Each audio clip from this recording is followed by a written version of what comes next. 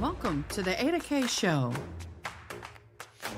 I'm your host, Ada K, and I am a criminal justice major. I am also a deaf courtroom commentator, breaking down the gripping courtroom drama while providing full ASL interpretation, making justice accessible to everyone. Grab a cup of Java and let's dive in. And don't forget, comment, like, and subscribe. And if you love this channel, please become a member.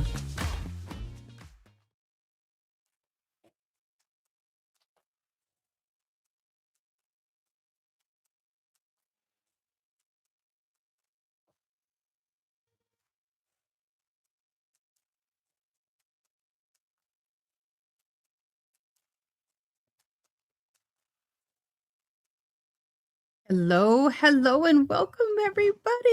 Welcome.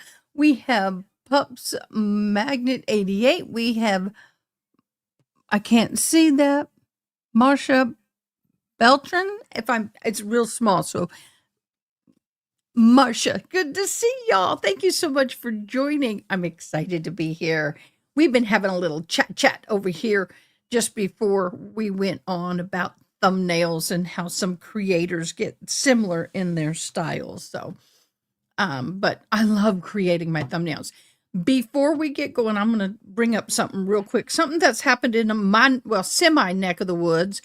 For those of you who haven't seen on X or in social media, there's a big storm of brewing for the Longhorn Steakhouse.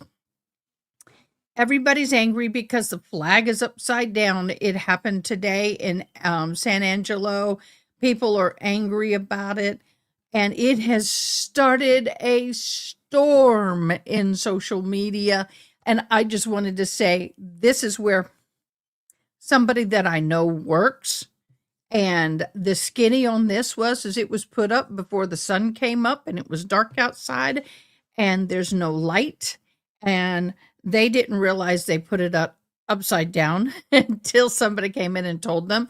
It was an honest oops. There was no political insight. There's no corporate political. There's no one college kid being political. This poor guy. Anyway, so that's the skinny on that. Yeah, poor guy. I really felt bad. Things can happen. You do the best you can. All right, guys, thank you so much for joining. Today, we are here for the trial in Houston County, Georgia. Kianna Davis, a former high school teacher, has been brought up on charges in the 2020 death of her 2-year-old son, Carter Ambrose.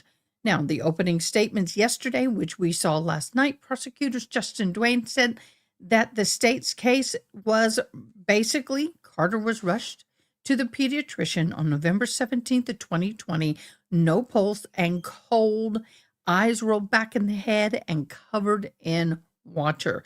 CPR was performed and he was pronounced dead at the hospital shortly thereafter. Duane said an autopsy found cause of death to be blunt force injury to the abdomen that lacerated liver, and told Carter had injuries to his torso, genitalia, and his head. We have a lot of rain. We're still in storms, and I got people calling. Sorry. He did call it an outright homicide. Now, prosecutors also flagged the timeline as a problem for the defense. Duane told jurors that Carter looked healthy at the daycare and during the family's visit just days before his death. But in his final 2 days, he was vomiting and complaining of stomach pain, and no one got him medical care until he stopped responding. 2 of the 7 charges are tied directly to the delay of seeking care. Now, one of the things is who actually did it. That's the question.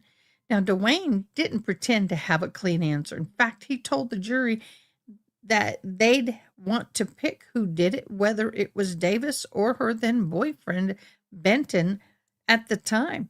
Take your pick. He believes both are responsible. Now, He did say that the beatings only happened while one or both had sole custody of the child, making them parties to each other's crimes. Benton is charged separately and hasn't gone to trial yet. Now, Dwayne also went after Davis's shifting explanations.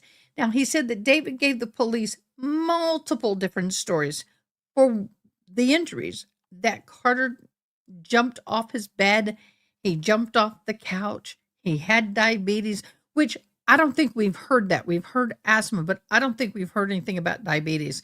That he was hurt riding his bike, and that the state's expert would testify that none of those explanations match the injuries this child obtained. Now, in the defense's opening yesterday, the attorney Jeffrey Grubb pushed the sickly child, or quote, sickly behaviors narrative. He described Carter as a sickly child and argued that the first glance, this looked like a kid who succumbed to breathing problems, until the autopsy came back. And then Grubb said that Carter had health conditions since birth, that Davis had moved into an apartment about 300 yards from his pediatrician just to stay close to his doctors. What a wonderful mom. She was really, really so concerned she moved as close as she could to the pediatrician. This is building a case that she was an attentive, non-neglectful, loving mother. He also reminded the jury that the burden is entirely on the state, and Davis does not have to give any explanation, doesn't have to do anything, doesn't have to defend herself, defend him, tell the story, explain nothing. Hi, Ari. There are very few photos of the defendant, so we are going to look similar. And the style of font right now is kind of an in thing. Yeah, we're talking about how my thumbnail's similar to somebody else's, but if you look, I created the background with a bunch of toys, and there's a silhouette of the child, a child. Hi, Jabala, is that how you say it? Hello, welcome everybody. Okay, are y'all ready to get into trial? Are y'all ready? Because I'll get it queued up. Cue it up, get it up, yep. Also, I am going to have to mix with the sound a little bit, so I need you guys to please be patient. This is some of the worst sound echoey in court that I have seen in a while. So, give me a second. Let's get this going. Make it biggen. Share screen. Thank you guys for being here. Please be engaging and talk, and let's have fun. Communicate.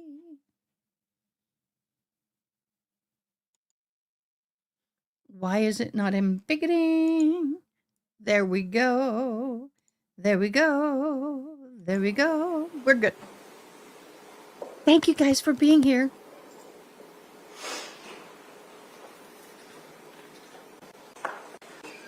Sit right there waiting for one of us to tell them to start. Okay.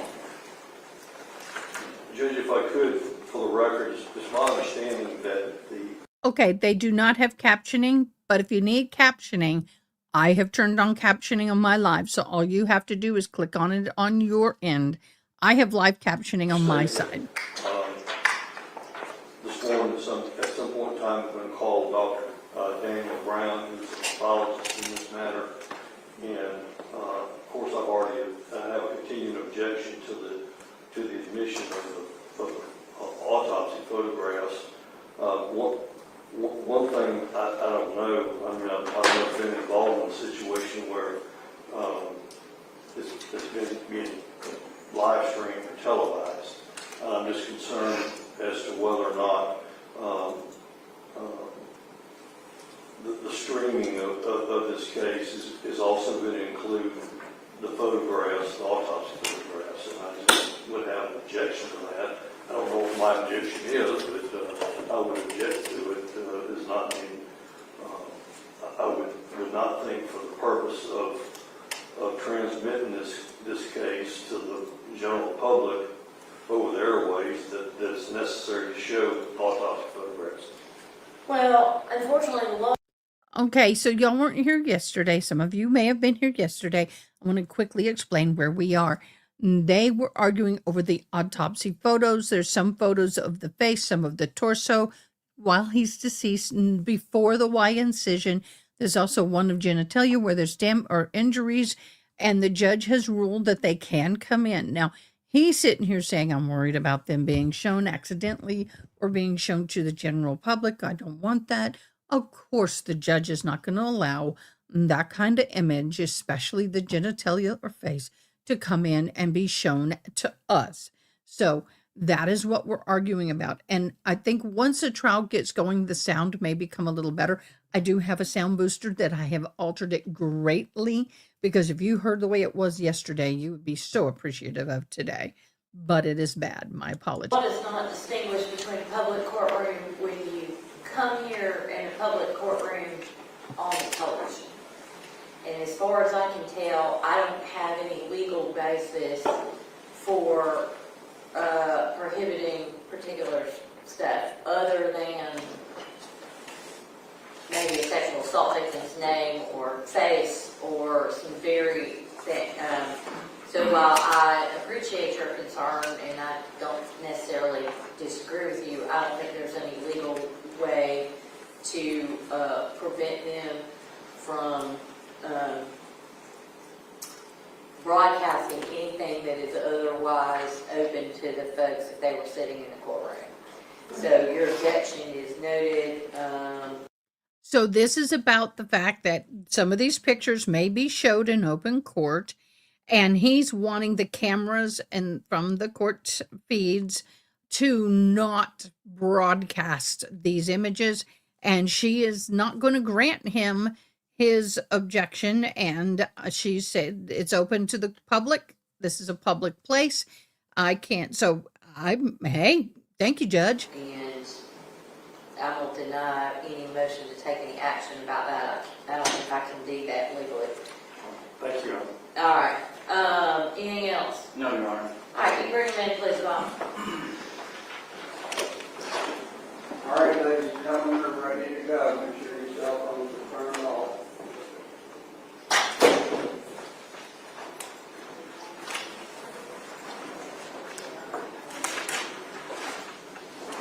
Y'all don't forget to sub. Me thumbs up.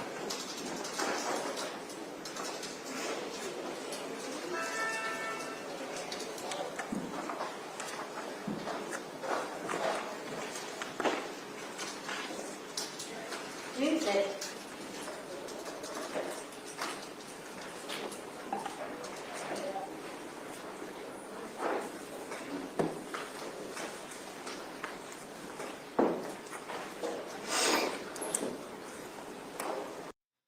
Now, as they bring the jury in, that, as we see, is the defendant.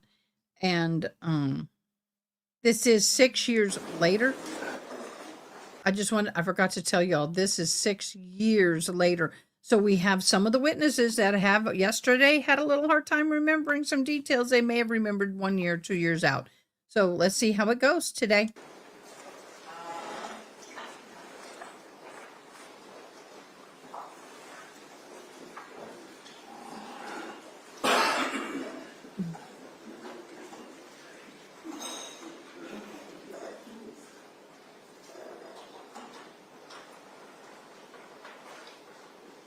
Yes, she is out on bond. We are ready to. They said a $15,000 bond, and she is out on bond. I think it was $15,000, but she is out on bond. Presume, Mr. Dwayne, you can call your next witness. The state calls Casey Cochran. All right.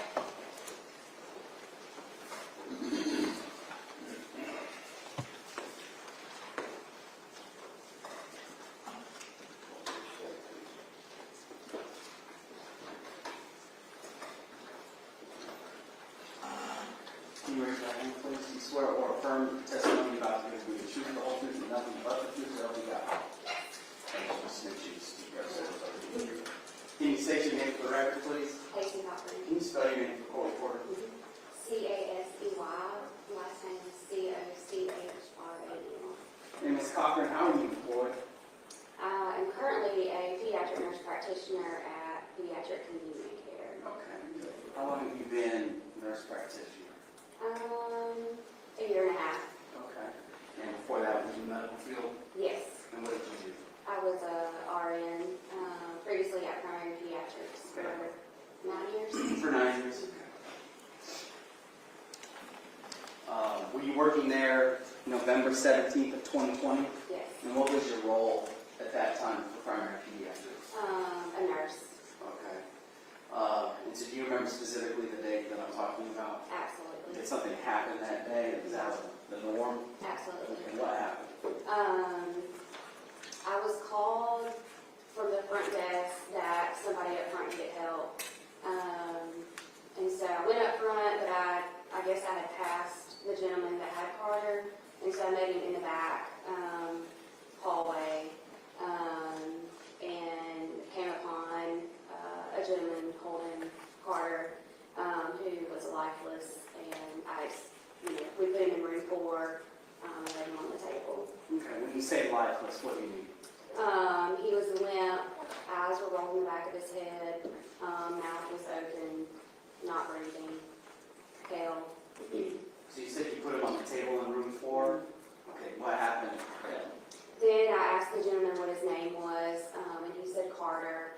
And so I tried to stimulate him and said, Carter, Carter, trying to wake him up. And he wasn't responding. And so then I checked for pulses and did not feel a pulse. Okay, what happened? Well, let me ask you this. Did you know who the man that brought Carter in was? I did not. At some point, did you figure out who he was? Okay. So when you didn't feel a pulse on Carter, what happened? I then lifted his shirt up just to check for air movement, but I didn't see anything.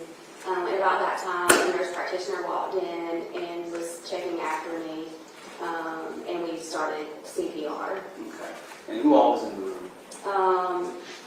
Initially, it was just me, and then Amy Wood, the nurse practitioner, came in and started chest compressions. Okay. Was it just you two, or were there kind of a bunch of people following? They were coming in as Amy walked in, but initially it was just me with Carter and the gentleman.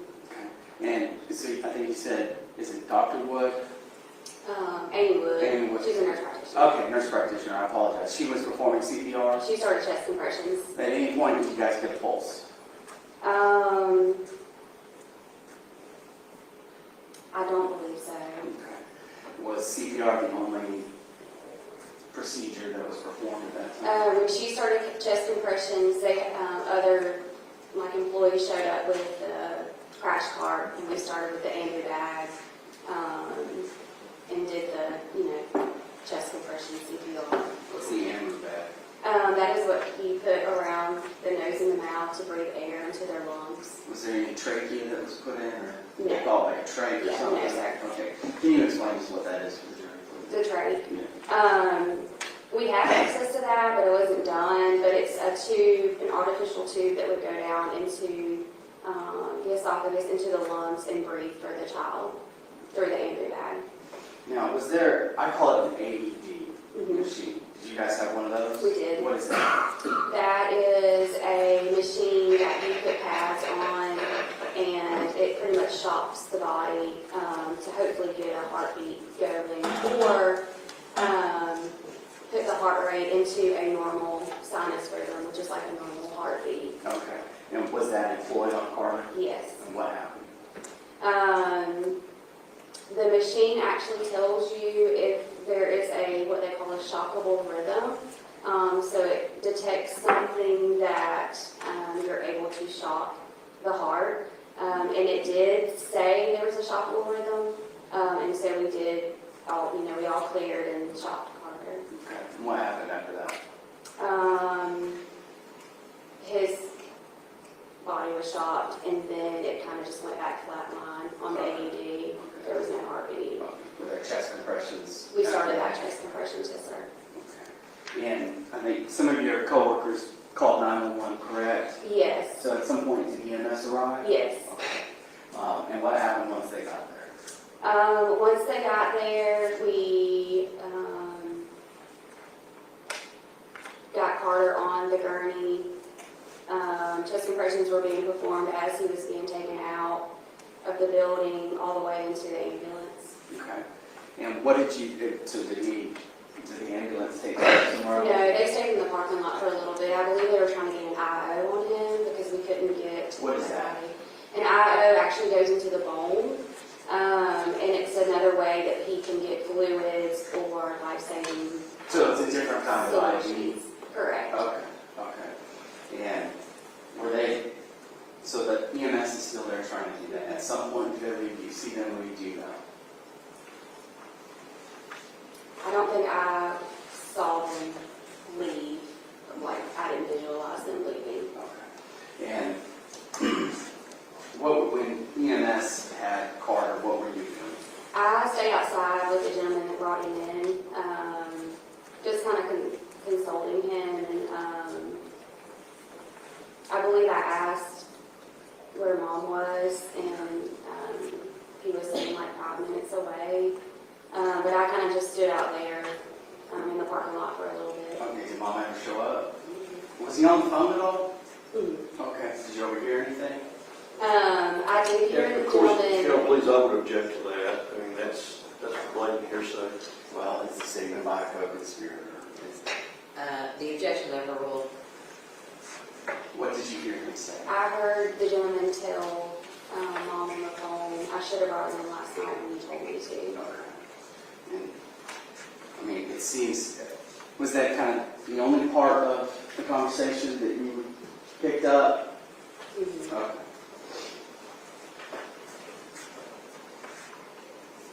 Wow, he should have brought him in last night. Really?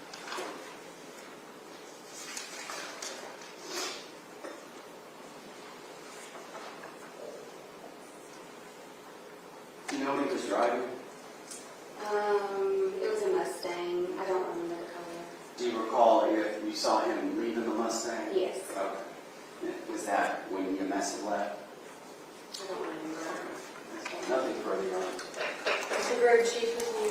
I do have a few questions. Thank you, Your Honor. Ms. Cochran, my name is Jeff Brew. I'm a lawyer from Warner Robins, here representing Ms. Davis.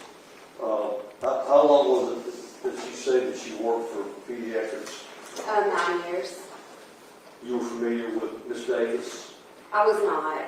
I believe that I worked for Robert Ford, and I think that Carter was a patient of Dr. Waters, so it was kind of on the opposite side of the building. Okay. But in any event, did you come to know that this child was a regular patient of your place of employment? Yes, sir. And on this particular day, well, I guess subsequent to this happening, you wrote a statement that you provided to, who did you provide the statement to, this written statement? I was just told to do a statement, and I believe an officer came and picked the statements up. I think I handed it to my manager, who was elected. But you were asked by your employer, everyone was asked to prepare a statement. Yes, sir.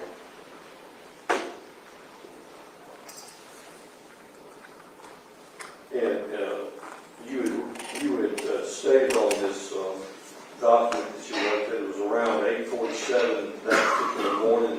Does that sound about right? Yes, sir. And that's when Mr. Benton brought the child in. Is that correct? Yes, sir. The whole time that Mr. Benton was with the child, was he on FaceTime with Ms. Davis? I knew that he was on the phone with her, but I didn't know it was FaceTime. Okay, but they were talking to each other. Yes, sir.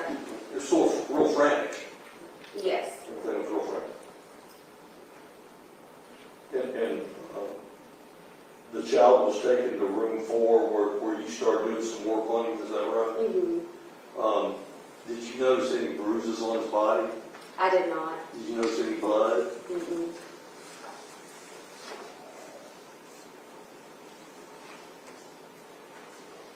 And the concern was he was brought in first. He may be having some sort of asthma attack, is that right?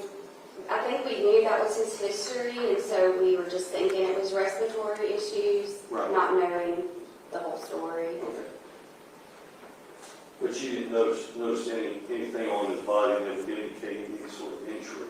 No, sir.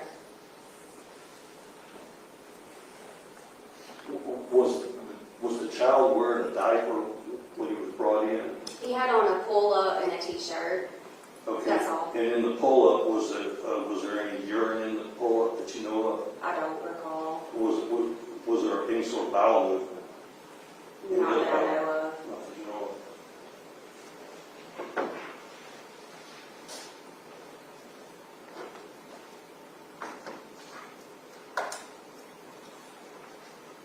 Just such a shot.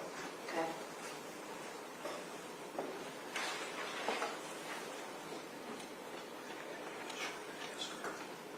Judge, I have nothing else. Thank you, Mr. Cox. Excuse Judge. Thank you, Ms. Cochran. You're free to go, stay as you wish. Thank you. Dr. Brown. All right. Okay, so basically, she's one of the employees that was there at the time. She was one of the first ones to receive and start CPR and start helping the child. But I'm finding it interesting that a lot of people are not remembering the bruising. But then again, I do know from personal experience that sometimes when you're focused on starting an IV in the arm, you're not lifting the shirt to look for bruising. At this point, it's just getting this child to breathe again. But I feel for the staff. It has been 6 years, so their memory may not be as good as it was. Thank you for joining me, everybody.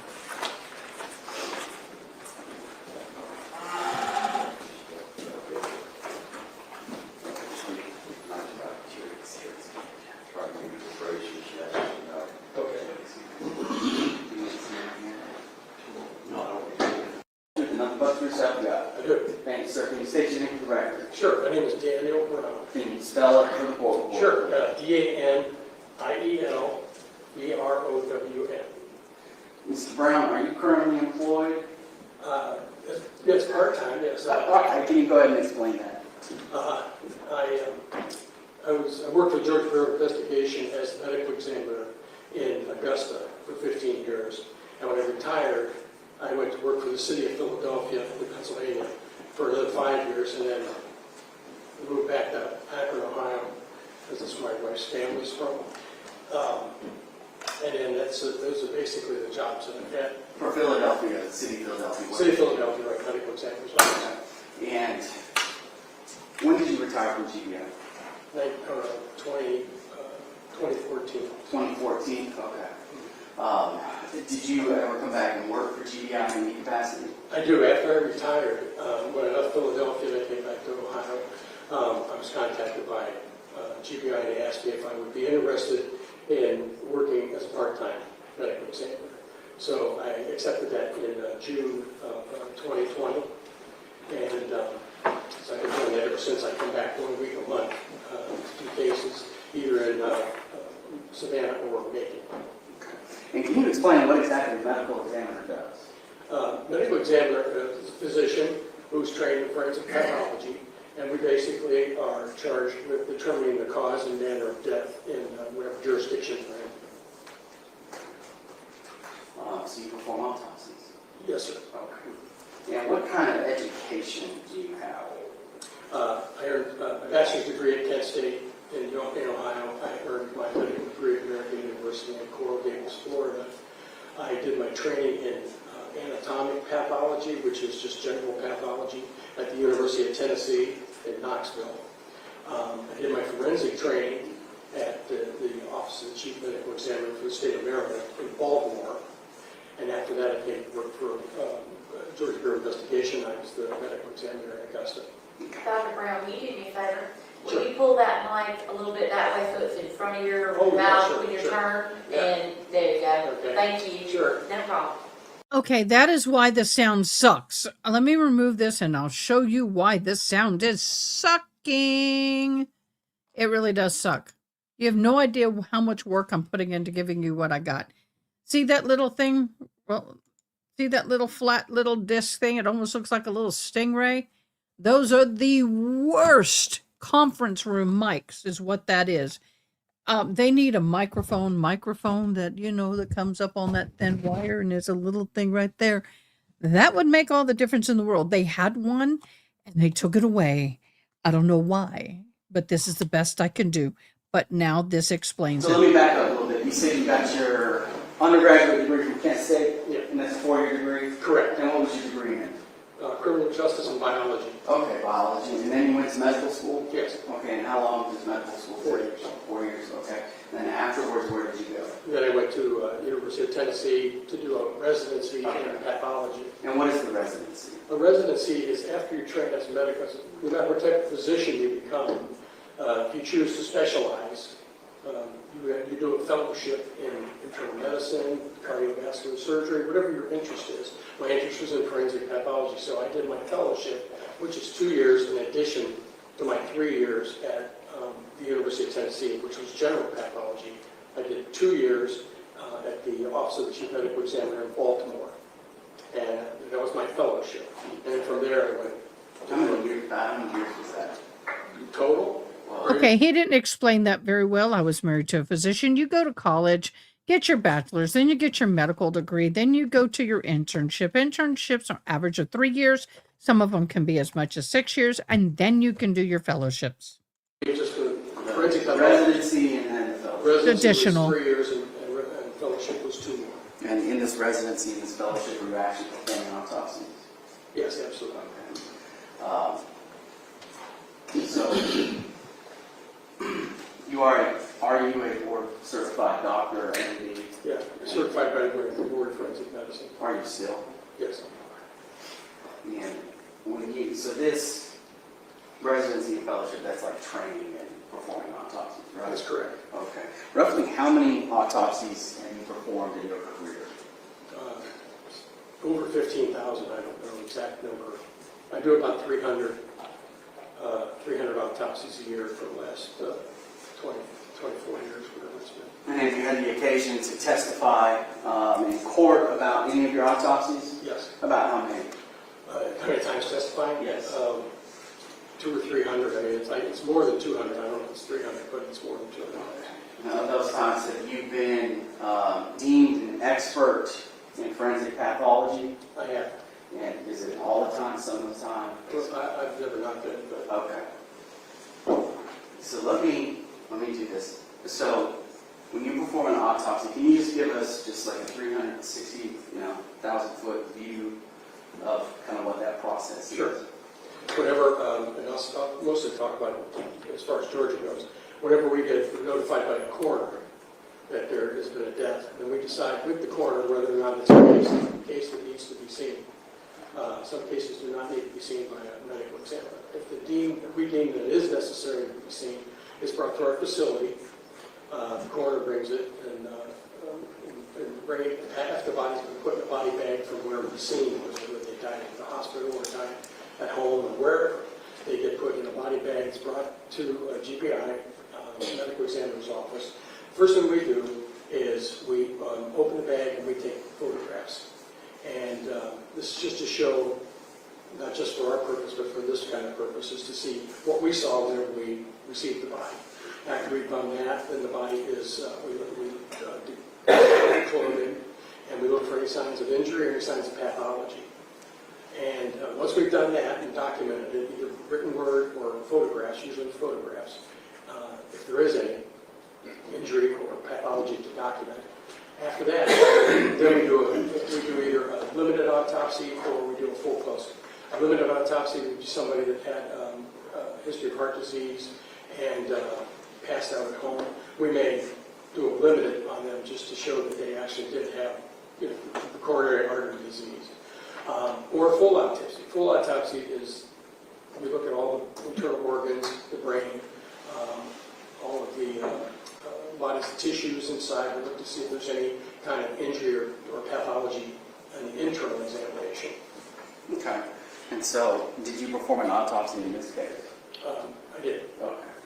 And so You betcha you did. Just before we get too far, I have no questions as to the qualifications of this witness. And at this point, the state would ask the court to deem Dr. Brown an expert in forensic pathology. We have no objection based on what I've heard.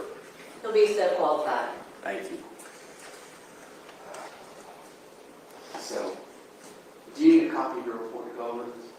I stuck one in my pocket. Okay. All right. You wanna use Well, that? don't read from it. I just want to make sure you have it in front of you in case you need Okay. it. What if I want to refresh my memory? Yeah. Okay. And we'll handle that if we need Okay. to. All right. So you received a body in this case, did you not? Yes. Okay. Do you recall the name? No, off the top of my head. 6 years ago. Come on now.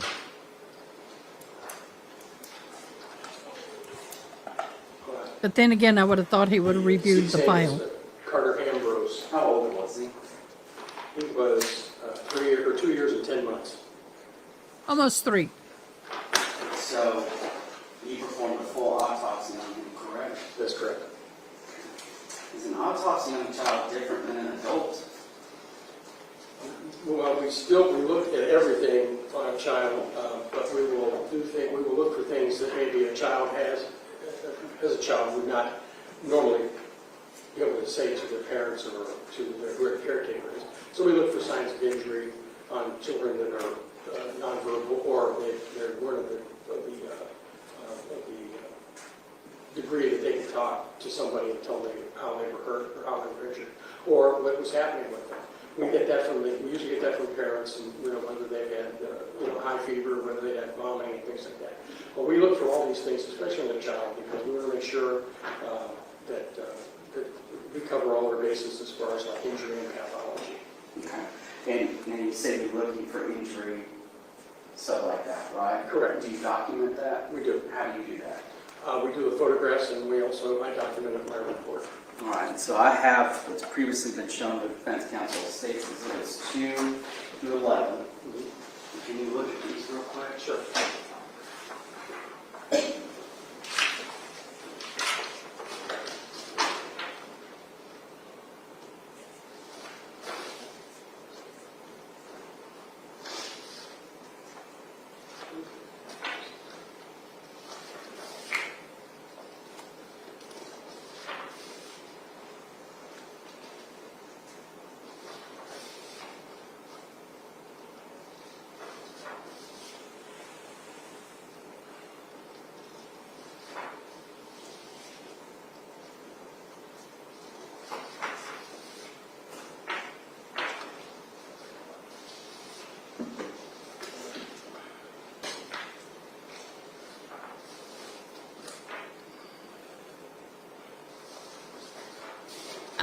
These are the photos You recognize that them? I do. What are they? These are photos taken at autopsy of this individual. Okay. Okay, those were the images that they were arguing about before trial began today, about trying to keep it out of our eyes and keeping it more off camera. And are they a fair and accurate representation of the individual or this child at the time of performing the autopsy? They are. Do they appear to have changed or altered in any way? No, and we have our markers in the pictures. When we take a picture of anything, we have the case number of that individual, and it's in the photograph, so that we can show that this was our picture that we took. And you're on the state law offering the evidence states exhibits 2 to 11. They're admitted with the objection continuing. So I think you said something about a number, right? So I'm going to, with the court's permission, put this on the overhead. And yeah, you can turn it on.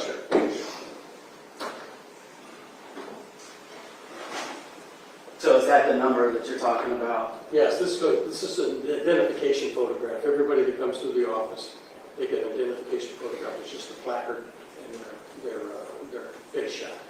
So when you, this is kind of the beginning stage, right? This is right at the beginning of the autopsy. And so when you were getting ready to perform your autopsy, did you have any impressions as to kind of what may have caused the death or any backstory on why he was there? As far as the backstory goes, we were told that it was taken to his family pediatrician because he had been having breathing troubles and had been given breathing treatments. And then when he was at the pediatrician, he was unresponsive, so the pediatrician began resuscitative measures while he waited for EMS without guess, took him to the hospital. Okay. And so I guess it was your impression that maybe you were looking at some kind of respiratory problem? That's the impression that we were given at the beginning, was that this would this sound like a child with some type of inflammatory lungs. And when you performed your autopsy, did you find any evidence that there was some kind of disease, respiratory disease? No, we did not. Okay. What did you find? We found, well, I'm going to pause it here because some of you are hopping in and out. And I want to let you know that this child, when brought into the doctor's office, pediatrician's office, unresponsive, eyes rolled up in the back of the head, feet were white and soaking wet. The mama's boyfriend brought the child in, and he was stating that the child had asthma, breathing problems, and he had given him a breathing treatment. That is interesting that we sit here now and hear the medical examiner who did the autopsy say he saw no evidence of lung disease. first of all, an external examination, we found a lot of injury on the body. And the recent injury, there was nothing there, like such as a scab. It would have been, I would describe that as an older or remote injury, because it's not a scab. These injuries were all within a recent time frame. There weren't hours between now. So then I just note those. I note those on the body. Okay, so what external injuries did you locate? We saw some abrasion. Abrasion is just a scraping of the skin. We saw abrasion around the nose here. We saw some contusion, which is bruising around the corner of the mouth and on the inside of the lips. I'd have to look at the report, but we also You need to look at your report.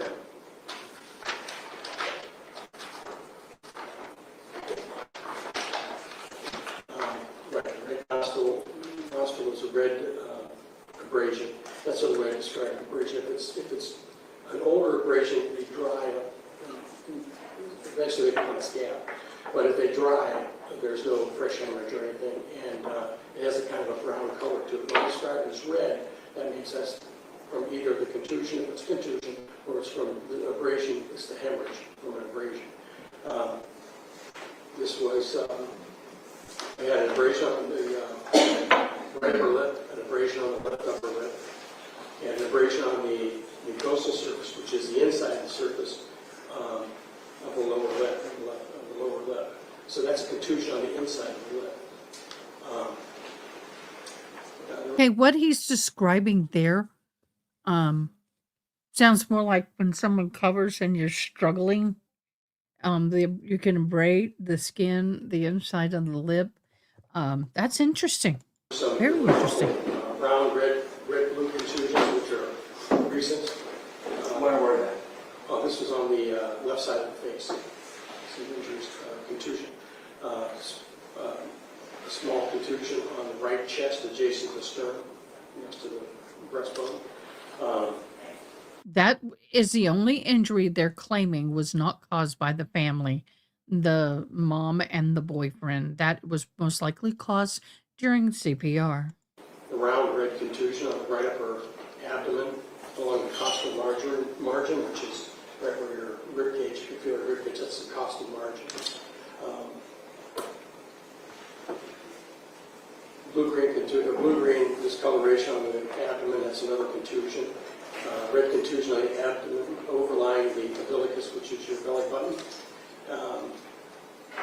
A squared red abrasion, a couple of them, on the underside of the scrotum.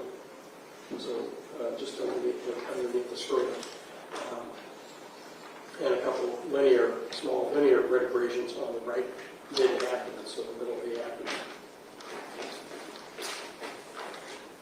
So I'm going to publish State's Exhibit 3. If you can look at Sure. it behind you.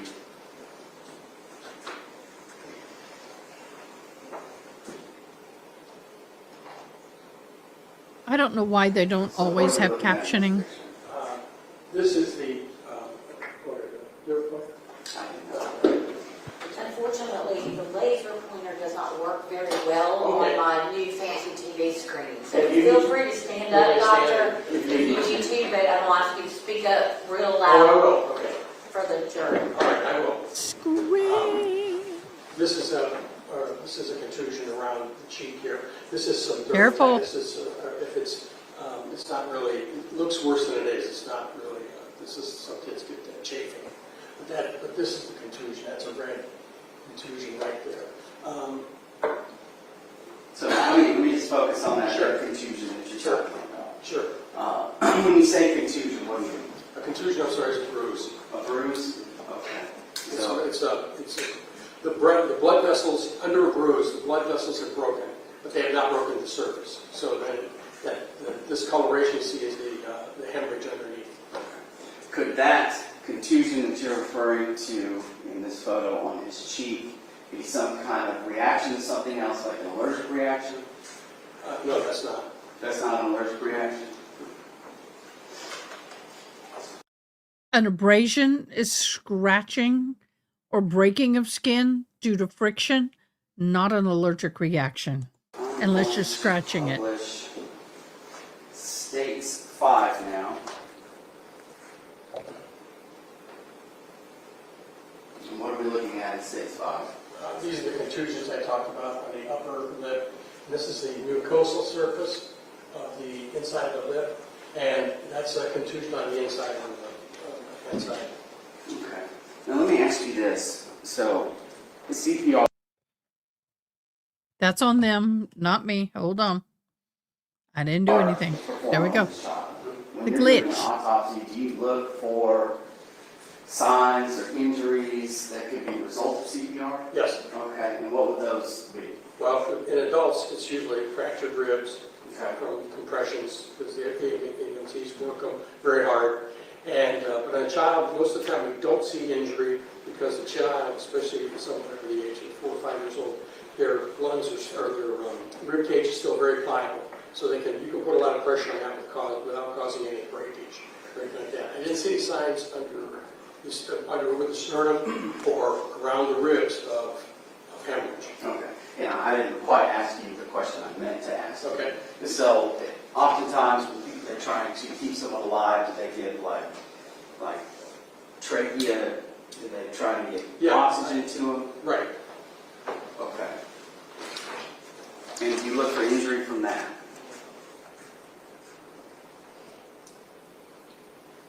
Well, yes, we do.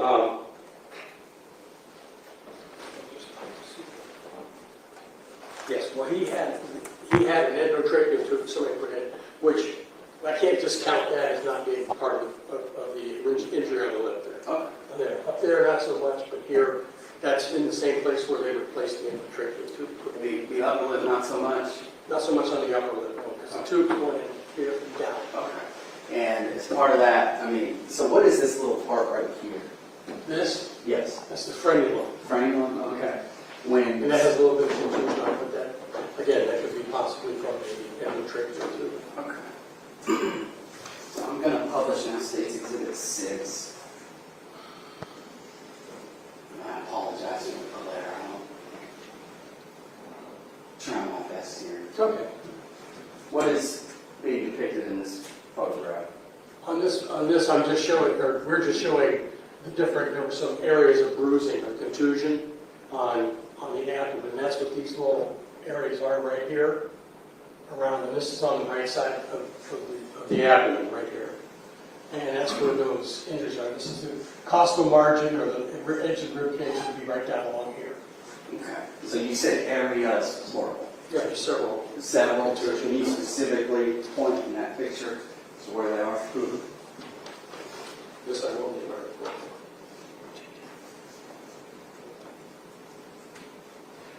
Red contusion on the right upper chest adjacent to sternum. So that'd be this one right by that. There's a well-healed scar that has nothing to do with this. But it's right beside that well-healed scar is a contusion on that one. There was one on the midline abdomen along the upper margin. That would be this right up here. Those areas right there.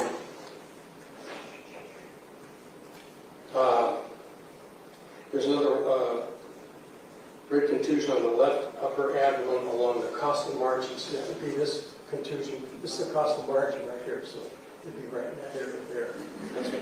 That's what that discomfort is. And then the others are other injuries of the body. Yeah. So, and this is State's Exhibit 8. This just shows some of the same areas of hemorrhage around the belly. That's the see belly button. There's some contusions around there that I measured and took photographs of. So how many injuries are to that you locate?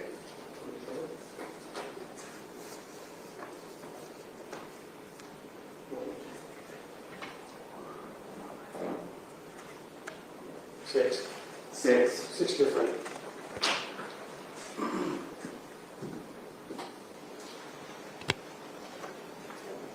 And you found other external injuries, correct? Yes, there was abrasion on the underside of the scrotum. Okay, and this is State's Exhibit 10. There's a bit of a glare. This is just, this is an abrasion, not a contusion. It can be contused abrasion. It can have abrasion that also has hemorrhage around it under the skin. And this is the abrasion though, right here. And then there's some contusion around that, but this is the injury that's right underneath the underside of the scrotum, which is right, what they call peritoneal area, right underneath between your buttocks. So just in case you're having a hard time understanding, I've done the best I can. This is greatly improved from yesterday, guys. So thank you for sticking with me. For those of you who don't know, abrasion is the scratching. The contusion is the bruising around the scratch. That is what they're talking about now. There's some, I think, on his knees and on his abdomen. In your scrotum. Oh, yeah. So you can have a seat. Oh, Okay, sorry, thank you. sorry. All right, so we just talked about the external injuries that you observed, correct? Correct. Okay. And as part of the autopsy that you performed on the child, did you find any internal injuries? Yeah, we did. What kind of internal injuries did you find? The major internal injury that I saw was a laceration of the liver. And I'll refresh my memory here with how long it is. A 2.5 inch laceration of the liver at the attachment of the falciform ligament, which is where liver has a right lobe and a left lobe, and there's a ligament that goes right between them. It's right next to the largest lobe of the liver. There's 2 lobes. Largest was on the right. Now, I think you said you Think about that. A 2.5 inch laceration of the liver. Do I have a ruler in here? No, I don't. But a 2.5 inch laceration of a liver on a 2-year-old, 10-month-old, almost a 3-year-old. That's a pretty substantial tear.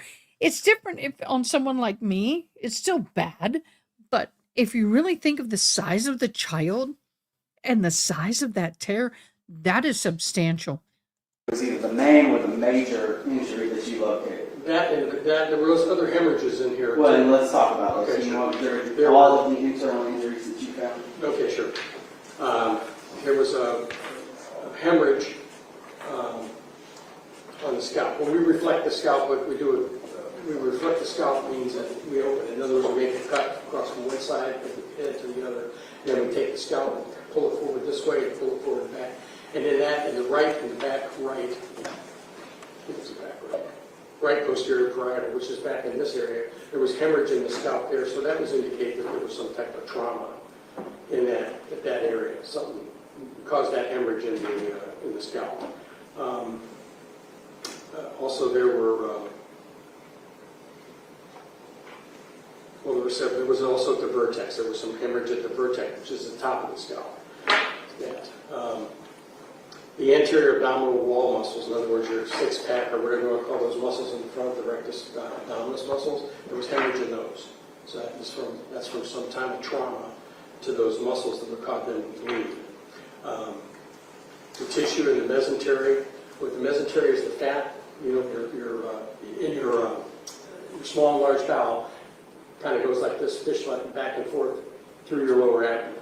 And between that, what holds that together is mesentery fat.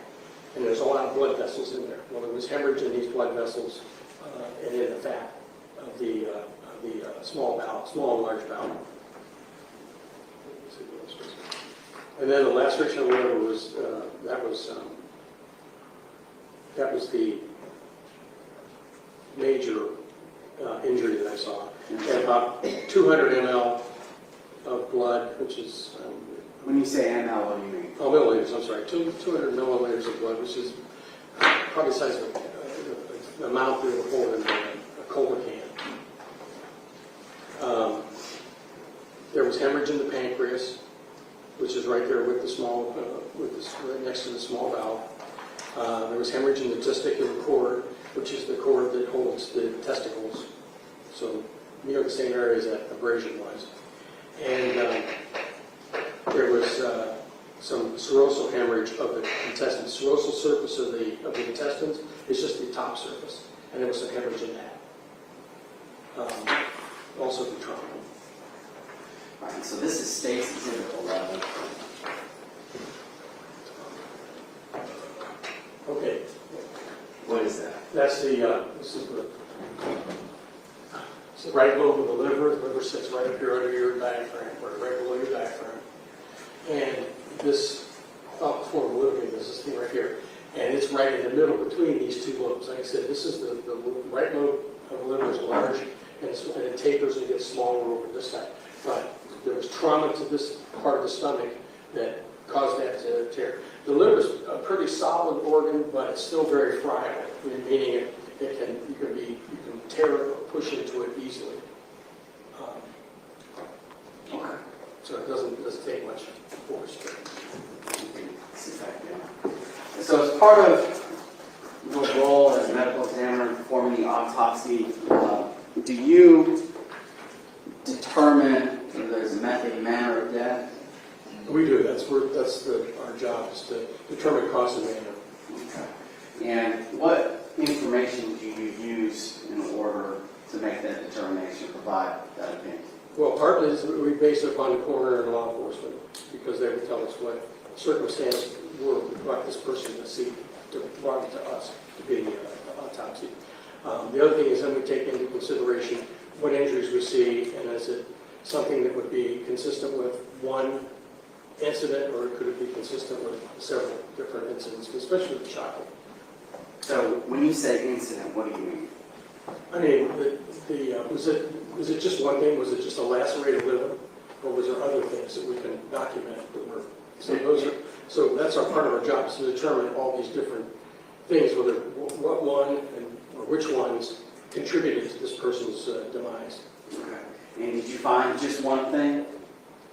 The main thing was hemorrhage was the main reason. The laceration of the liver, hemorrhage, and the hemorrhage in the abdominal, the intestines, things. That all collectively contributed to that. Okay. You said collectively. Yeah. But there's evidence of other injuries, right? The injuries, the external injuries, were all ones that we would consider. We would consider those. We'd look for something, especially in the shop. We look to see what kind of injuries they have. In children, a lot of the injuries that we see on a child are not necessarily in this case, but when children will see where they're a toddler or something, they may have scrapes and things like that from walking into furniture or falling down or things like that. But we don't see a lacerated liver with that. Okay. Well, when you performed the autopsy, did you find any of those bruises or scrapes on any of his externals? Well, not on the extremities. It was mostly on his mouth and his abdomen. Okay. So what, in your opinion, was the cause of death? It was a blood force trauma of the abdomen and the liver. Okay. And was that laceration of the liver? Correct. Blunt force Mhm. feedback? Correct. Laceration of the liver? You would have bled out. And what was the manner? The manner of death would determine the homicide. Okay. So so you said that you based this on kind of the information that you gathered plus the autopsy, whatever you find in the Right. autopsy. Is this a scenario where it could be an accident? In this case, no. Okay, why do you say that? These injuries are ones that it doesn't support an accident. If a lacerated liver is something I see like a car accident.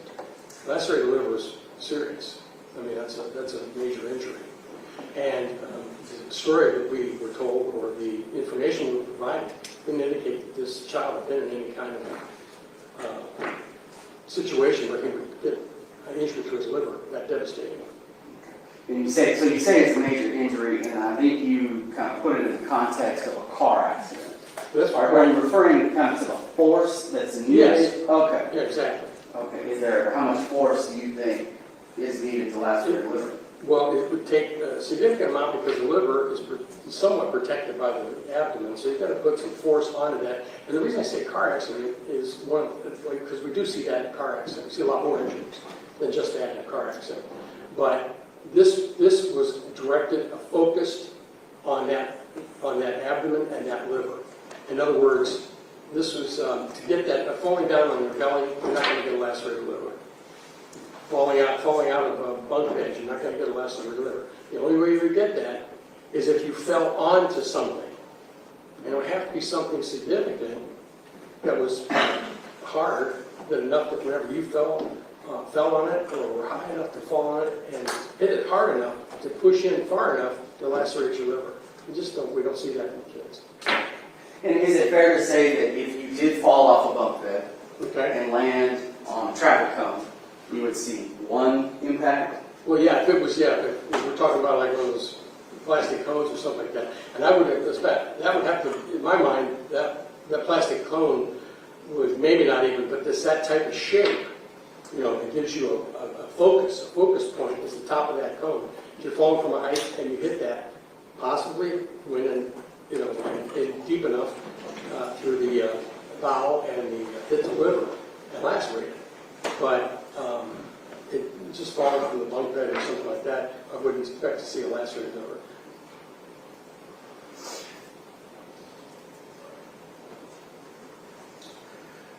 Could this potentially have been caused by CPR?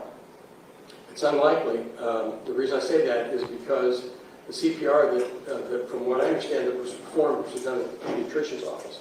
And a pediatrician would know not to push on the abdomen to do CPR. So when you're doing CPR, You push on the chest over the line of the sternum. so let me ask you this. So it took a while for this report to be generated, right? Your autopsy report. It takes a little while, yeah. Yeah, but I think this one probably took longer than normal. Well, we had to wait for toxicology results and we had to Okay. wait for histology results, Okay. which is looking at tissue under the microscope. Okay. And so, I think, were you able to determine the time of death? No. Or, excuse me, let me rephrase that. A time for when the injury occurred. I can't give you it wasn't days. It was probably hours. Well, and that's what I'm referring to. So do you recall a number of months later that there was a meeting with some people where you guys went over and Well, we discussed? were with the chief there. With the chief. The chief medical examiner. His name is Jonathan Ives and staff. Okay. Yeah. And at that point, was there a time frame for the injury? I would have to look back. I'm not sure. Jonathan's very good at what he does, but I don't remember. No, that's okay. He gave us That's the time. okay. But you just recall that there was Oh, another yeah, medical examiner Right, who this was got important. involved. Right, in this was an important case to look at very carefully, so I included the chief medical examiner, and I don't remember if there's anybody else, but we went over the case. And I'm sure if he came up with a timeline, I just don't remember it. No, I don't have anything further at this time. Mr. Berg, is with you. Thank you, Howard. Dr. Brown, good morning. Good morning. I'm Jeff Crew here, representing Ms. Davis in this matter.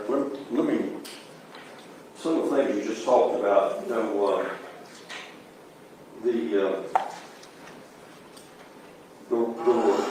the autopsy report that you signed off on was several months later, is that correct? I'm going to look, but you're probably right. It usually takes a while. Okay, the death was on November the 17th of 2020, and you signed off on this report on September the 29th of 2021, is that correct? We're here. Yes, that appears to be correct. That would have been over 10 months later, is that right? Correct. And you, in answering the questions of Mr. Dwayne, you just mentioned that a lot of times you waited for the crime lab reports as far as toxicology and things of that nature, is that correct? That's correct.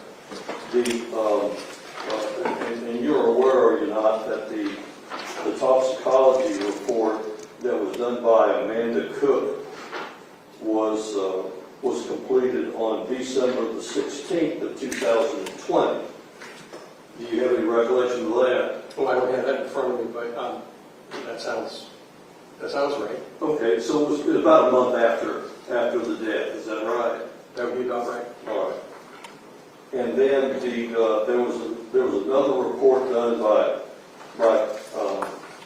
Carla Turner, forensic toxologist, in your office that was completed on December the 23rd of 2020. Does that sound about right? If that's on the report, yeah. Okay. That's fine. So, I mean, were there any other reports that you were waiting on in a period of time from basically Christmas of 2020 until you signed off on your report at the end of September of the next year, 9 months or so later? Not that I recall. Okay, and you had mentioned that I guess your superior was Dr. Eisenstadt, is that correct? Yes, he was the chief at the time. And I guess from time to time you met with Dr. Eisenstadt concerning the cause of death in this matter. I don't know how many times we've met. He is. You have to remember, I live in Ohio, so I come down 1 week a month, to either Macon or Pooler, Savannah, to do cases. So whenever I would be able to see him, would only be whenever I go up to headquarters. Okay. And if you say we have several meetings, I'll take the word All for right. it, but I don't remember. And Mr. Dwayne just asked you some questions about when you met with Dr. Eisenstadt and other people in your office. And later on, in September of 2021, to go ahead and get this autopsy report prepared. Is that right? Yes. And this was something that was done online with you and Dr. Eisenstadt and the district attorney's office here and the sheriff's department here, Houston County Sheriff's Department. Do you recall that? When I was here for that, I remember meeting with Eisenstadt, but I don't remember meeting online, if that's the case. Well, I mean, do you remember talking to the district attorney's office about your findings? Not until recently. Okay. Okay. Because this was a case from 5.5 years ago, so. Sure. Okay. But nonetheless, you wouldn't disagree that your office, being the GDI Division of Forensic Sciences, talked with the district attorney's office just immediately prior to you issuing or signing off on your autopsy report. Is that right? That I don't know. I don't know who they talked to before I signed off on my report. Okay. But you recognize that it was several months later. Yes. This is during COVID too, whenever I would. So Sure. when I came down, there were times of the lab to be closed and. Right. And there was there ever any concerns that COVID may have been involved in this child's death? No. Just a second, Aaron.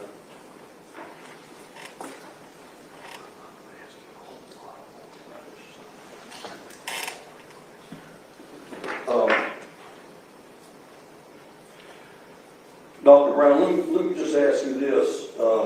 I take it that the autopsy was done within a day or so of the child dying. Is that correct? That would be correct. And this was done where? At the facility in Macon? It was.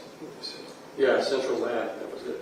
Okay, and Central Labs in Macon or Dry Branch actually? Correct. Dry Branch, if that's the town or whatever. Who all, as far as the photographs that were taken, who took those photographs? Did you take them or did?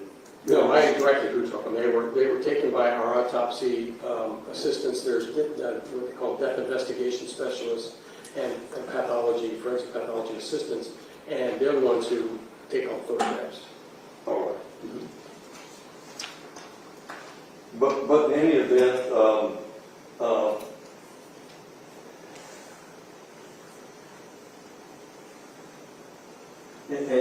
told originally that the child had some asthma problems, is that right? Some respiratory problems? Yeah, suppose they had breathing problems, and the story that we were told was that the child had breathing problems, that the boyfriend, caretaker, said the breathing problems, contacted the mother. Mother said, he said, you gave him breathing treatment, and you gave him another breathing treatment, evidently that didn't work, she said, take him to the pediatrician. All right. Now, you testified as to that you noticed some injuries to the top of the head or the back of the head, is that right? Yeah, some scalp hemorrhage. Okay. There was no injury to the brain or the skull. But none of that contributed to the child's death? That shouldn't have, no. I mean, not at all. I mean, that's just typical in the child's existence, is that fair? I don't know that it was a part of the continuum, whether the child was receiving blunt force trauma at the same time. I don't know, but no, the scalp hemorrhage itself would not have caused this child's death. All right. Now, in your report, or there was some talk about this child that the injuries could have occurred anywhere from within 24 hours to 72 hours prior to the child's demise. Is that correct? And that was in my report. Well, I mean, wasn't you recall Dr. Eisenstadt telling you that was Objection, Your Honor, on hearsay at this point. I don't think Dr. Eisenstadt's conclusions can come in. You can ask this witness if he reached that conclusion or not. all right? Well, did you reach that conclusion that it was within 24 to 72 hours? No, I didn't put a time on it. Did you put it down on? I mean, it was recent, but it was not, I can't tell you how many hours. I mean, could it have been an hour before the child's death? Doubtful. Okay. Could it have been a week before? No, because some of the injuries would have healed. They were. Some of the injuries would have been in the process of healing. So we wouldn't have seen all the injuries that we saw. Been scabs or some, some of the injuries in the mouth, injuries on the body would have healed, or they've been in the process of healing. In other words, scabbing over. So you don't get a scab the next day. Okay, but did any of the injuries that she showed around the mouth there, did that contribute to the child's death? No. Okay. I'm talking about a lacerated liver. That's correct. Okay. And I understand that there's a term called lingering liver bleed. Is that a statement? That word, I've never heard that term. Okay. But we don't know when the injury occurred, do we? I do not. I mean, it's something that could have happened. As far as the liver is concerned, is that something that could have happened within, say, 6 hours of the child dying? The liver was lacerated and it bled, and it just depends on how fast it bled. I don't know how long it took for it to I happen. mean, you don't have an educated guess as to, I mean, if it was an hour before, 6 hours Ask an before. answer, Judge. Sessions overruled. I mean, do you have an educated opinion as to when it could have happened? No. Or how it could have happened? It happened from blunt force trauma. Okay. What is blunt force trauma? I mean, from a car wreck, you've already established that, but And they didn't tell me he was in a car wreck. okay. All right. I mean, it could have happened from someone hitting someone with a baseball bat. Oh, absolutely could. Okay. Significant trauma to the abdomen, couple laceration of the liver. And you don't know how that significant trauma occurred, I do not. or any suppositions now. I do not. Just a second, John, please.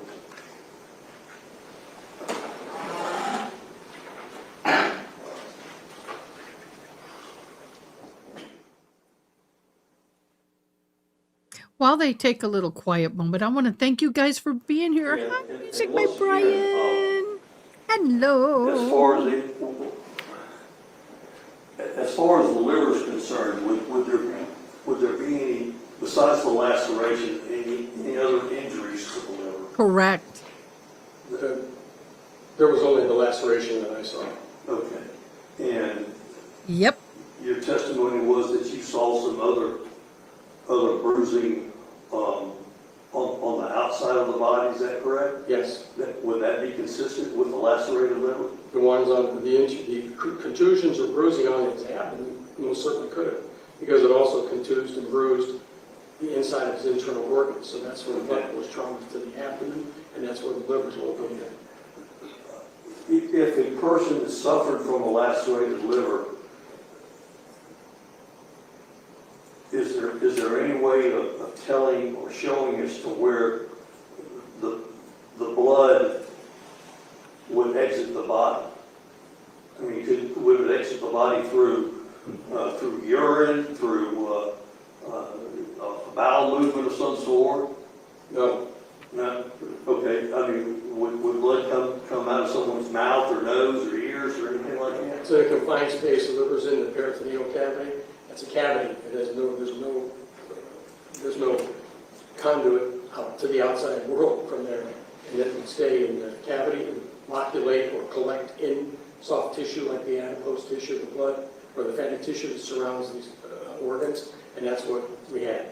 And it could stay there for days. It would usually, if it stayed there for days, it would have been clotted. It eventually would clot. This blood was not clotted. Just a second.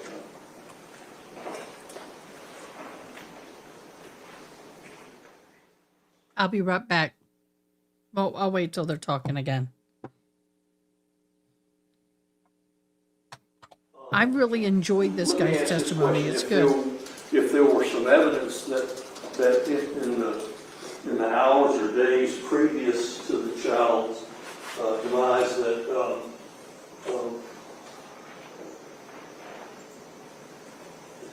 would there be, could you infer from your opinion that the child would have thrown up blood or vomited blood? No. I mean, the vomiting from being of a blow to the stomach is common for anybody. Okay, but I don't know. I guess I don't know what the question is. That if he threw up, it wouldn't be blood. It would be whatever's in his stomach contents. Okay, but it would, I guess it would have nothing to do with the lacerated liver. The liver is in the same cavity as the bowel and the stomach, but they don't interconnect in any way. In other words, the liver tears the blood, it comes out, goes out and into the tissue and muscle and the fatty tissue around it, and it would stay there. But have you seen situations happen where there's been a lacerated liver for a longer period of time than 24 to 72 hours? It's been longer than that? Yes. Not being treated? No, I haven't seen that. Thank you. Anything else, Mr. Brown? No. Thank you, Dr. Brown. You are free to go stay as you wish. You may be excused. All right, thank you.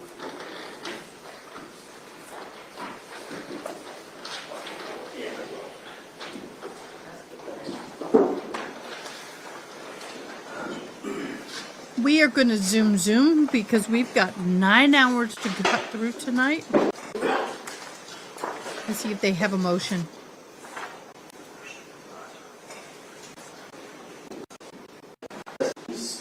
Okay, next. Sure. I'm gonna go get my coffee. JONATHANEISENSTAT. And how are you currently employed? Currently, I wear a couple hats. I still perform autopsies at 2 medical examiner offices, Cobb County in Metro Atlanta and New York City, where I did my training.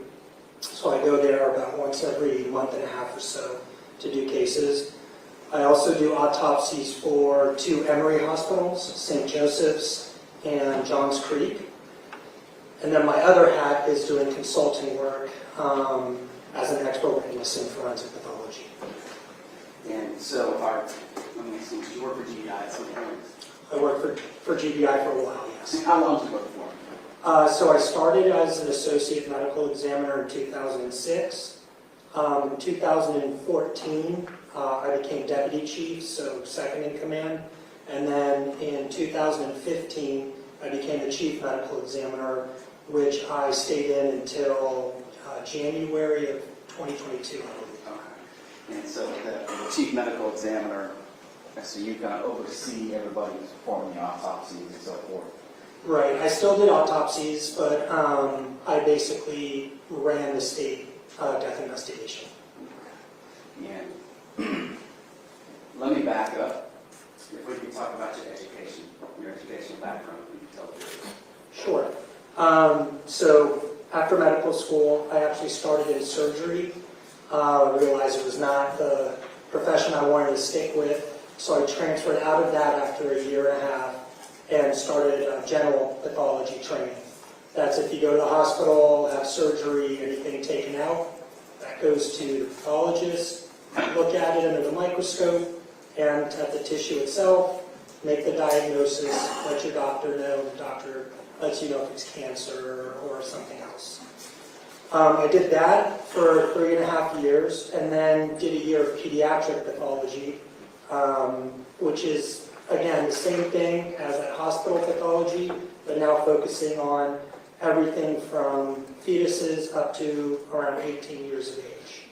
After that, I did a year of forensic pathology training at the New York City Medical Examiner's Office, and stayed on 1 more year and did forensic neuro and forensic cardiac pathology training, which is looking at brains, spinal cords, hearts, vessels, things of that sort.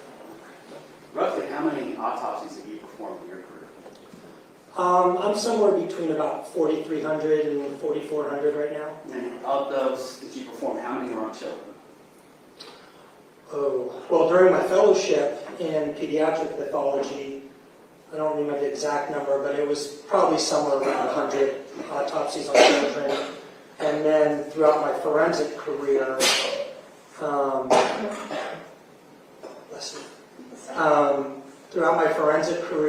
probably in the hundreds, because it's everything from children and like car accidents through quote-unquote SIDS, which is a different terminology now, and child abuse cases. And of the times that you have performed an autopsy, have you had the occasion to testify to your findings in an autopsy? I have, Okay, roughly how many times? in the hundreds. Okay. And so let me, I guess I'm getting ahead of myself. So I think you said something about pediatric, you have kind of training in pathology, kind of a wide, maybe not a wide range, but there's adult pathology and then there's kind of pediatric pathology, is that correct? Correct. Can you talk more about your training in pediatric pathology? Sure. So that was at New York University Hospital, so NYU. And children are not little adults. Their disease processes are different. The way they break down things can be different. And so that's why there's a whole subspecialty in that. So during that year, I did autopsies on, again, babies from fetuses. I think during that year, probably the oldest child was in the early teens. And then also any biopsies or surgeries that were performed, the diseases of childhood can be different than the diseases of adulthood. So during that whole year, any specimen that was taken out by a physician or clinician, would come to us and we would look at it to make the diagnosis of what disease process, if it was a disease process, what it was. And over your career, do you have kind of continual training or education in the field? Yes. So, I go to national conferences. I keep up with my continuing medical education, which is required to maintain a medical license. I'm a member of a number of organizations, which I actually am on a committee that writes continuing education articles for other physicians and investigators. And, well, let me just do this. John, at this point, I'm going to offer the witness as an expert in forensic pathology with a subspecialty training on pediatric pathology. Mr. Greer, do you have voir dire or objections? I have no objection, Your Honor. He shall be so qualified. So we're kind of throwing a lot of big words around, although I'm sure it could get a lot more complicated. So what is your role? So this is back in 2020, 2021. So you're the chief medical examiner for the Georgia Bureau of Investigation. I believe that's the Division of Forensic Sciences. Correct. So where are you kind of headquartered? So the headquarters are in Metro Atlanta, in Decatur. And at the time, I believe we had two other offices. One was in Macon and the other in Cooler, which was a coastal Savannah office. I was headquartered in the Atlanta office, but I would travel, obviously, throughout the entire state, considering the fact there are 155 of the counties in the state where we did the death investigation for them. And so I'd be traveling quite a bit, but I was headquartered in Atlanta. Okay. And so I think earlier you testified as chief medical examiner. You kind of oversee the medical examiner's office. Is that correct? Yes. Okay. And so other than administrative tasks, do you have any duties that are specific to certain types of cases or something like that? Well, we would have a meeting every single day, both in the morning and in the afternoon, to discuss the cases that came in. And then we would also have meetings, and this was with all the offices, about difficult cases. And then just because of all those subspecialty training that I had in pediatrics, neuro, and cardiac, a number of the other physicians, the other medical examiners, would bring cases to me to review and give my opinions on. And so did it come to your attention that an autopsy had been performed on a child named Carter Ambrose? Yes. Do you remember when that was? I remember that it was in November of 2020 is when the case was performed.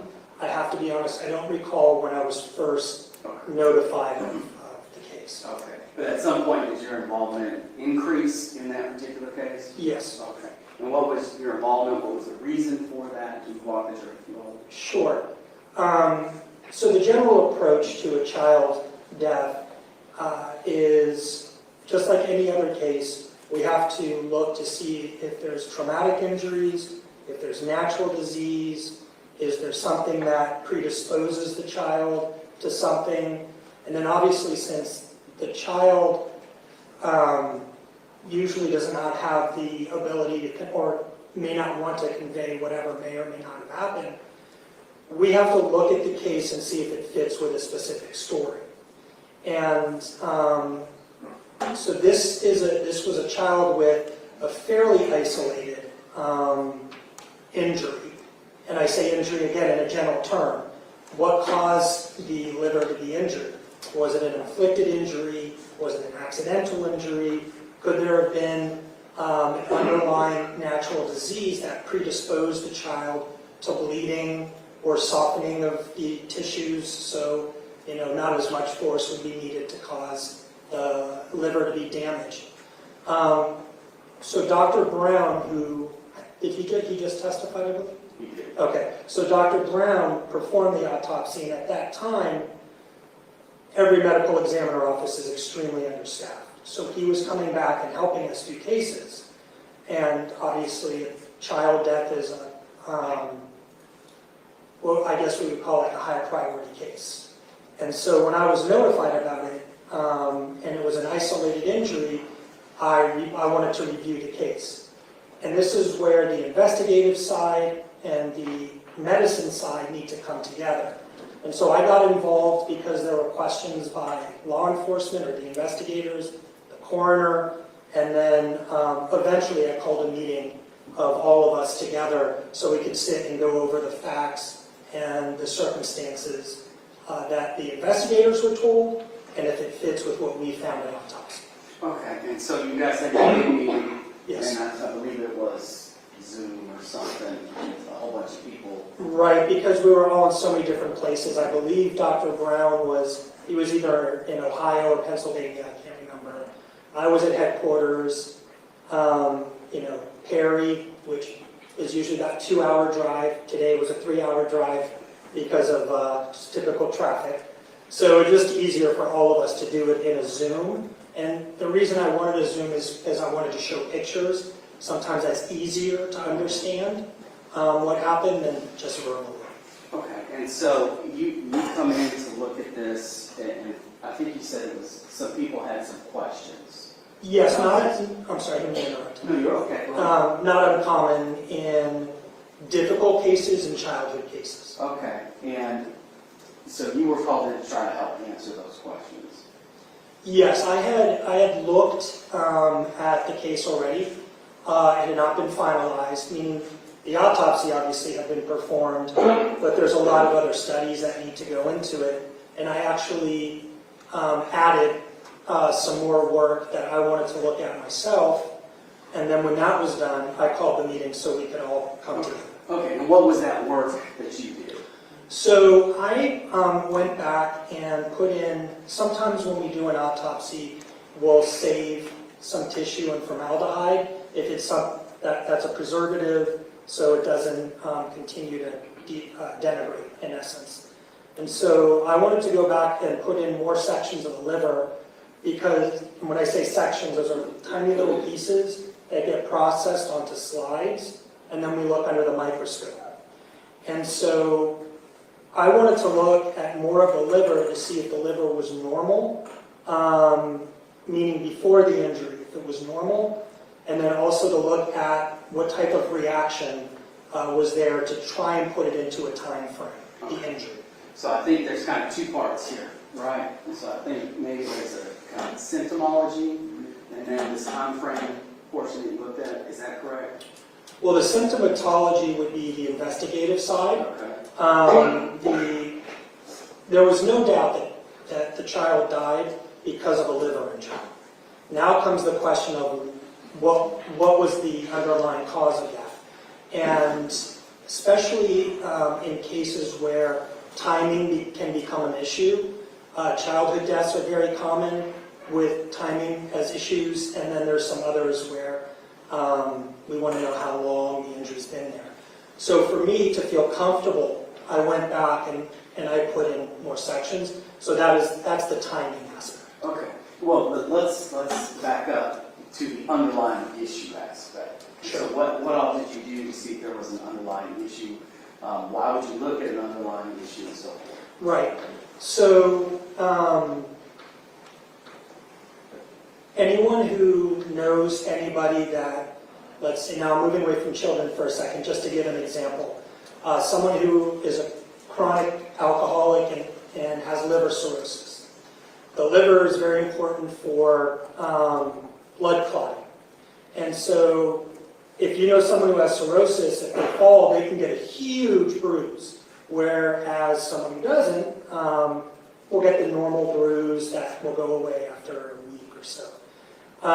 So since this was a liver injury and the liver led to bleeding, and that's essentially what caused the child's death, I wanted to make sure that the liver itself did not have any underlying cirrhosis, or a lot of genetic disorders affect the liver. And I sort of got off track from your question, I think. But we, just like in the hospital pathology, we look at the body, we look at the tissue, and then we look under the microscope. And each one of those can take us further and further into what a diagnosis may be. So the long and short of it is here, I looked at all the photos taken at autopsy, I looked at the slides that had already been taken, and then I went back and put in more slides. And I did not find any natural disease process that could account for the child's death, and I did not find any natural disease process that would predispose the liver to having an injury. So the liver was healthy other than the injury? Other than that, essentially everything was healthy. And you know, the child, if I remember correctly, had a history of asthma, and that's very important as well. And that we see that in the lungs, but in this child there was no evidence of an acute asthmatic attack. Okay. And so... And that is very damaging to the defense's side, because they have been that they've said in opening, they've said with witnesses, they have said multiple times, and this is going to come up with the boyfriend's trial because he's the one that walked in with the baby to the pediatrician's office that was lifeless at that moment, and declaring that he had had an asthma attack and they had to give him breathing treatment or some kind of treatment, which is usually breathing treatment. But you now have the medical examiner and this guy who also has done the autopsy, and they are all saying the lungs show no evidence of acute asthmatic attack. So this is not an asthmatic. Okay, let me give you a quick synopsis. Kianna Davis, former high school teacher, is charged in the 2020 death of her 10-month-old child, Carter Ambrose. Now, in the opening statements, the prosecutor said that Carter was rushed to his pediatrician's office on November 17th of 2020 with no pulse, cold, eyes rolled back in the head, feet were blue, and the body was soaking wet. CPR was performed, and he was pronounced dead at the hospital. It took 20 minutes for EMS to arrive at the pediatrician's office to take the child to the hospital.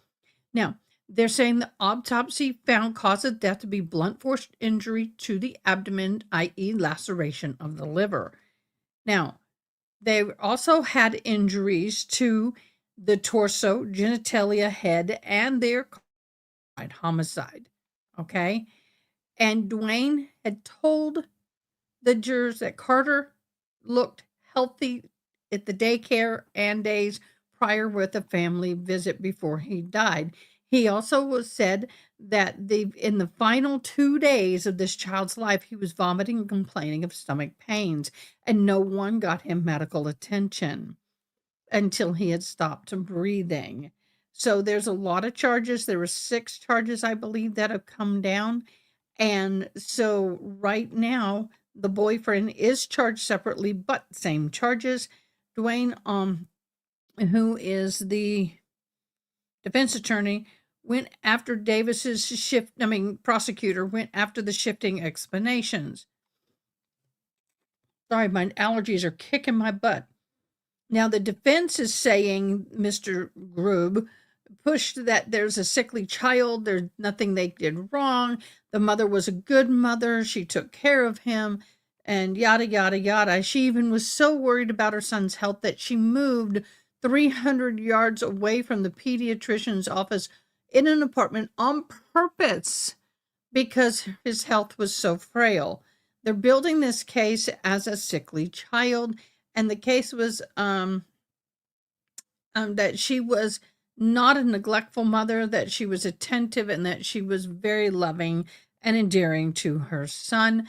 And the state also made a comment which really made my blood curl, that he reminded them that she does not have to defend herself. She doesn't have to defend her boyfriend. She doesn't have to explain anything. She didn't even have to explain why the baby died. Well, that may be true to a point, but it still doesn't mean it makes my blood curl to think that that's how he closed his opening statements. I hope that kind of caught you up a little bit. The defense attorney, let me see. Defense attorney seems pretty competent based on his opening. We will learn a lot today from today's proceedings. You are correct. I was really shocked though that the prosecution's opening was about 10 minutes and the defense's was about 20 minutes. Very shocked. Here we go. Hope that helped y'all. When you're looking at whether or not there's an underlying issue or disease, why is that important? For predisposing factors.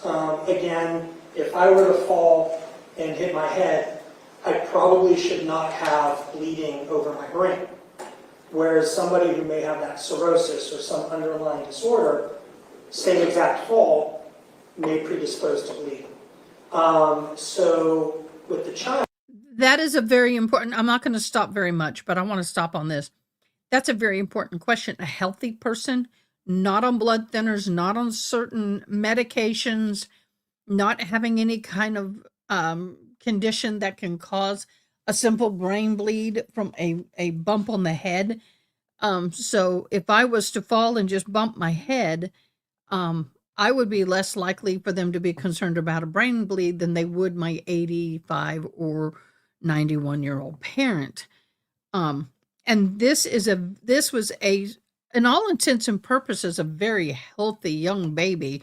They read yesterday into record the cause of most of his visits to the pediatrician, and most of them were typical virus, abrasion, sore throat, earache, those kind of things. So nothing out of the norm was really with this child, but the defense is painting them as a very sickly child, which you look at the medical records where it's not. I just wanted to make sure there was no genetic Yeah, pathologist or has testified a great molecular deal. or basically any underlying natural disease that would predispose this child Thank you. to dying. And is that important in the context of the blunt force injury? Absolutely. Okay, why is that? Well, I mean, some of these underlying disorders can predispose someone to bleeding. Some of them can make the tissues change and get softer, so can be damaged easier. And so here, the liver looked normal except for the area around the injury. And that was all due, the changes were all due to the injury. So I didn't find anything that would make this child susceptible. Okay, is the liver easily damaged? No, it takes a decent amount of force to cause a laceration of the liver. We see those in motor vehicle collisions and in significant Barroom brawls with extreme brutal beating of one's abdomen. It takes a good amount of force to get a laceration of the liver. Okay. So then kind of the second part of this is, I think you talked about time frame. Yes. Can you elaborate on that? Sure. So, for any of us who've had a bruise, going back to like sort of a simple comparison, we know the bruise can be like purple, red at first, and then over a few days it may turn to yellow, and then after the yellow it can go brown and go away. If I were to look under the microscope, I'd look for very specific cells to tell me how old that bruise is. Because I can't tell you how old the bruise is just looking at it. Even with the yellow change in color, I have to see a specific cell under the microscope to say, this is at least 3 days old or not. So it's the same as any other tissue, including the liver, right? Let's say you cut yourself. You're going to have that cut with the red around it from the bleeding. Then it may turn yellow a little bit. Then you get the scab. Then you can get a scar. The organs do the same thing in a healing process, in essence. So the only way to age the liver injury is to look under the microscope. And when I look under the microscope, Okay, guys, for those of you who are squeamish, turn away. Do you hear me? If you were squeamish, turn away for a minute. I'm going to share what a lacerated liver looks like. And I want you to understand this is a just shy of a 3-year-old boy, and the laceration was 2.5 inches. That is huge. Here's what a lacerated liver looks like. Turn away. I'll tell you, if you just keep listening, I'll tell you when you can look back. All right, here we go. Lacerated liver. Right here. That's a lacerated liver. That is what that little boy had. A 2.5 inch. That is huge for a young child to have. And it breaks my heart, and that's painful. Okay, you can look back. I had abdominal surgery. I had my gallbladder out, and that little stainless steel clamp that they use to clamp off that duct that holds the gallbladder was rubbing my liver and I thought I was being stabbed. It hurt so bad, y'all. I mean, every time I moved, I was like, I couldn't catch my breath. It hurt so bad. And I called the doctor and they said, it's okay. Your liver is what we call an angry organ. Your liver does not like anything touching it that shouldn't be touching it. And it will form a callus and it has. I don't feel it anymore.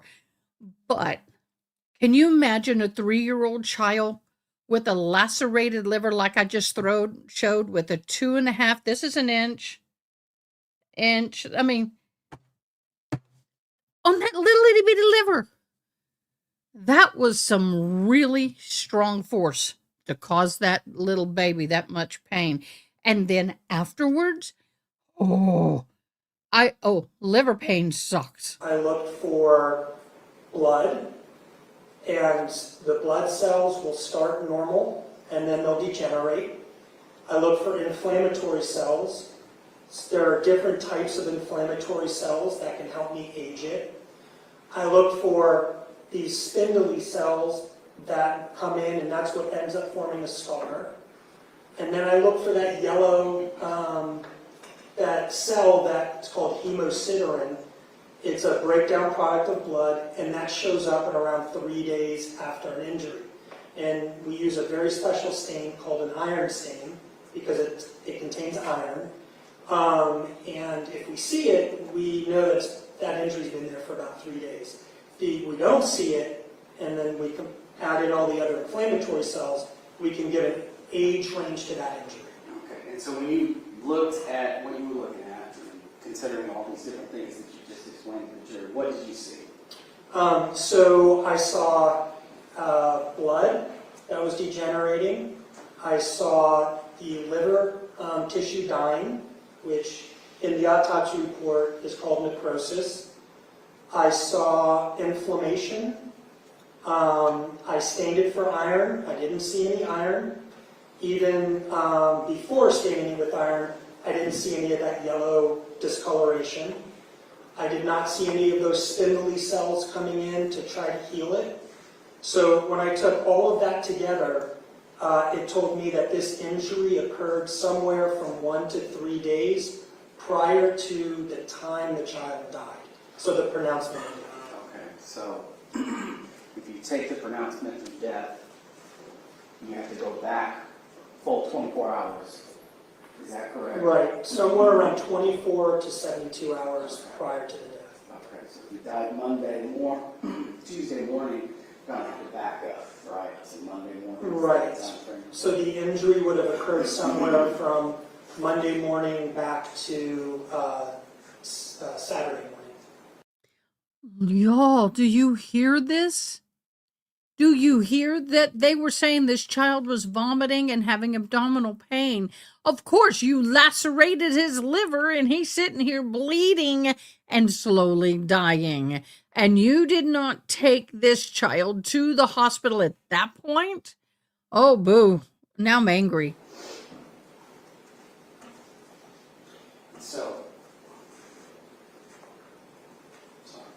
So obviously you're looking at internal things, you're looking at slides.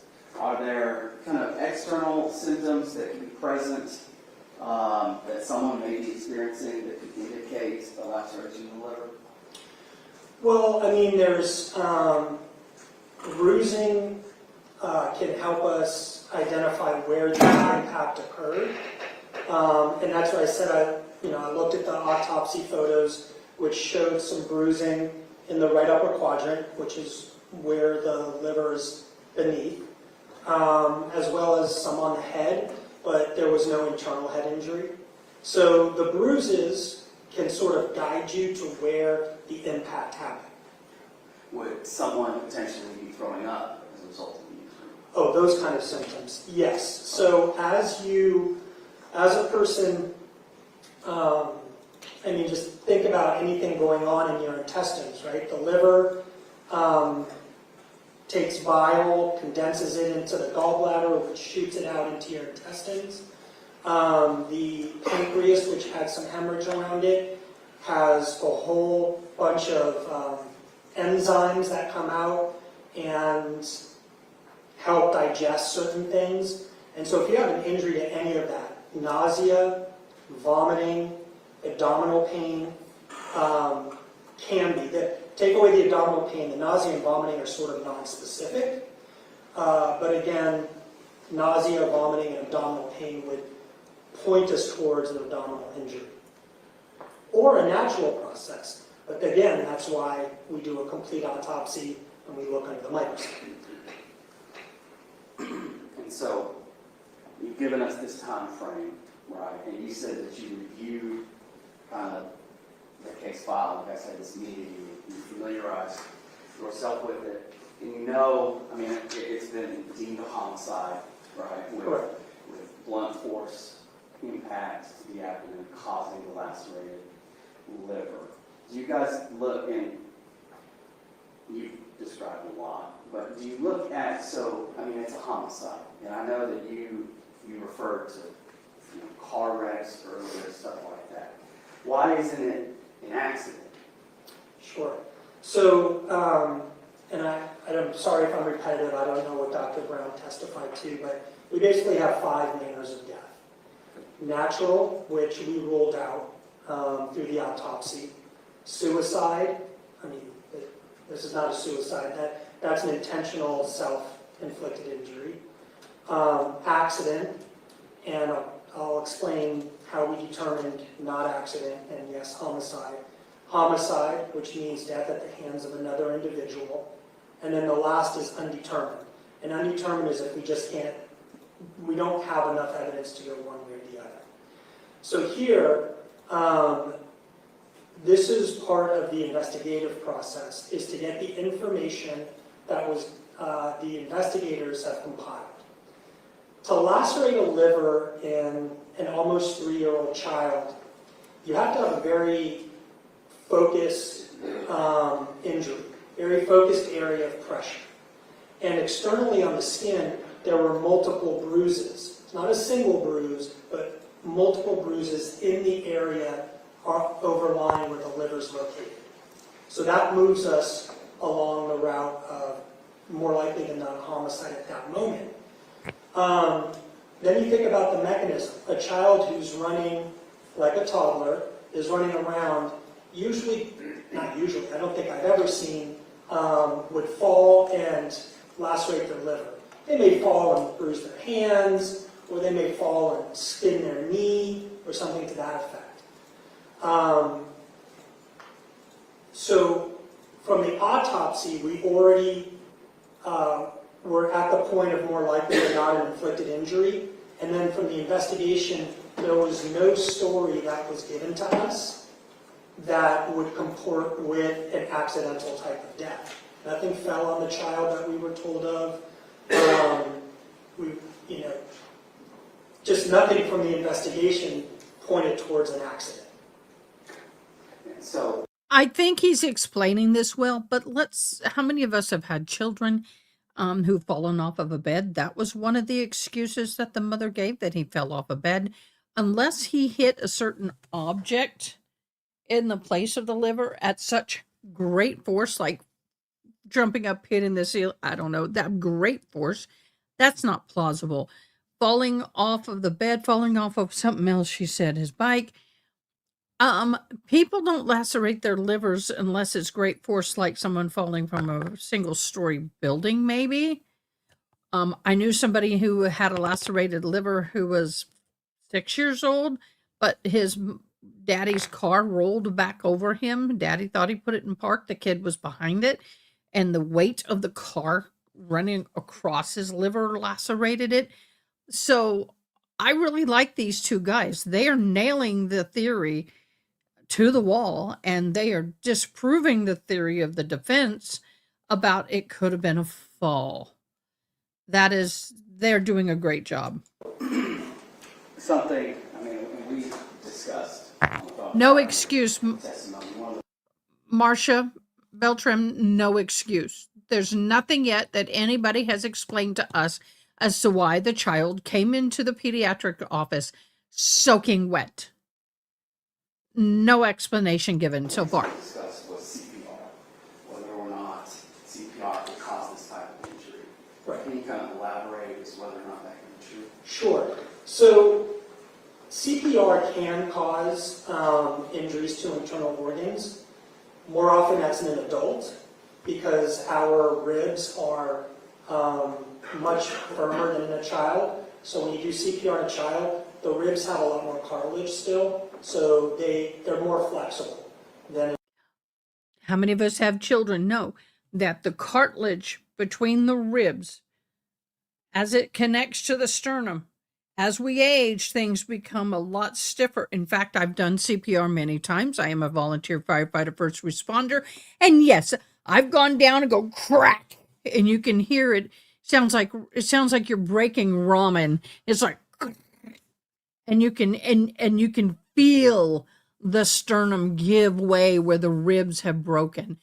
On children, that doesn't happen as easily because he's right, because they have a lot of loose cartilage there and they're more malleable and can take that a lot easier. And I have done child CPR. In my humble opinion, I'm not an MD, he is. I'm just agreeing with him. In an adult. But when you do CPR, the heart is over the center and left of the chest. So you're doing CPR here. The liver's over here. So Wait a minute.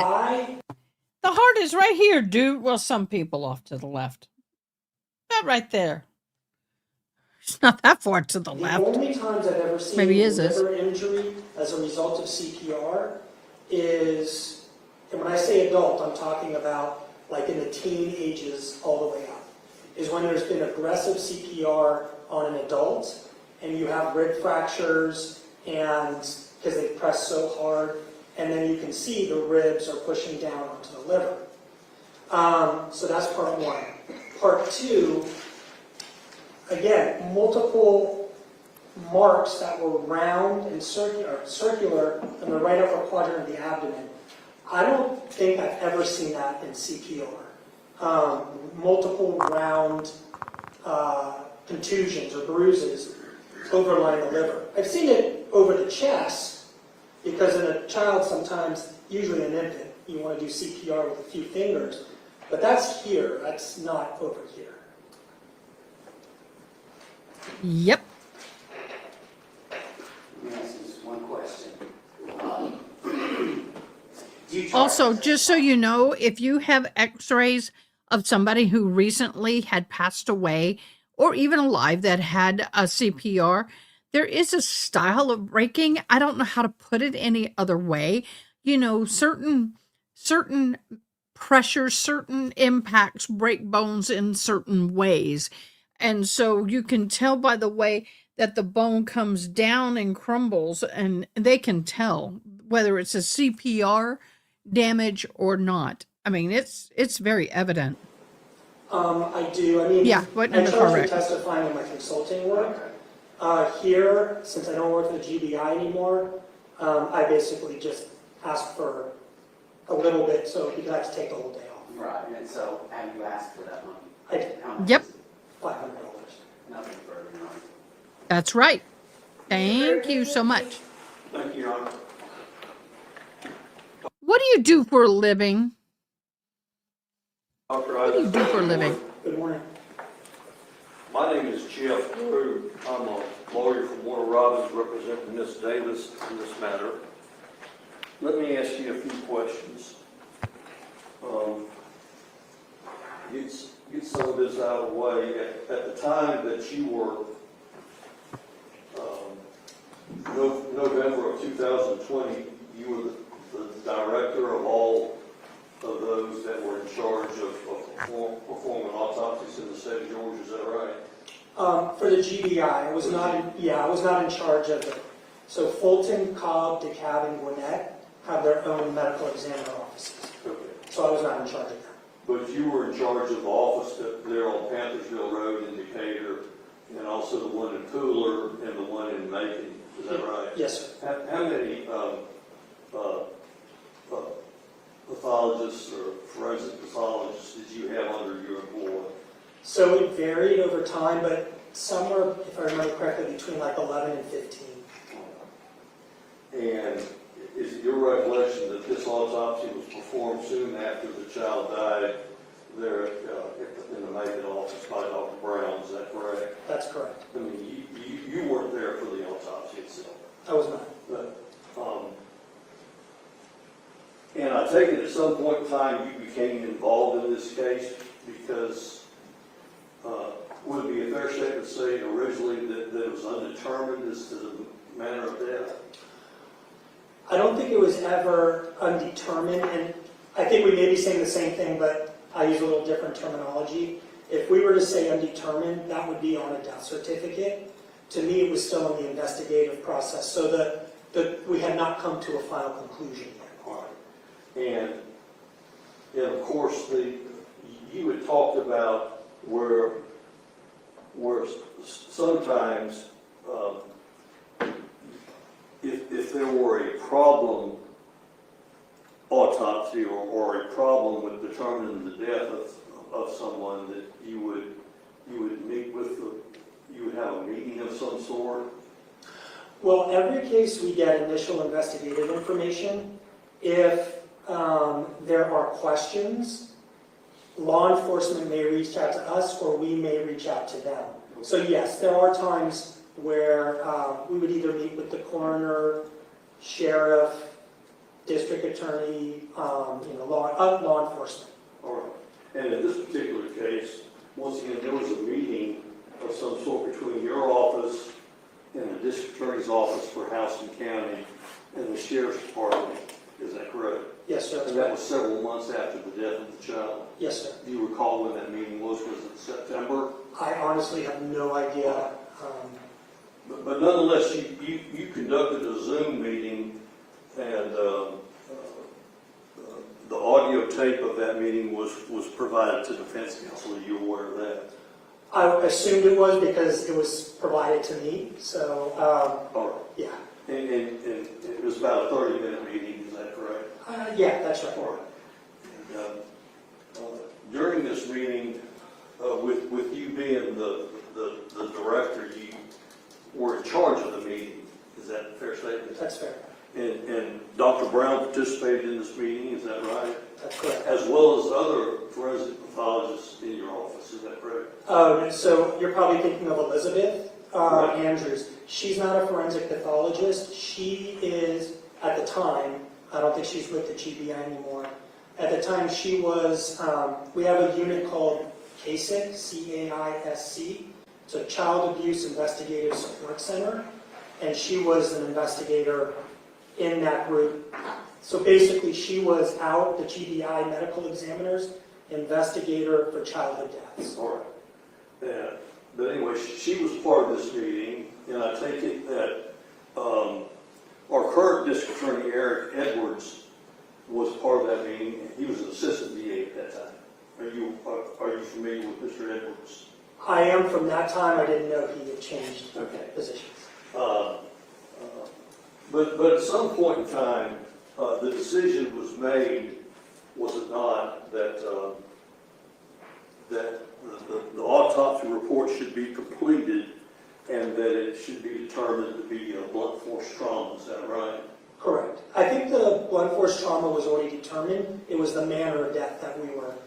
The manner of death. Yeah, the manner of death is what we were really discussing. Okay, and that could have been, you say that could have either been a homicide or that could even be undetermined or not. It could. And it's my understanding from listening to this audio of your Zoom meeting that the decision was made that Dr. Brown would sign off on the autopsy report. Is that right?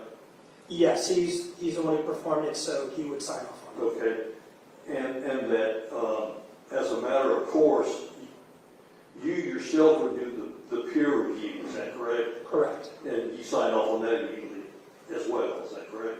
Or you did the peer review and then he signed off on the report? No, it's the, actually, that's a good question. I don't remember the process. Usually it's signed off already, and then, no, We do the peer review first and then it's signed off. All right. And then at that particular point in time, once the autopsy report is done, then that is that typically submitted to the coroner of the county? So it goes into our system, and the coroner is usually gets a copy, and then anybody else can request a copy. All right. But the coroner wouldn't sign off on an autopsy report until it's been signed off on, of course, by Dr. Brown. Oh, I see what you're asking. The coroner does not sign off on an autopsy report. The coroner, in the state of Georgia, the coroner will sign the death certificate, but they do not sign off on the autopsy report itself. Just a second, John. And once again, as far as do you recall when you became involved in doing the additional testing on this case? Unfortunately, since I'm not at the GBI, I don't have access to the system, so I do not recall when I actually would have done that. I know we're not supposed to give assumptions or guesses, but usually it takes a number of months anyways for an autopsy to be finalized, the report. So I'm sure it was probably at least 3 or 4 months before I even got to, involved and took more sections. But I do not recall when I did that. What are some of the other factors that you look at before? Let me ask it this way: are toxicology reports necessary? In most cases, yes, not in all of them. Okay, and if the toxicology reports are completed within a month or so, that sort of should speed up the process of completing an autopsy report. It depends on the case. So if it's a case where toxicology is really the deciding factor of is it a drug overdose or not, or were there drugs in the system or not, then it may speed it up. But I can tell you that I've worked in many offices. There are toxicology reports that come out, and the autopsy is still not signed out for a number of months. And as far as you mentioned to us before that you anticipated that the whatever injury sustained by the child was 24 to 72 hours prior. Is that correct? Yes, prior to the time the child was pronounced dead. Okay, could it have been more than 72 hours? Well, we don't have that yellow discoloration, the hemosiderin, and that becomes apparent at around 72 hours. And there's no, what we call macrophages, which are those chronic inflammatory cells. So to me, maybe 73 hours, but nothing dramatic. Could it have been, instead of 72 hours, could it have been 24 hours before then? I don't believe so. I don't believe we have the cellular changes that would have taken it out another 24 hours. Okay. And as far as, you say it was between 24 and 72 hours, could it have been sooner than 24 hours? So, in other words, could the injuries have occurred within 6 hours of the child dying? right, no, I understand. And I don't believe so because, again, of the cellular changes. And there are actually articles within the forensic pathology, actually hospital pathology literature as well, that dates the changes or dates the injuries via the changes under the microscope. And I actually pulled out one of those articles again when I was reviewing this case back years ago at the GBI, and the cellular changes are between that 24 and 72 hours. And that's a determination that you made and not Dr. Brown. I know I made that. I don't know if Dr. Brown made that or not. Just a second,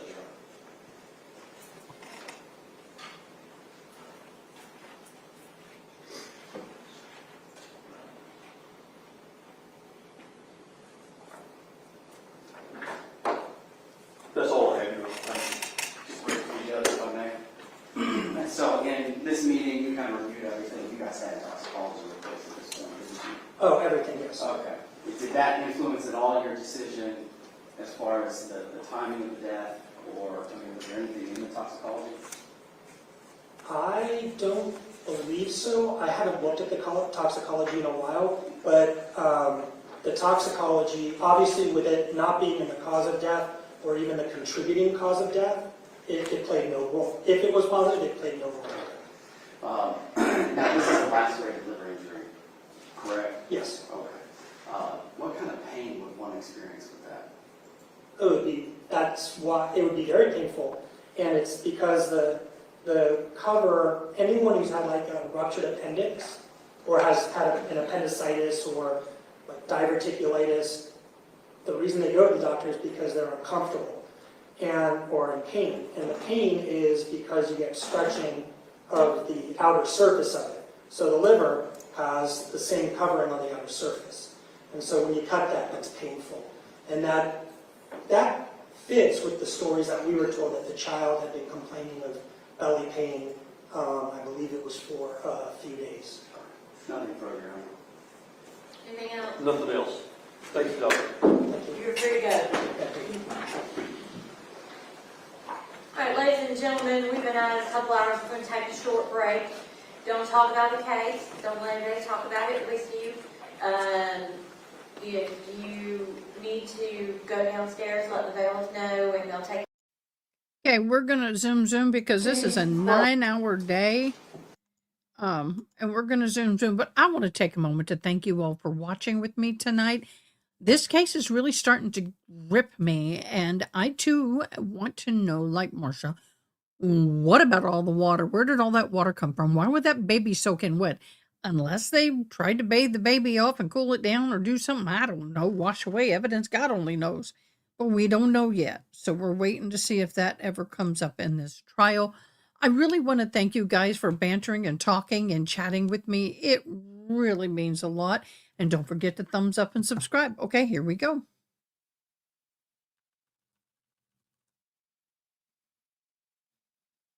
I love having all you medical people in here. Yes. I mean, I know that here in Texas, Austin is where pretty much all of our autopsies go. And I've seen them take a year. Also depends on the county too, I believe, and their caseload, but a year. I think what took so long is, I don't know for sure, but I know a friend of mine lost their child here before the flood. I live in Kerrville where the flood happened. And unfortunately, it took 15 months to get the full autopsy back because everything was so backlogged. And so I don't think it's right, though. I think they could do better. That's a lot. That's harmful to the parent. I'm going to go get my watch.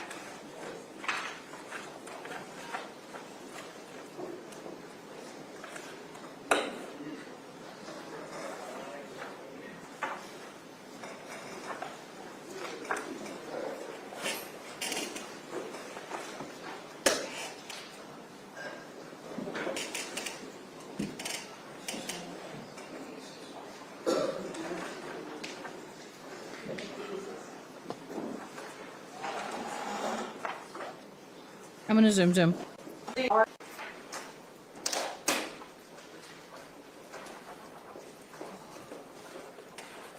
The boots are coming off. That time of night.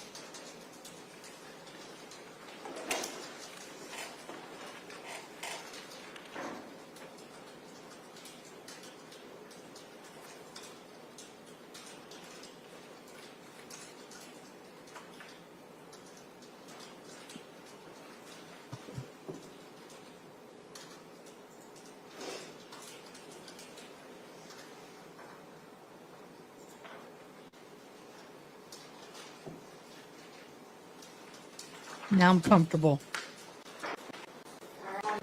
Speak up for me. Miss Stark, before you start, pull that microphone that's flat in front of you so it's in front of you. You don't have to lean over, but there you go. Hate that microphone. Speak up for me, okay? Okay, you Oh, would, this'll Ms. be fun. Starr, state your name for the record, please. Sure we will. And would you spell your name for the record, please? SHIRLYTHARPE. Thank you, ma'am. Ms. Stark, you're gonna have to speak up. You're real soft spoken, okay? Nice and loud for me. Okay, Your Honor, instead of fussing at her to speak up, why don't you put a microphone there that's appropriate for what you're doing? That microphone is a conference microphone. It picks up crap. You need a real microphone. Hello? Real microphone. I don't understand in today's day and age why they do this. That is the worst microphone you can do for what they're doing. So, guys, I am gained up 100%. And if you do need to lean over the mic, that's fine too. Sorry. All right, Ms. Starr, what do you do for work? I babysit kids. Do you What? do that in your home? Yes. Do you have your own daycare business? No. Daycare business. But you take care of kids in your home? I do. She was the nanny. And Care back in provider. 2020, did you take care of a little boy named Carter Ambrose? Yes. How long have you taken care of Carter Ambrose? From 9 months until his death.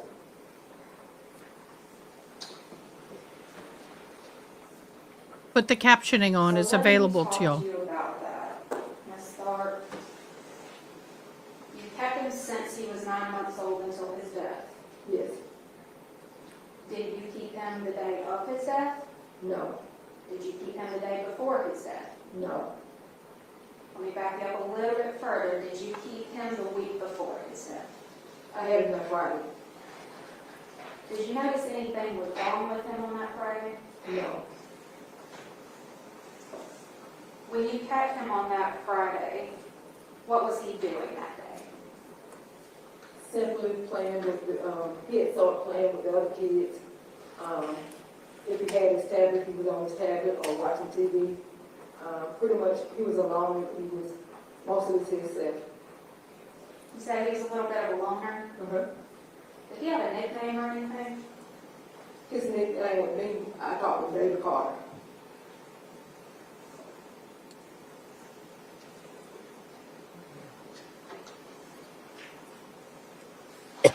Did y'all have a nickname for him named Eeyore or anything like that? No. You called him Baby Carter. Yes.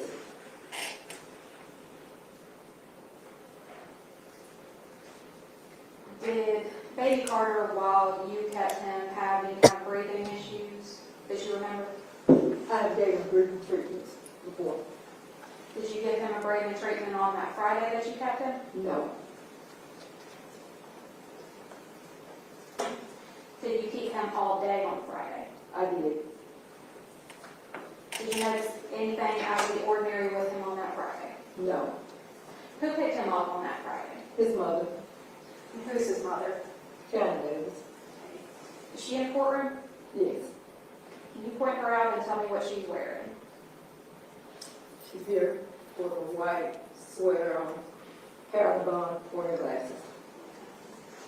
Let the record reflect that the witness has identified the defendant. It was so like, Now, you mentioned earlier that you did not keep him the Monday after. No. Why did you not keep him that Monday? He didn't show up. So no one brought him to your house? No. What would usually happen if a child didn't show up for daycare? Well, the first day I didn't call, the second day I automatically on zero call and text. I think I texted her and asked her. I was just checking on Baby Carter. She responded, please pray. He's unresponsive to the hospital. Thank you. I asked her, do you need me to come? She said, no, his dad's here. Probably 3-4 minutes, I got a text back saying he didn't make it.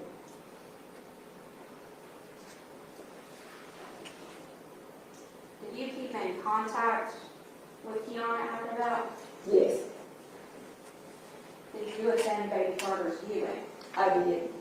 If you don't please answer the relevance in this. I established that you kept contact with Kianna after that? Is there, let me see council up here.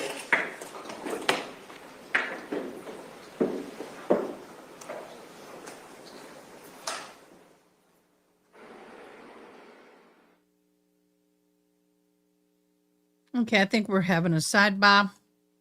We'll zoom. Anyway, did you see Kianna at the viewing? I did. Did she say anything to you that day? Yes, when I walked in, she came and gave me a hug. I had a T-shirt made in his honor, a mask made in his honor, and a pillow made, and I presented that to the mother and the father.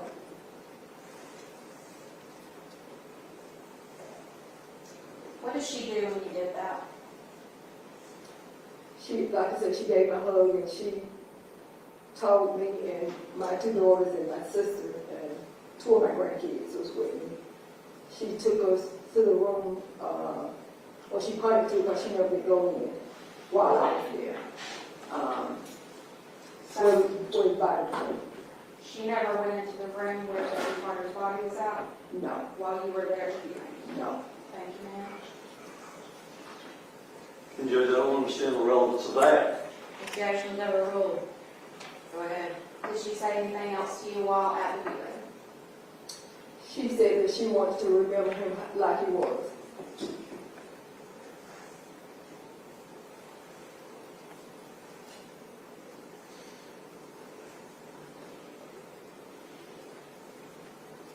Ms. Tharp, if I were to show you a picture of baby Carter, would you be able to identify him? I sure will.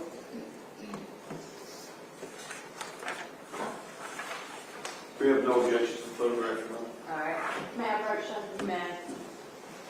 Let the record reflect, I'm showing the witness what has been marked as State's Exhibit 12. Ms. Tharp, what is this a picture of? Baby Carter. Is that how you remember it? Yes. And is this photo a fair and accurate depiction of what baby Carter looked like? Yes. Has been changed or altered in any way? No. Your Honor, at this time, the State will tender into evidence State's Exhibit 12. Objection. It's admitted. So, Ms. Tharp, that's baby Carter. That's baby Carter.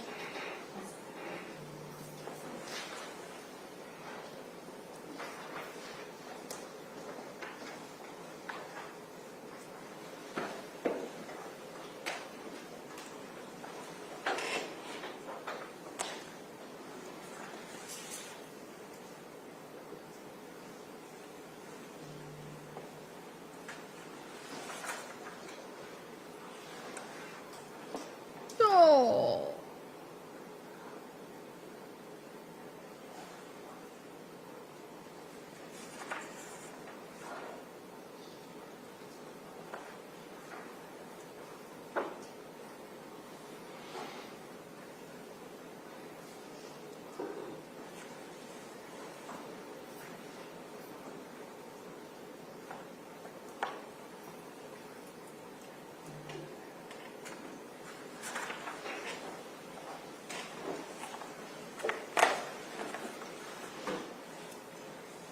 Ms. Tharp, while you were at the viewing, did Kianna say anything about he's in heaven now? She said that when I want to say either, it's the same day that he passed, I was crying, she was crying, and then she stopped and said, he's in heaven. So that was the same day he passed, that she said that.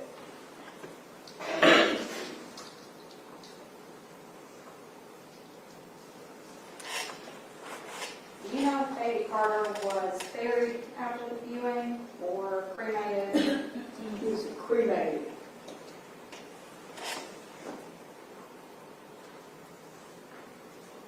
Did you think there was something odd about that? If you don't, please. Objection sustained.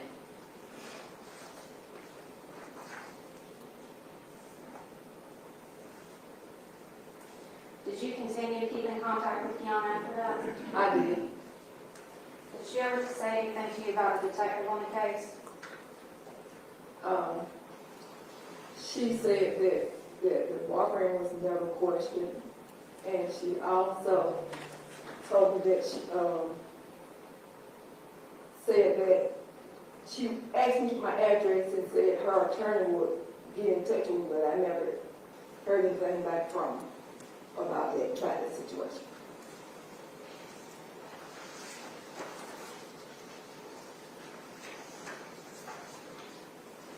Did she ever tell you that the original detective was no longer on the case? Yes. What did she say when she told you that?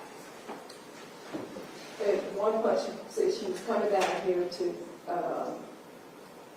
get his autopsy report, and she's supposed to be coming by my house afterwards. And she stayed, well, I waited 2 or 3 days, and I texted back and asked her what happened to her. And she said that they was trying to railroad her, pin it on her or something to that state.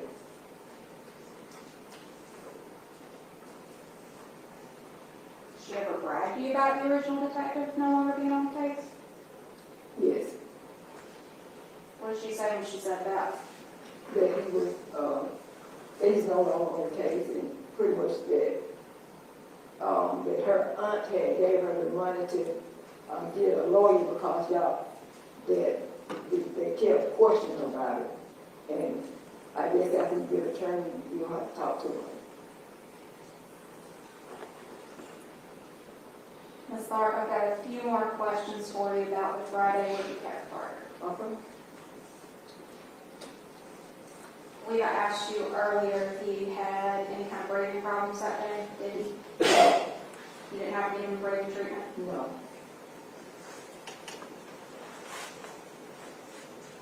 Did you notice if he had fallen or anything while he was playing with the other kids? No. And in your experience, keeping him seemed pretty normal that day? No. Didn't look like he had fallen. No. But then come Monday, he's not at daycare that day. No. And come Tuesday, he's not at daycare that day. No.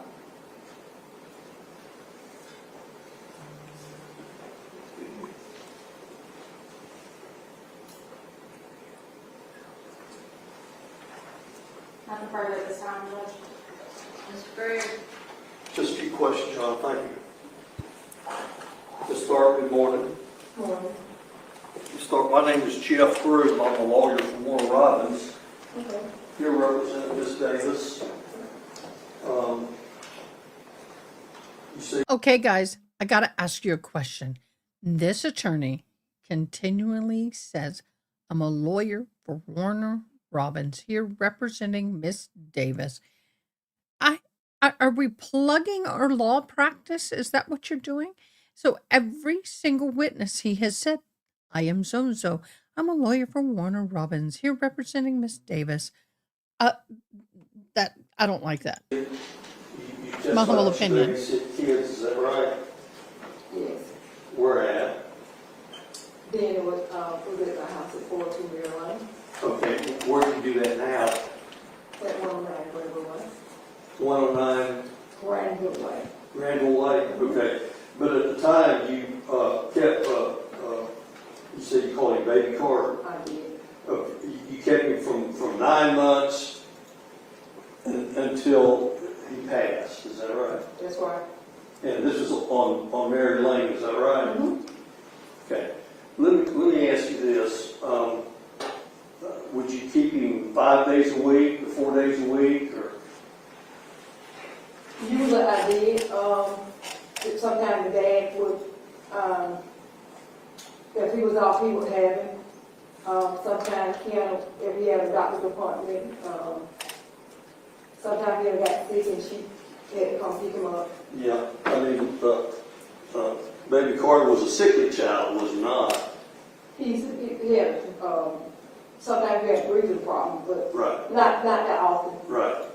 But before you kept him, but you were made aware, were you not, that he was in the hospital within a few days of him being born? I never know that. Never knew that. But he would go to the doctor quite a bit for his breathing problems and other things. his breathing. Right, first breathing. Whenever you did breathing treatments on him at your house, were there any sort of machines that they left with you? She would bring it. Huh? She would bring it. Every day? No. All right. Now, you say you would babysit these baby Carter at your house there on Mary Lane, is that right? That's right. Mary Lane's not too far from where Shirley Hills Elementary School is You it? can walk right there. Walk right there. How many, at that time, how many children would you keep? Probably like 4. 4.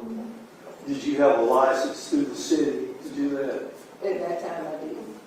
No. You did at that time? And how old would be the children that you would keep there? They was 2 and 3. 2 and 3 years old? Well, I think baby Carter was the youngest then. Yeah.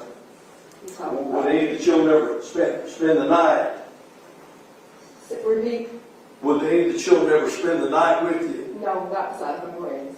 Pardon me? No beside my grandkids. Or you would have grandkids there too at the same time? Well, I had a grandson who was named Carter too. That's how baby Carter became baby Carter, because I had my own Okay. grandson. How old was your Carter?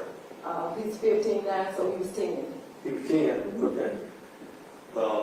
And during the daytime, I mean, what time would baby Carter be dropped off at your place? Between 7:30 and 8. 7:30 and 8. And what time would he be picked up every day? Usually around 5:30. Between 5 and 5:30. Okay. Now, there towards the end of baby Carter's life,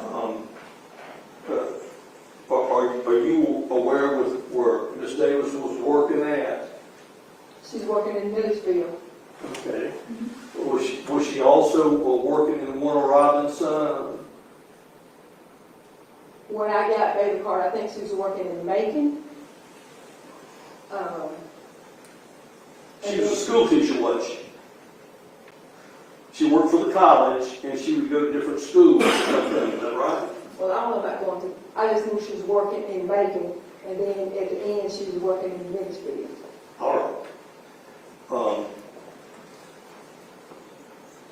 Do you know what kind of work she was doing? I didn't. You didn't know? I didn't know she was the school teacher until she actually moved to Atlanta. Okay. But when she moved to Atlanta, this was after baby Carter died, when she moved to Atlanta, is that That's right? correct. And she was a school teacher up there. Yes. Judge, I'm going to object at this point. What's the relevance of this? I think we've hit the limit of relevance, and the objection is sustained. All right. Ms. Clark, let me ask you Lay a this. foundation.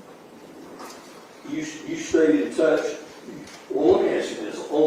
On the Friday, the last day that you kept baby Carter at your place, do you know how many other children you had there that day? 4. 4. 3 with him. Pardon me? 4 altogether. All right. And you say you don't remember anything about any falls or him being hurt or anything like that? No, because baby Carter was alone. He would get a ball and he'd sit to himself. Probably in the last few months that I had, he'd start playing with other kids, but no. He Okay. would get whatever toy he got, and that's what he did. If he was uncomfortable or tired or sleepy or something, would he tell you that he was? He would actually come get in my lap. Okay. Comfort break. But Keep listening. he was in diapers, wasn't he? He Or was. pull-ups. Yes, Did you have the occasion to change him throughout the day? daily. Okay. During the last couple of days that you kept, did you notice anything about, did he have any bruises on him or scars or anything like that? No, No scabs or anything like that? no. Did you ever notice as to whether or not, I'm sure that he had different bowel movements, Yes, Did you notice anything bloody in any of his bowel movements? no, Did he ever, do you know if he ever threw up anything or vomited any food? no,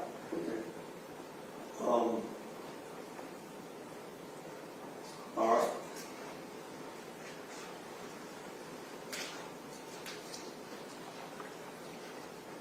Ms. Stark, when you were there taking care of baby Carter and these other children, were you the only adult there?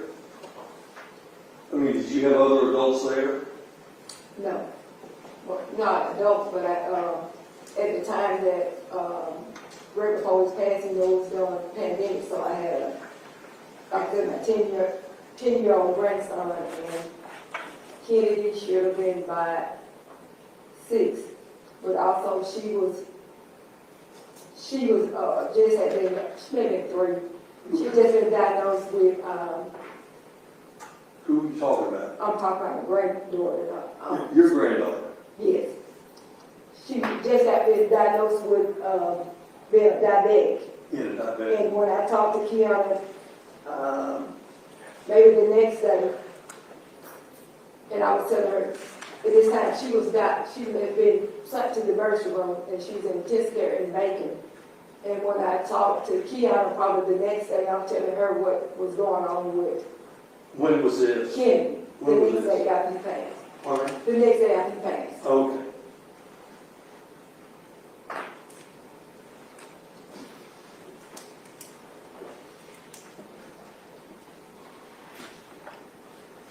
During this period of time that you kept the baby, were you did you have a good relationship with Miss Davis? I did. Okay.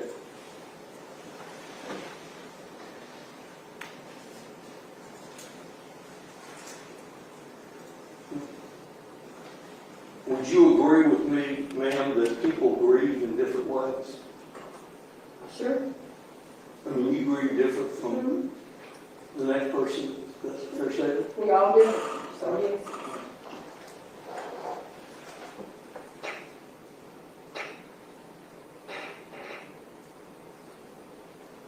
And when baby Carter was, after he passed, they had a viewing or some sort of service for him over at Nelson Memorial. No. Where they have it? Was it McCullough? Well, you tell me where it was at. It was definitely one Nelson. It was either McCullough or, what's the other? I want to say it's McCullough. All right. And she accepted the gifts that she made for her, is that right? She did. Okay. I mean, she wasn't upset with you, was she? No, She had any reason to be upset with you? not at all.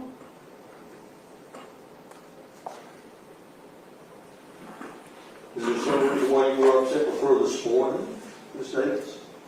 I was upset. Out in the hallway? No, ma'am. No, sir.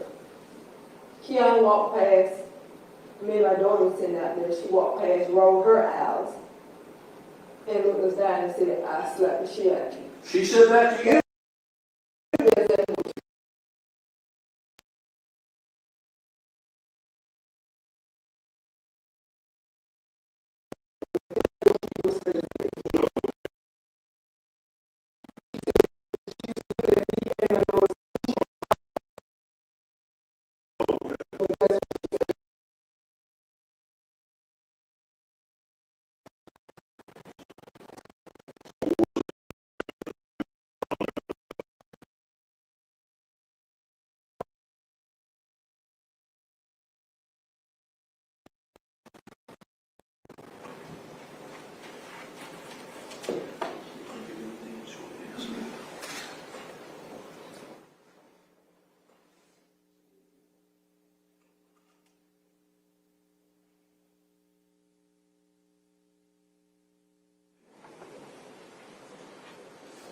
So once again, Ms. Thorpe, whenever Ms. Davis would drop the baby Can off to your y'all house, hear me? it'd Can be you hear the? 7:30, 8 o'clock every morning, is that right? Pretty much so. Would it be I don't have earlier? any sound. Hold on. I mean, like 6 o'clock. Could have been. We're talking 5.5 years ago. I don't know what I'm asking happened. you if you remember, if you don't, that's fine. Hold on. I'll fix it. Gotta keep it playing so I can hear. Maybe early, but yeah. Let me know if you have sound. And either Miss There we go. Davis would drop the child off, or the baby's father, Kadeem, would drop the baby. Yes. And one of the two of them would pick the child up every time. That's why I was saying, I never seen him or her family member besides her. I was just able for her to pick him or drop him off. All right. Judge, I don't have anything else, Ms. Barr. Anything else for her? Yes, Judge.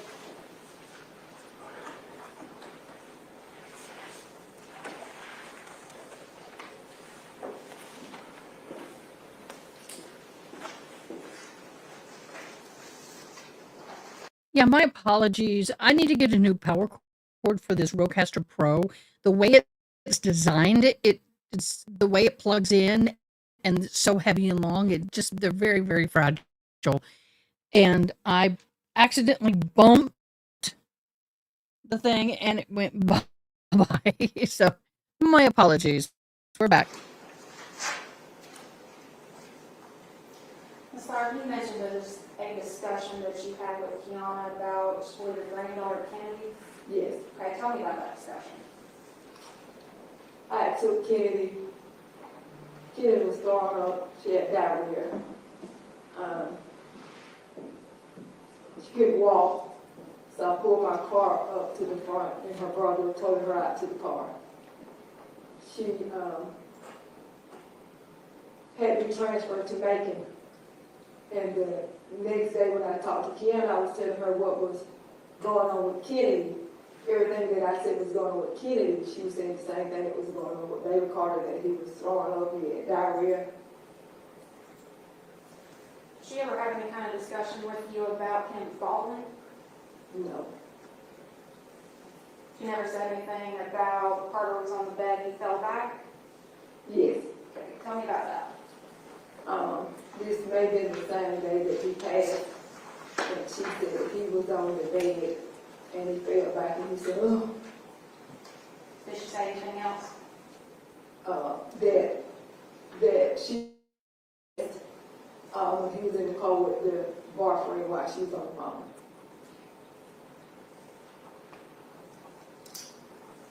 Did she ever blame the boyfriend to you? No. Let me ask you a couple more questions about the Friday that you kept informed about. You would have changed him that day? 4 or 5 times. Changed him every day? That was normal? Every day. And you would, I assume because this is a daycare, you would feed the kids, right? She brought his food, yes. So, let me ask you this then. Kianna brought his food, Yes. and he ate that day. Yes. Did he seem to have any problems eating? No. No problems eating, bowel movements normal? Yes. Did he eat a lot? He ate? Yes. He ate what she brought. Did he seem happy that day? Fine. So, for all intents and purposes, a normal day for him. I know that. And because you would have changed him, he was still in diapers, right? Simple up, yes. Still in clothes. Did you see any bruises on him that day? None. Any bruises on his genitals, his throat, anything like that? No. And just to clarify, you hadn't seen him throwing up that day or anything? No. Thank you, Ms. Lord. Nothing else, Your Honor. You can step down. You're free to go or stay as you wish, Ms. Laura. Call your next witness, please. State House Gazette, Danley. All right.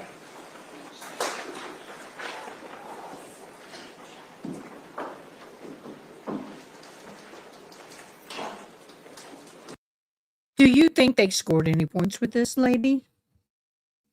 With the babysitter or the child care provider? Do you think the defense made any headway in their cross-examination? I'm not too sure. Comment below.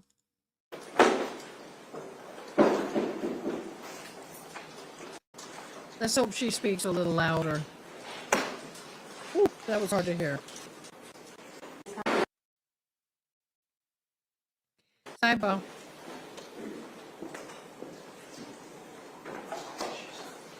Wow, you do. Ms. Not Stanley, really. if you would, raise your right hand. Do you swear affirm testimony you shall give here before this court is the truth, the whole truth, and nothing but the truth? All right, she goes to court with only 1, 2, 3 nails. I'm sorry.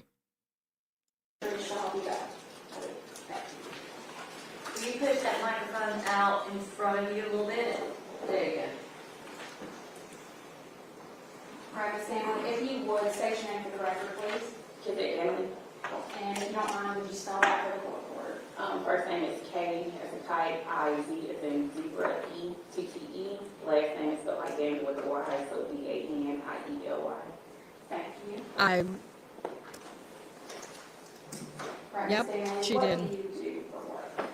Insurance agent. So you're currently an insurance agent. Mm-hmm. At some point back in 2020, did you sometimes help your mom at the daycare that she had? I would be there sometimes, but I wouldn't say necessarily like help, as in I work for her or anything. But I would be there sometimes, like I'd be around the children. Were you there on the Friday before baby Carter passed? No. But you do know baby Carter. Mm-hmm. If I were to show you a picture of baby Carter, would you be able to identify him? Yes. May I first show you? You may. Let the record reflect that I am showing the witness what's already been tendered into evidence as states Exhibit 12. Ms. Emily, is that a picture of baby Carter? Yes. Is that how you remember him?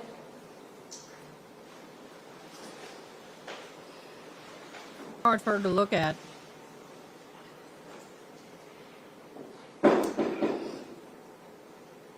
Yes.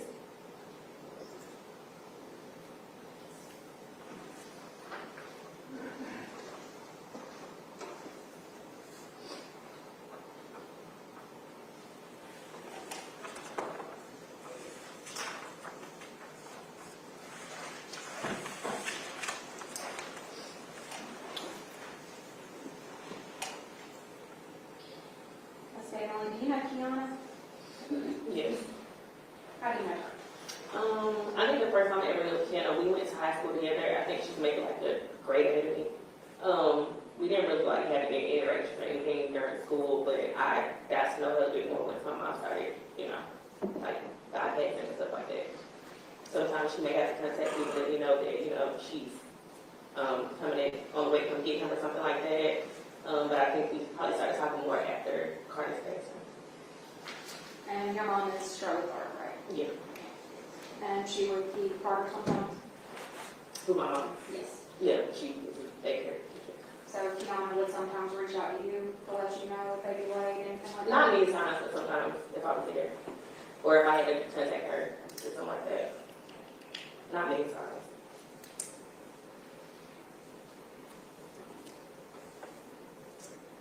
Do you remember the day that Carter passed? I do. Were you with your mom that day? Mm-hmm. Did Kianna call your mom that day? I think my mom called Kianna.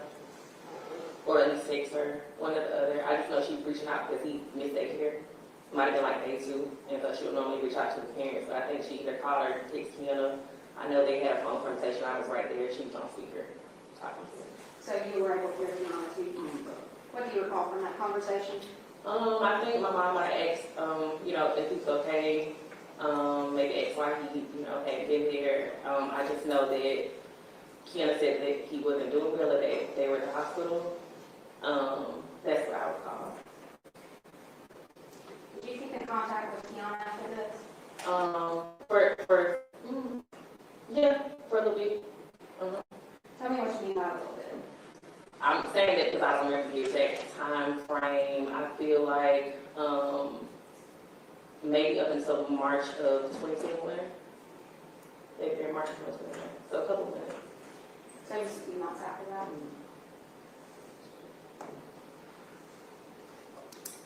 Did you see Kianna in person after that day? After the Carter pass, Yes. I remember December the 18th. I don't remember that date because of text messages. But my mom always does like a Christmas party for the kids. Kianna came to my house to get food, I believe, that day. And so we talked that day. And then I saw her at baby party's viewing at the funeral home. Those are the only two times. What do you remember from the viewing? I remember when I first came in, I naturally went up to Kianna. I gave her a hug. I remember I was crying. She was like kind of comforting me a little bit. And my mom, obviously, a lot of my friends and family, they knew him, so they were there. I remember going in to see him. I remember he had on, I think he was holding the car. Kianna didn't go in the room, from what I remember. So that's it. I don't think I had any other like interactions with her there. I don't think.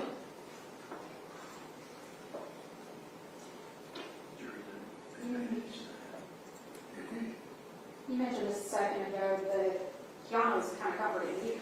Yeah. Yeah. I was crying. Was she crying? Was she crying? I don't see the relevance of that, Your Honor. Objection sustained. You mentioned something about a little car a minute ago. What is that? I believe he was holding a car. He always played with cars and stuff like that. Fire trucks and stuff at my mom's house. I believe he might have been holding a car in a casket, from what I remember. I remember he thinking he had like a little hat or something on. I just don't remember what he had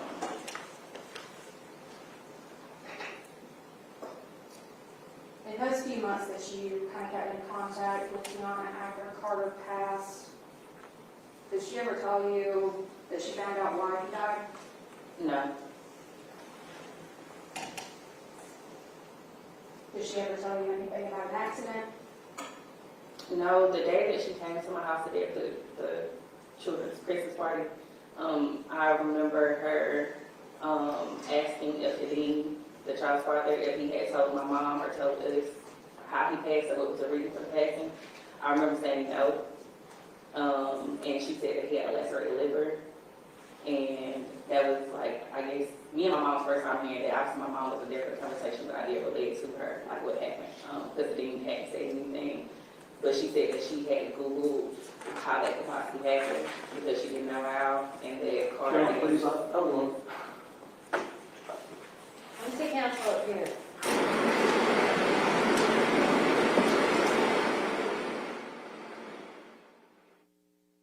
Okay, they cannot do he said, she said, so they're doing a sidebar. She's like, oh, what did I do? Honey, you just said, she said. Hearsay. Objection, hearsay, Your Honor. You can tell she cared about that little boy. Told us about the passing or how he passed. She mentioned that he had a lacerated liver. I didn't know what the heck that meant. But she said that she had Googled to see how it could happen, but she didn't know how. And that she mentioned that I believe sometimes Carter would like jump off the beds or like couches or something at home, and she wondered if that's how it happened. And that was the end of it.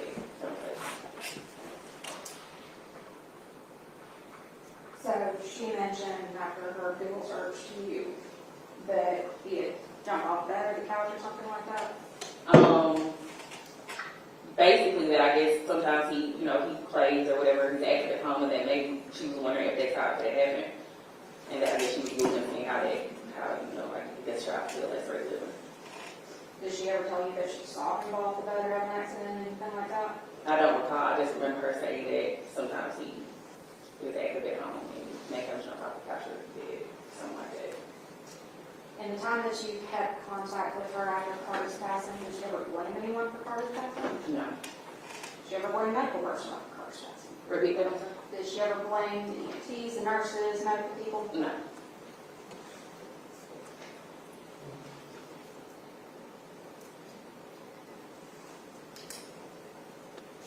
Did she ever say anything about he had diabetes? No.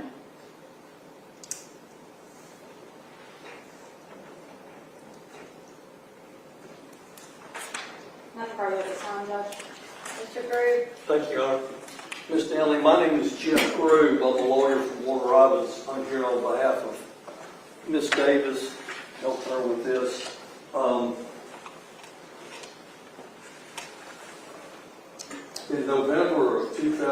2020, you remember when Carter passed, is that right? Yes. Um, did you help your mother watch children there? No. Were you living there? 2020, no. November of 2020? No, I wasn't. So where were you living at then? 441 Hagen Mill Road with a friend.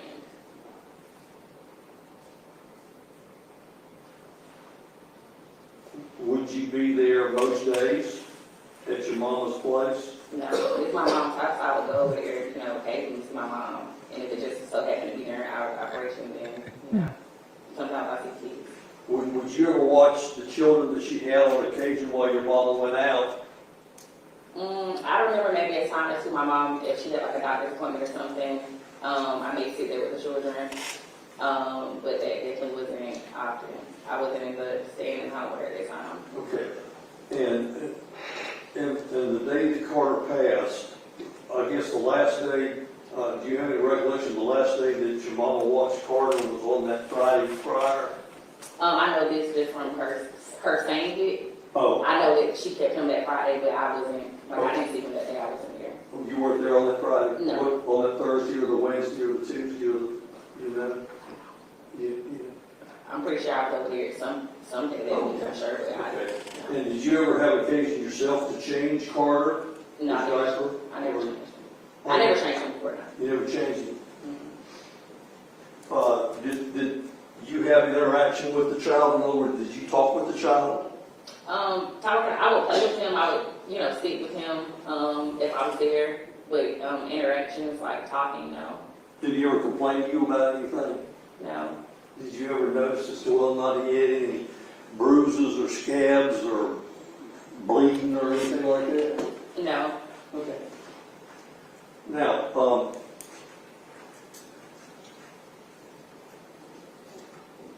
how many other children were during that general period of time was your mama keeping? With Carter, 3 to 4, I believe. All right. And would there ever be any grown-ups there during that time? Besides my mom, no. Like your mom? My son would be there. He stayed with my mom. Okay. And what's your son's name? Carter, And what's his last name? Daniel. Whoa, whoa, whoa, How old whoa, is he whoa, whoa, now? whoa, whoa, whoa, whoa, whoa, whoa, whoa, whoa, whoa, whoa. I have a serious problem with her being asked to give her son's name in a court proceeding that is nationally televised. I don't know about y'all, but if I was in her shoes, I would have told the judge, Your Honor, I don't think it's right or appropriate for my child's name to be brought up in a trial that he is not a part of. This is not a custody case. I don't know about y'all. But that angers me. Okay, so he was 10 or so then. Mm-hmm.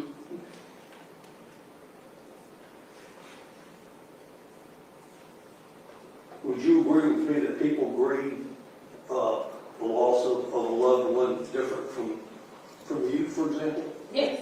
Okay.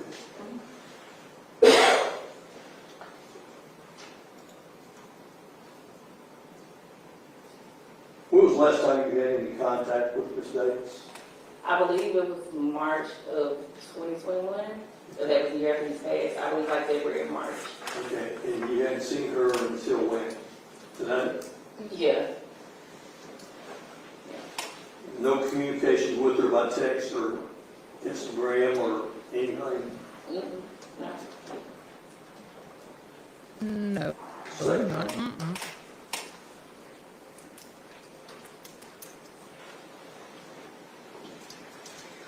Porter can't nothing get. else, Your Honor. Thank you. You can sit down, you're free to go as stay as you wish, ma'am. Okay. I'm out of here.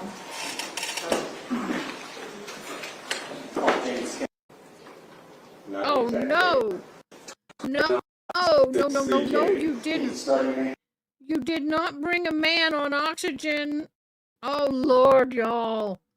Y'all wake up. Now, guys, we still have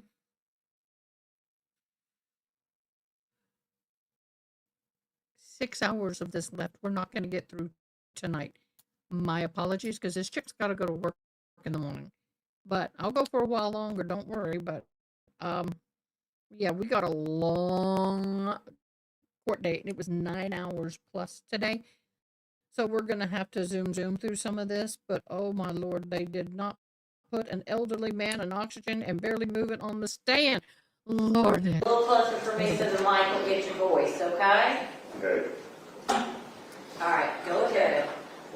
Oh, Stand, can you raise your right hand for me? look at the ring on his finger. Swear Oh, or that's a affirm the napkin. testimony you're about to give to be the truth, the whole truth, and nothing but the truth, so help you God. I do. Thank you, sir, for your hand. Can you state your name for the record? James C. Kennedy. Can you spell your name for the court reporter? James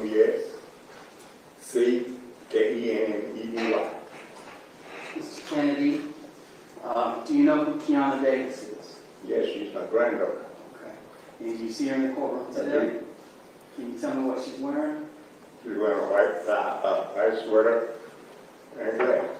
For the purposes of the record, it says everybody. Do you know Carter Ambrose? Yeah, he's my grandson. Who's your grandson? Great-grandson. Great grandson? Yeah. And if you turn around and if you could look at the screen, That's him. that's him. Now, I know it's been a while, but do you remember 2020, November 2020 at all? No, I don't. Okay. Do you remember when Carter died? Not the exact date. So Okay.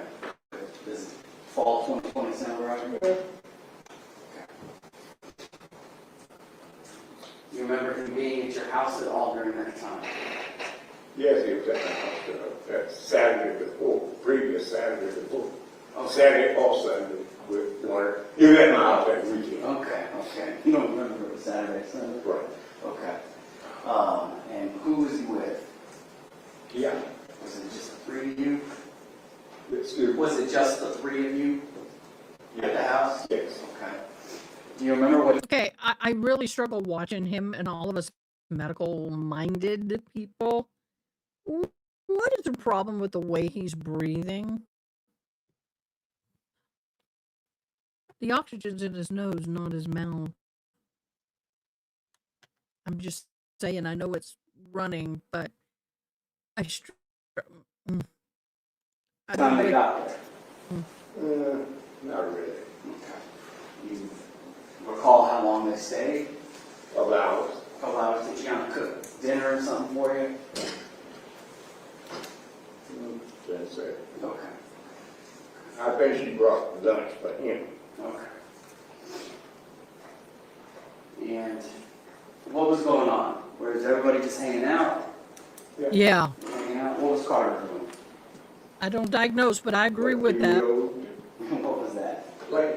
He was playing? What was he playing with? Refrigerator magnets, broom and dusting, that kind of stuff. Running around? Just running around being a 2-year-old. Did he seem happy? Seemed happy to me, he was always happy.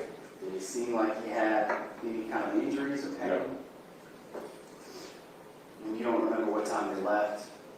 After a couple of hours. After a couple hours. Was he complaining about anything? No. Did he throw up at all? No. Nothing for me. Mr. Drew? Thank you, Don. Well, Mr. Kennedy, good to see you again. Hey, Once again, I'm Jeff Rue, representing your granddaughter, Kianna, in this matter. She live with you now? yes. What is your address? 309 Bonnie Drive, Warren Rise. And do you live there, besides Kianna, do you live there by yourself? Yes, I do. When did your wife pass? Probably 10, 12 years ago. Oh, 309 Bonnie Drive, is that right? Yes, You're retired, are you not? I am Where you retired from? Air Force How many years you served? 20. woo! Thank you for your service.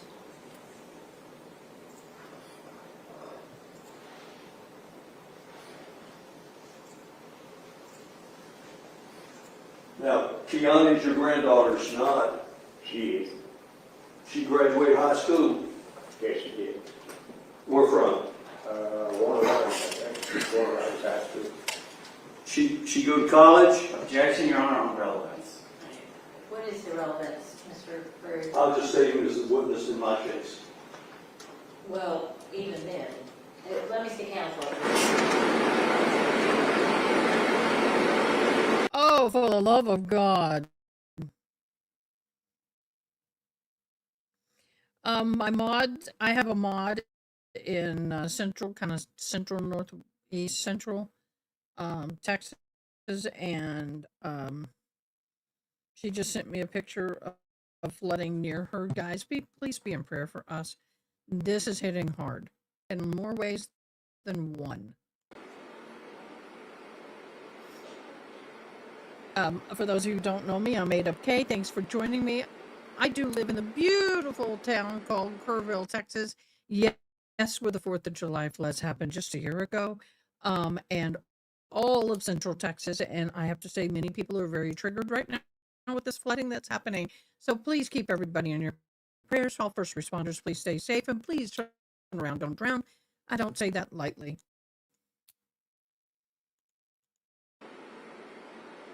Your life is more valuable than crossing a road.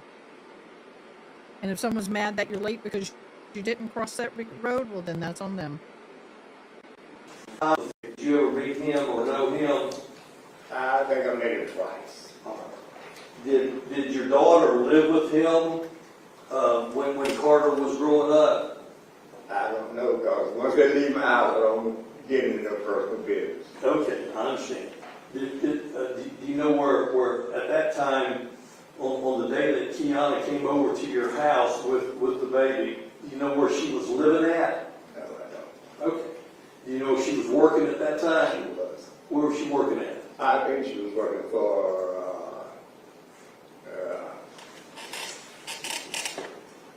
the city. No, not the city. The schools. School? Yeah. School system? Do you know which school she was working for? Technical college, that's what she was working for. All right. I think so. All right.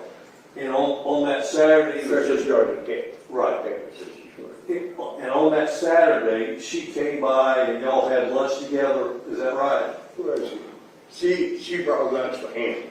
Okay. And would you see Carter and your daughter? Your granddaughter? Would you see them very often? Not twice a month. Okay. But in any event, you saw them on the Saturday before he passed away. Right.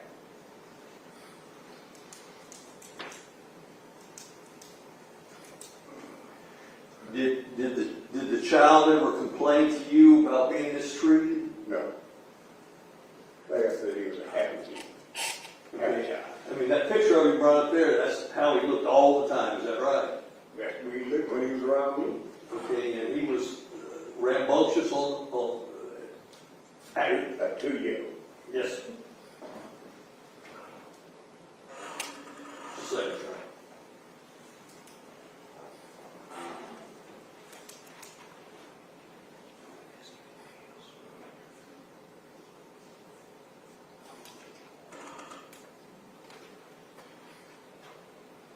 Thank you, Mr. Kennedy. Thank you, sir. Thank you. Anything else? No, Your Honor, You sit down, Mr. Kennedy. I'm not sure if You're he free to needs go. excuse or not. I'm going to excuse him. Okay, We're not going to leave. all right. You're free to go or stay as you wish at this point. Okay, thank you. Oh, poor guy. Let me see counsel for a second. Oh, no, you're not. We're zooming. I am. Child, if she gave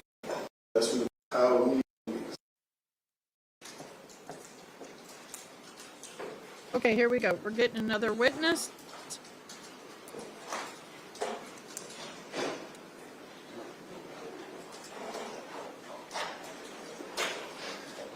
Oh, Angela and them are already flooding where they live. Angela, you please be safe. I know you're probably not watching, but you're in my prayers. And just so y'all know who are watching, we will be live tomorrow night, Thursday. I have a service to go to. And then Friday night, I'll come on and pick up with Thursday and Friday and get us all caught up for the weekend. Okay? So don't fret, but I have a service to go to on Thursday night. Can you raise your right hand, please? You swear or affirm the testimony about you will be the truth, the whole truth, and nothing but the truth, so help you God. Thank you, sir. You can speak up. Can you state your name for the record, please? Kadeem Ambrose, Can you spell that for the court reporter? Kadeemambrose. Thank you. Mr. Ambrose, where do you live? I live in McDonough, Georgia currently. Okay, currently. You live in Middle Georgia at all? I used to. Okay, when was that? I moved from Middle Georgia in 2021. Okay. Are you employed? Yes, sir. How are you employed? I am a firefighter with Gwinnett County. When you lived in Middle Georgia, how were you employed? I was a firefighter with the city of Warner Robins. So did you live in Warner Robins when you worked there? Yes, sir. All right. Do you know Kianna Davis? Yes, sir. Yes, sir. How do you know her? She's the mother of my child. Okay. Did you two were in a relationship? Yes, sir. How long did that relationship last? Approximately 4 years, 3 years. Did y'all live together? Yes, sir. Where did y'all live together? First apartment was Sandpiper off of Leisure Lake. Then the second apartment was off of Lakeview, I think is the name of the road. Lakeview? So y'all lived together at Lakeview? Yes, sir. All right. When did y'all break up? March 2012. Okay. Were you guys living in Lakeview at that time? Yes, sir. All right. And who moved out? I moved up. So Ms. Davis stayed behind? Yes, sir. Okay. Do you remember the specific address To our to the apartment, Lakeview apartment? 11 something, I really don't remember. Was that apartment in Houston County? Yes, sir. And do you see Ms. Davis in the courtroom today? Yes, sir. Yes, sir. What is she wearing? She's wearing a white and gray sweater. For the purposes of the record, he has identified the defendant. And you said y'all had a child? Yes, sir. Okay. What was that child's name? Carter Amari Ambrose. And when was he born? January 14, 2018. 2018. So I'm going to show you what's been previously admitted into evidence of State's Exhibit 12. You recognize that? What is it? It's Carter. It's Carter.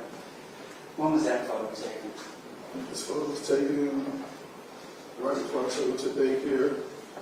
I think it was November 12th, November 12th? 2020. What were you guys doing that day? That was in the morning, and I just got him ready to take him to daycare. And we just started the morning, brush teeth, eat breakfast, and we left the house around 7:30. When you took him to daycare? Yes, sir. Where was daycare? Daycare was with Miss Faye off of Russell Parkway. Is that the last time you saw him alive? Yes, sir.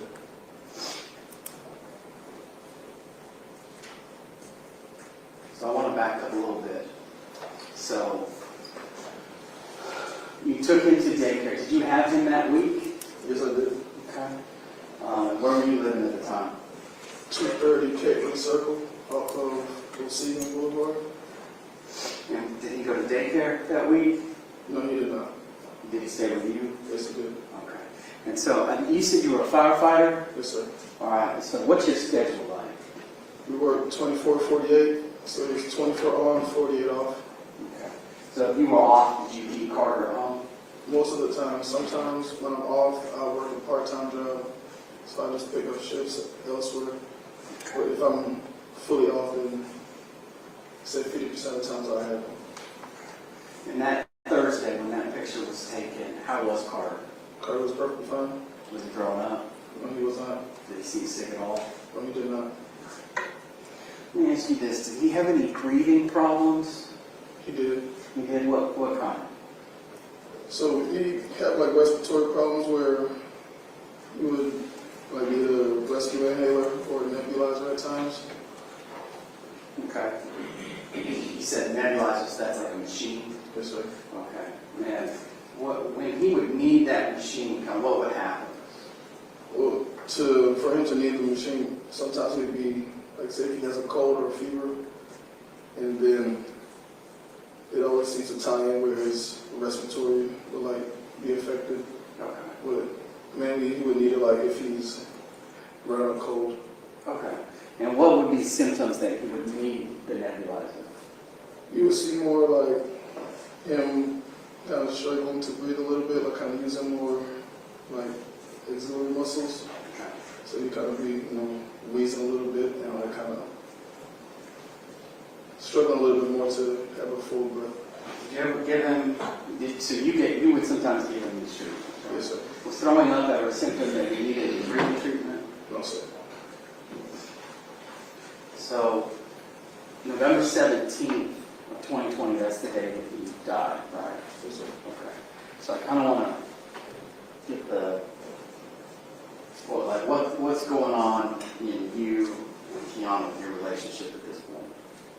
At this point, we still communicate. It's strictly on the basis of him. We don't hang out. We don't really talk much outside of, he needs this or anything pertaining to Carter. Because mainly the main focus of our conversation. And what was the custody arrangement, or was there one? It was never a definitive custody arrangement. She was the sole caregiver for Carter at the time. And we just kind of made arrangements around my schedule on when I should have them. Okay.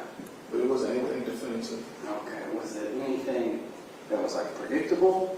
Yeah. Okay. So tell me about that. So we would look at my schedule and the days I have 2 days off back to back, usually like every other weekend, and also like at least 1 day out of the week. And if I can't get them every other weekend, then at least 2 days back to back in a week. So it'll just be communication on when to have them for 2 days back to back. And so at this point, you and Kianna are split up. Yes, sir. Right. Yeah. Were you seeing anybody new? I was at the moment. You were back in 2020, November 2020. Also, Do you know if she was seeing anybody? was she seeing anybody else? Yes. Not to my knowledge. Kianna. Oh, I'm sorry. yes. Was Kianna seeing anybody else? Yes, Do you know that person's name? yes, sir. What's his name? Keon Benton. Young Benton. Have you ever interacted with him before? Once. Okay. So you met him once. Do you know if they live together? I don't think so. And so you dropped Carter off Thursday at daycare. That's the last you see him. Now, are you and the defendant, is there any child support agreement in place? We recently just got a court-ordered child support agreement. Okay. And so were you ordered to pay child support? Yes, sir. How did you do that? Through the court, well, initially, when I moved, we settled on a fixed amount. And that's when I first moved out of the apartment. Then we talked about it and we settled on a set amount. But then later on, she wanted more and we talked about it and couldn't come up with the actual agreement because I was trying to stay away from actual court-ordered child support. But that's the route that we went with, and that's how we got to the court-ordered child support. So it was quarter of child support. So how do you pay? How much was it? It was, if I'm not mistaken, it was $750 a month. And it was set to be deducted from my paycheck. Okay. When was it set to be deducted? I knew it was supposed to start in November, Okay. and that's when the first payment was supposed to Okay. happen. And do you know if that payment was taken from you in November? Yes, it was. Okay. And how much was it? Was it the $750 that you said? I think it was partial. I think it was the first half of that came out of my paycheck. Okay. Was there something about you overpaid somehow? Yeah, so I wasn't too knowledgeable on how child support worked. So I knew that I got paid, I get paid on Thursday, and I think I messaged Ms. Davis saying, hey, can I go ahead and just make this first payment, because I know that you have it was a 5-day grace period for your rent to be due. So I'm gonna go ahead and pay the first part through the child support app, and then whenever I get paid, if it's deducted from my paycheck, then we can just, even that out. Because I did not know if it was going to be deducted from my paycheck at that time. Okay. So did you make kind of your own payment and then it was deducted as well? Yes, sir. Okay.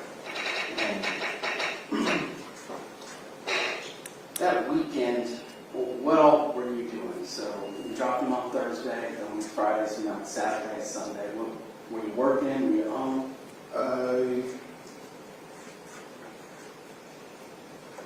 I worked Friday at the fire station. I think I was off that Saturday, and I picked up a shift Sunday and Monday Okay. and Tuesday. When you weren't with Carter, would you be able to speak to him over the phone?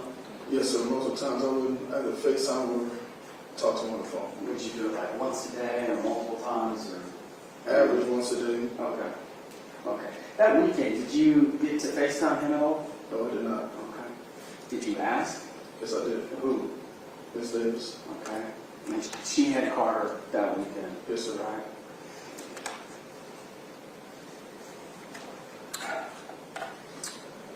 What, did she talk to you at all that weekend? We talked, I think it was Friday, when we realized that the payment was deducted from, when the payment was deducted from my paycheck. And after that was the last time we talked, because you blocked my phone number. She blocked your phone number? Yes, sir. Okay. And how did you figure out that she had blocked your phone number? The calls wouldn't go through, text messages wouldn't go through, and this happened before, so I pretty much knew how it is being blocked from. Okay. How many times did you call and try to text? I cannot recall. Was she mad at you? Yes, sir. What was it about? About overpaying on child support. Okay. And the purpose of your calls or texts, were they just about the child support? Before I was blocked, yes. So we had a phone call prior to, I think the last actual phone call that we had was about the child support, and her saying that I messed up everything as far as the child support payments. And I'm like trying to still figure out how I did that, and not really understanding how me making a payment through the defects app and then having it deducted from my check, how would that mess up anything? And that's what she was mad at me about. And were you calling as well to try to speak to your son? That night I was. Okay, which night? Pretty much the entire weekend. Pretty much the entire weekend? Yes, sir. And were you able to? No, sir. So that was the weekend. Is the only way you tried to communicate with her text or email that weekend? That weekend I sent her just emails because calls and texts was not going through, so I had to email her to at least get some type of response to her. Okay.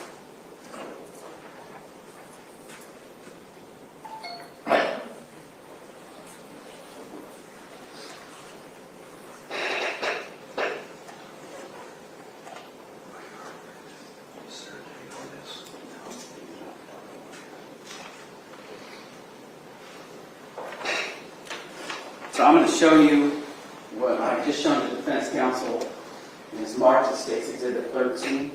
Can you please look at that?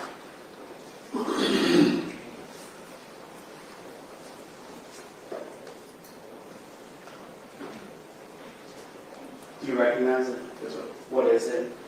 It's an email of me messaging Ms. Davis and an email of her replying back to my initial email. Okay, do you remember when that email was? Yes, sir. When was it? It was November 16th. November 16th, so that Monday? If I'm not mistaken, was either November 16th or, yes, it was that one. That Monday. And is this a fair and accurate representation of that email? Yes, sir. Okay. Has it been changed or altered in any way? No, sir. Your Honor, this time we offer evidence states 13. As long as I can cross on it, I have no objection. It's a minute. So I'm going to put it up on television and publish it. And that is behind you. So if you could turn around and take a look at it for me. So you said that you had texted her, or emailed, sorry. Is that correct? Yes, sir. And at what time did you email? 10:43. Okay, and she responded to you? Yes, sir. All right, can you please read to the jury what she responded to you? Stop emailing me. No, you can't. Yeah, or talk to Carter. Leave me TF alone. And that's the last time I'm going to tell you. What does TF stand for? The fuck. And that's the last time I want to tell you? Yes, sir. So this is Monday. Do you have any idea what's going on, where Carter is? You asked? No, sir.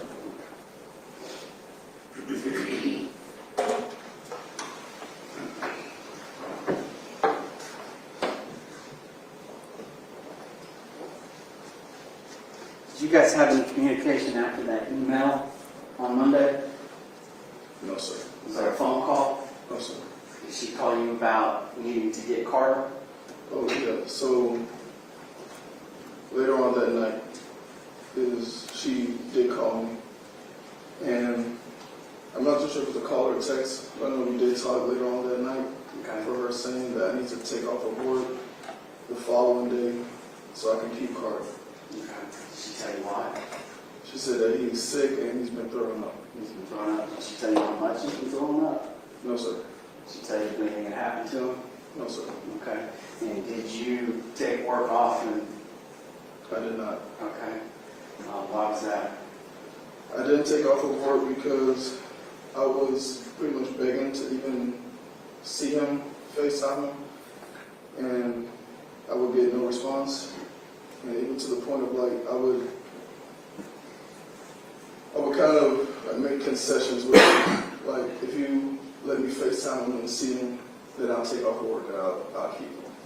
And those were going unanswered. And the only thing she told me was just that he's been throwing up and he's sick. I need to take off of work. You wish that you had? I did.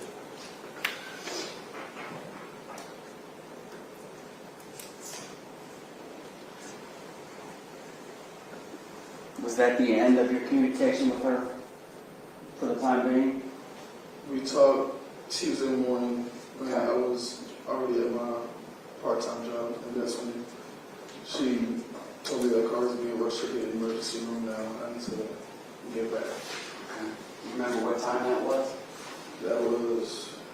It was in the morning time. I'd say approximately 8 or 9. Okay. Did she say what was wrong with him? No, she just said that he's being rushed to the hospital. She didn't say what was wrong. Okay. And he was being rushed to the hospital. So where was your part-time job at that time? I was on the ambulance in Dublin. Ambulance in Dublin? Are you EMS? Yes, sir. Okay.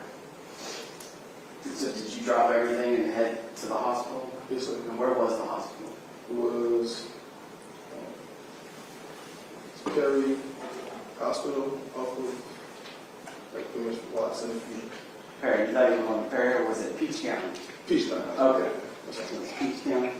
Did she say anything about who had taken him? If he went to a pediatrics office? I'm not sure if she did. Okay. So all you knew was that he was being taken to the hospital? Yes, sir. All right. And did you end up making it to the hospital? I did. And when you got there, was Carter alive or dead? He was already deceased at the time. She called me before I got to the hospital and told me that he was deceased. Okay. And when you got to the hospital, what did you do? When I got to the hospital, I came through the emergency bay, the ambulance bay, and they led me to the waiting room that was kind of off to the side. And that's when I saw Kianna and Kianna there. Were the police there? They had hospital police staff in the waiting room hospital. How long did you stay at the hospital? We had to wait a while before we could actually go see his body. And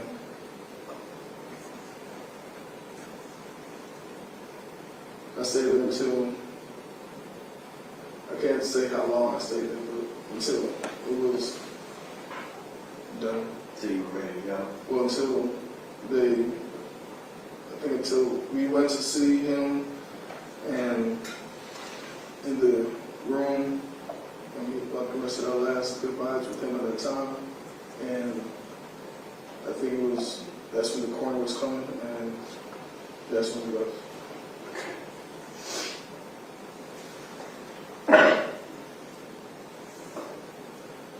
Let me ask you this. So you guys lived separately. Did he have a bedroom in your apartment? Yes, sir. All right. Did you like to sleep in that bedroom? He never slept in that room. Where did he sleep?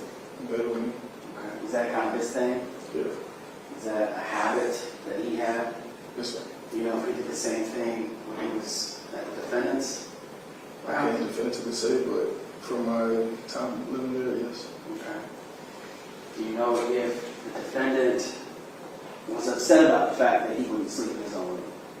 I cannot say.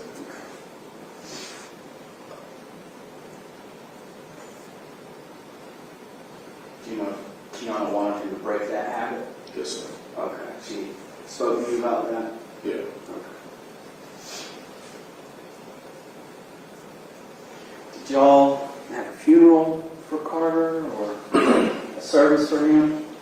We had a viewing at the funeral home, and then we also had a balloon release pretty much at the fire station I used to work at. Okay. And do you recall where the viewing was? McCullough Funeral Home off the hospital. Was the defendant there? Yes, sir. Did y'all interact at all? I don't think we did. If so, mildly. And you said there was a balloon release? Yes, sir. When was that done? Can't remember the exact date, but it was in December. Whose idea was that? Mine, Was Kianna involved in that at all? not in the plan. Okay. Did she go? She did.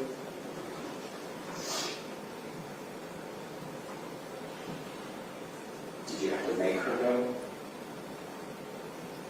I don't think I made her go, but I suggested it. I would like for her to be there. So, after the balloon release, do you remember when the balloon release was? The exact date? Yeah. I don't remember the exact date, but I have pictures I can look back. Well, I mean, so did the viewing happen first? Yes, sir. Okay. And then there was a balloon release? Yes, sir. Was it a few days, a couple weeks later? I'll say maybe 2 weeks later, 2 or 3 weeks later. And did you and the defendant stay in contact after that balloon release? Seldom. Seldom? Did you guys ever discuss Carter? Yes, sir. What was that discussion?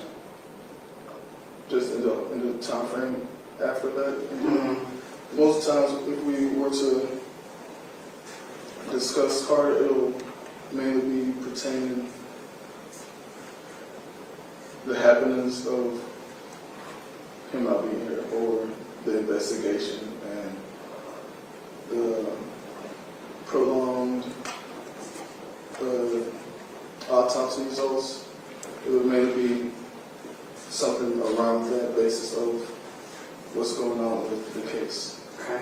And any time did you have a conversation with the defendant about Keon Benton's potential involvement? We had one interaction where it was when we got the preliminary autopsy results back, and when we got the preliminary autopsy results back, the preliminary results said lacerated liver, and I was a little mad, angry, and I was on the phone with her, and she got the results as well. And I told her, I said, Kianna, I said, if something comes back that said this guy did something to my kid, I don't know what I'll do. How did she respond to that?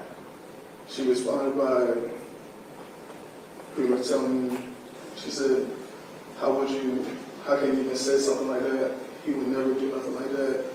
And he was even a better father to Carter than I was. Was she mad that you said that? By her tone, yes. Did she cuss you out? That's all she said.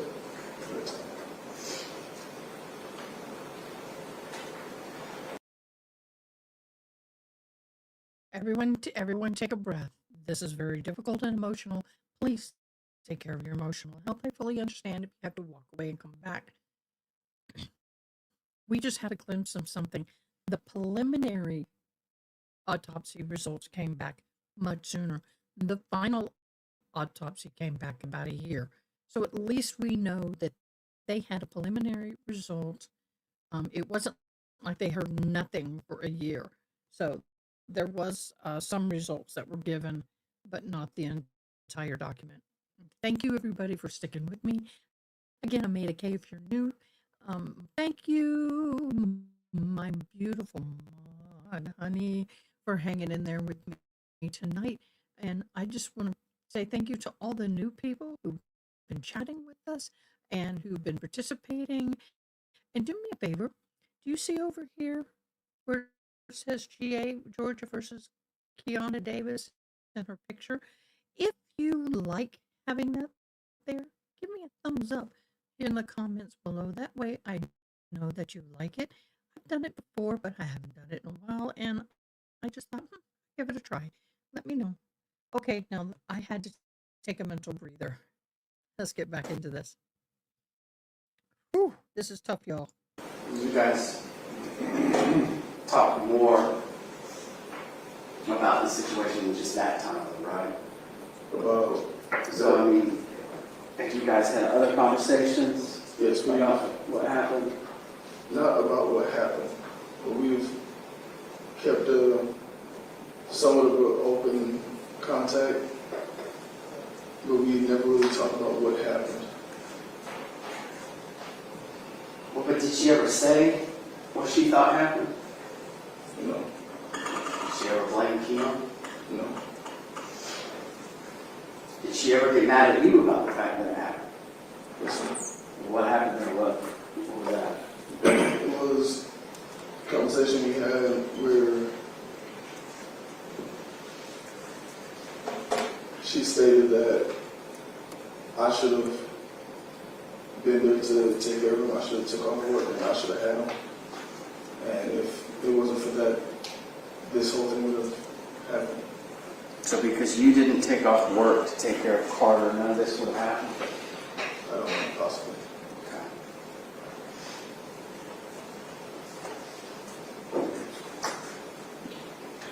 Do you know what she was referring to when she said none of this would have happened?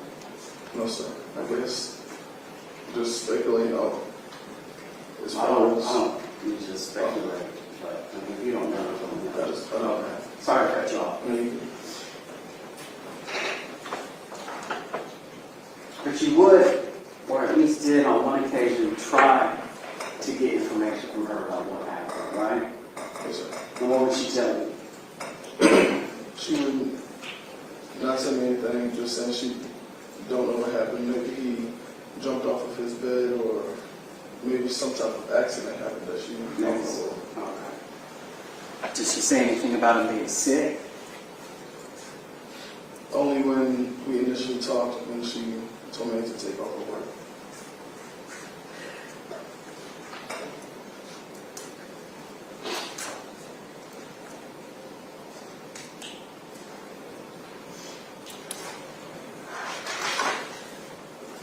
Is that weekend, was that the only time that she had kind of refused you access to him? Yes, sir. Because earlier you said that, I think you said that you knew you were blocked because it had happened before.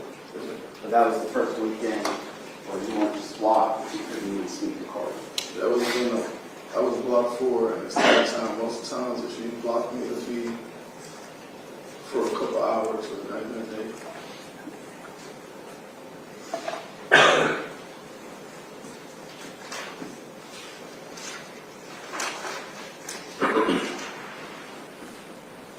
Nothing further at this time, Your Honor. Mr. Grove, thank you. Thank you. Mr. Ambrose, good afternoon. My name is Jeff Grove. I'm a lawyer from Warner Robins here representing Ms. Davis. Let me ask you a few questions if I may. I'm sorry for your loss. Okay. When did you and Ms. Davis start seeing each other? Me and Ms. Davis met in 2014.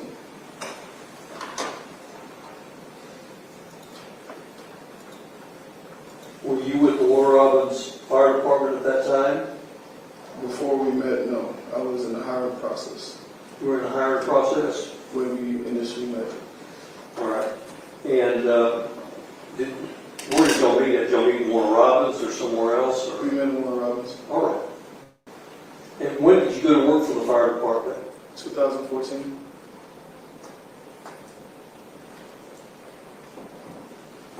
At some point in time, y'all moved in together, is that right? Yes, sir. When? 2017. 2017. Okay. And y'all moved into the Sandpiper Apartments, is that right? Yes, sir. And that's off of Russell Parkway in Warner Robins, is that correct? Yes, sir. When y'all moved in together, was it just you two? I lived in an apartment first, and then she moved in after she was pregnant. All right. And was she teaching school then?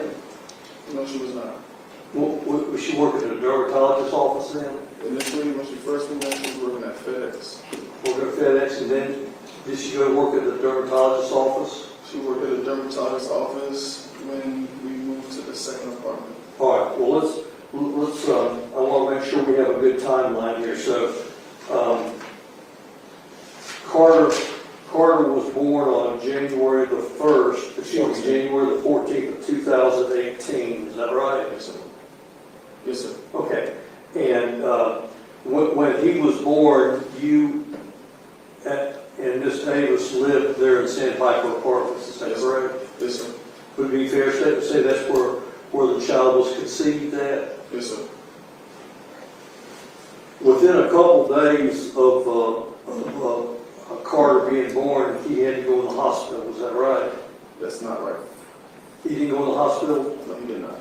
When did he go in the hospital at all during, say, the first month of his life?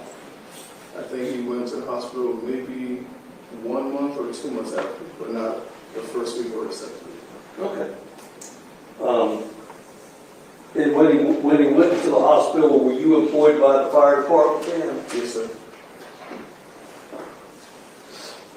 And where did Carter go to the hospital at? Which hospital? More than likely it'll be. And if you don't know, that's fine. Okay, I got to stop here because some of you don't know this.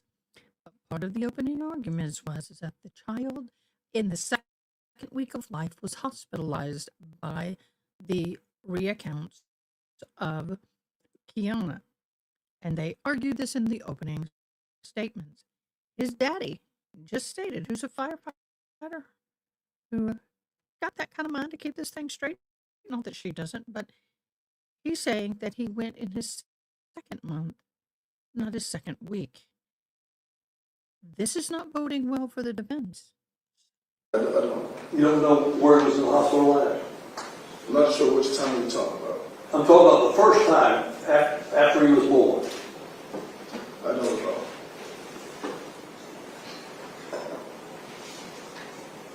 But nonetheless, you and Miss Davis were living together in Sandpiper Apartments. Yes, sir. And that was in 2018, correct? 2017 is when we lived together. That's when we started living together. Okay. But when Carter was born, Ms. Davis brought him back to your apartment there in Sandpiper, is that right? Yes, we both brought him back. Both brought him back, okay. And that you three lived there together, is that right? Yes, sir. And you lived there in that apartment there at Sandpiper, the three of you, until when? Until the following year. We stayed in that apartment for 1 year of Carter's life. Okay, until 2019? Yes, sir. And is that when you and Miss Davis and Carter moved to these apartments there off of Lakeview Road? Yes, sir. And that's the apartment that's right there within, say, 200 or 300 yards of the pediatric place. Is that right? Yes, sir. And that was planned, was it not? No, it's not. It wasn't planned. The plan was to have a nice apartment. Have a nice apartment, and the fact that his doctor was there meant nothing. It might have, but that wasn't the initial. Okay, I mean, could it have meant something to Miss Davis? Maybe I cannot say which Oh. one. And during this time, where was Miss Davis working at? It was a period where she did not work, and she was in school for a portion of that time. Where was she in school at? Mercer. Mercer University in Macon. Yes, sir. Was she taking online classes or in-person classes? Objection on relative service. The objection sustained. All right. So, how long was she? When did y'all move into the apartments over there at Lakeview? I would say March of 2019. Okay. And when was it that you moved out? March of 2020. All right. And was it just you three still there at the apartment when you moved out? Yes, sir. And you were still with the fire department, is that right? Yes, sir. And do you know if Ms. Davis was a stay-at-home mom? For a portion, she was. Until when? She got a job at a dermatology office in Macon. All right. And do you know when that was? I cannot recall. And did she stay there the entire time until y'all broke up in March of 2020? Yes, sir.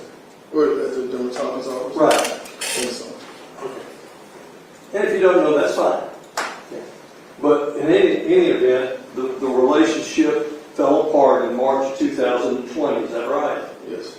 And is that when you were still with the fire department, right? Yes. And is that when you moved to Caitlin Drive? Caitlin Circle. Caitlin Circle. And that's over there near, which fire station is that you were working at then? Fire station number 6. And that's the one off Osegan. Yes, sir.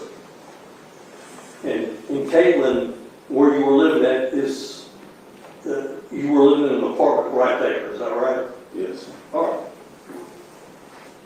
Now, so when you left in March of 2020, did you and Ms. Davis have an agreement as to what sort of child support you would pay? Yes, sir. How much? It was $580. And that's an agreement that you two made? Yes, sir. And were you paying $580 starting in March of 2020? Yes. And so you paid it for every month until? Until I got a court order on child support. Okay. And the court order for child support, did you have to come down here to this courthouse to get an order to do that? Yes, sir. And the amount was $750 Yes, sir. a month. Was that to come out of the $580 that you were paying, did that come out of your, was that deducted from your salary, or did you just pay that on your own? That was the amount that we decided together for me to just pay her monthly. Okay, you paid it up on your own, Yes, is that right? And you were brought down here for child support was it November of 2020? If I'm not mistaken, it's October. October, and the money was to start when? In November. November, 1st of November? Yes. Okay. And would that come in one lump sum payment of $750? No, sir. Would it be divided twice a month type thing? Yes. All right. You were saying something about an overpayment. What was that about? I paid the initial half before I knew that it was being deducted from my paycheck. All right. And you felt as though Ms. Davis should pay you that money back? I said if she would like it, she can pay me back. If she would like. Yeah, because I wouldn't pay. That's how you said it? Yes, sir. Okay. So, once again, you kept the child, and you returned the child to Miss Davis on the Thursday before he died, is that right? I took him to daycare that morning. You took him to daycare on that Friday morning? Thursday morning. On Thursday morning? Yes, sir. Did you pick him up from daycare on Thursday, or did she? She did. All right. So you didn't have anything to do with picking the child up on Friday, is that right? No, sir. Okay. And I guess at some point in time, you and Ms. Davis talked over the weekend about, well, she called you and wanted to know if you could keep the child. Did she do that on the weekend, or did she do that on the following Monday? Can you repeat that for me? Okay. You had testified earlier that you and Ms. Davis had talked, or she had asked you if you could take care of the child on Tuesday, the 17th. You recall that? Yes. And you told her that you could not because you had not your fire job, but a part-time job as EMS. Is that right? Yes, sir. Did you say anything to her that you would watch the child if she gave you that $350 back? Incorrect. No. That's incorrect. That's wrong. Oh. Now, but nonetheless, you did not agree to keep Carter on that Tuesday. Is that right? I did not. And you could have gotten out of that part-time job, couldn't you? Yes, I could. Pardon? Yes, I could. Okay, but you just didn't want to. I didn't want to because I did not see my child for the entire weekend until Ms. Davis sprung upon me randomly after not talking to her or the kid for 3 days pretty much. Oh, yeah. I was texting saying, hey, you need to take off of work tomorrow. But you could have seen Carter that entire Tuesday, couldn't you? Couldn't you? Yes, I could.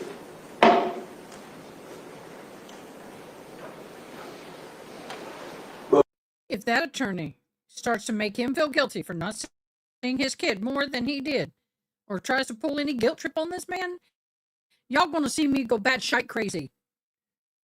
I will flip my wig that I don't even own. Because you and Miss Davis were being disagreeable with each other, you drew the line in the sand.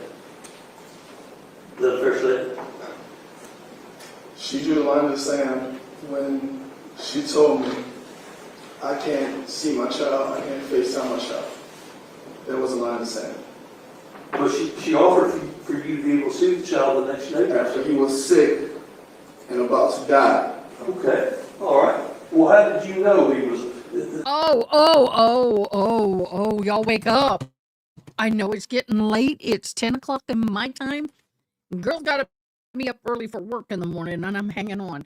But y'all, he's sitting here saying that his baby mama drew a line in the sand and said he couldn't see the child or FaceTime the child.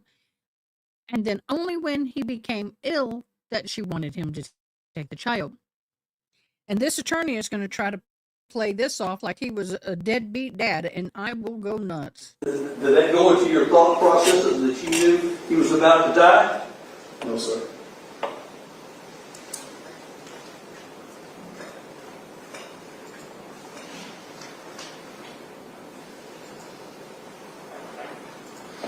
No, even though you were under a child support order, you didn't have any sort of anything in writing approved by the court as to what sort of visitation rights you would have. Is that correct? No, sir. And for the most part, you and Miss Davis got along pretty good about that, didn't you? Yes, sir. Hello, Britt. Yeah, that's no bueno in my book.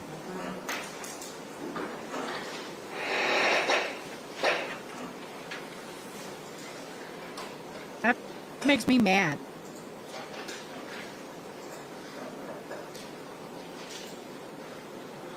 It's not his fault.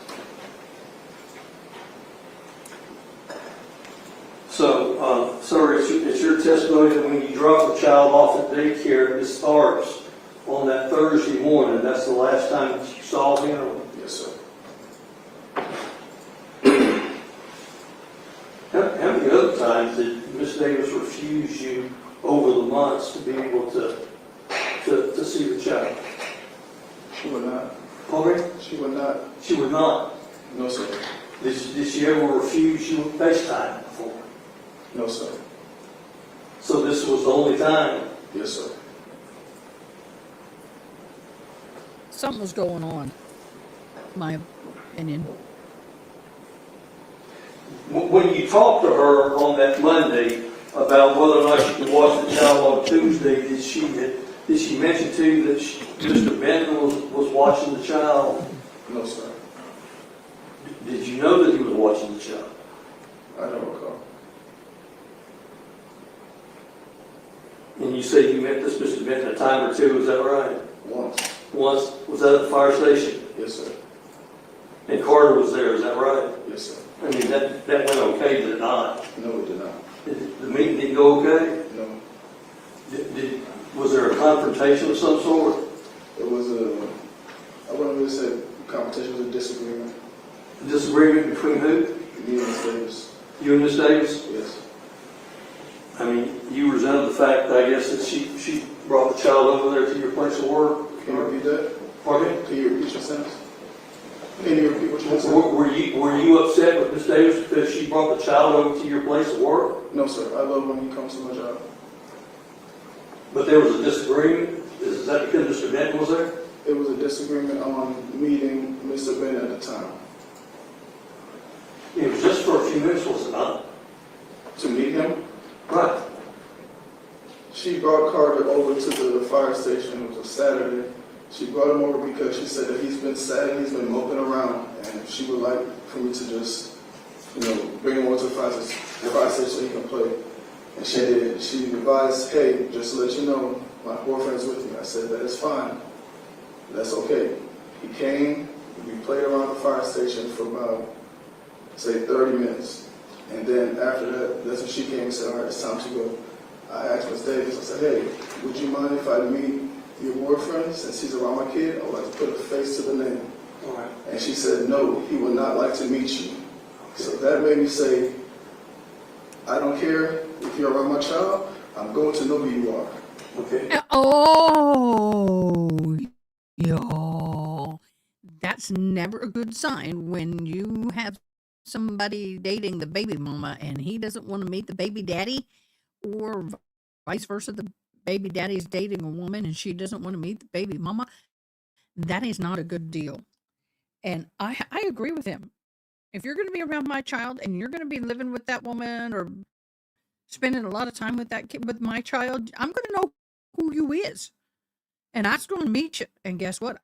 I will background check the hell out of you. Was this on the Saturday before the child died? No, sir. Just saying. How far in the past was that? Me and my son, we went on vacation to visit our mom, to visit my mom in October. We came back October 18th, October 19th. That was the following weekend after that, so it was still in October.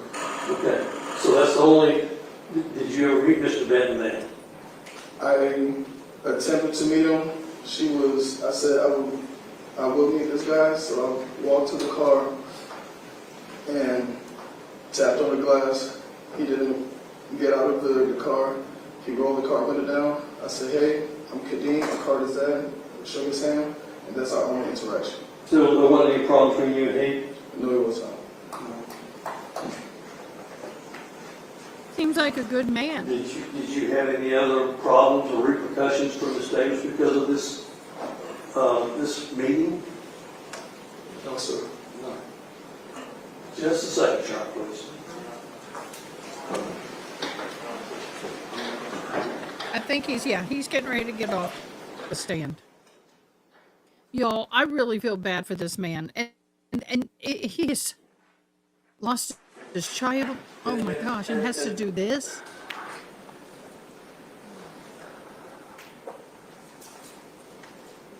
I mean, sir, once again, you moved out in March of 2020, is that right? Yes, sir.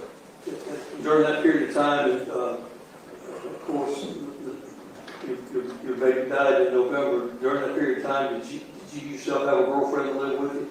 No, sir. You never had a girlfriend that lived with you? No, sir. Did you ever have a girlfriend? Yes, sir. Who was that? I was dating a girl named Tierra. Tiara. And did you have the occasion to have Miss Davis meet her? No, sir.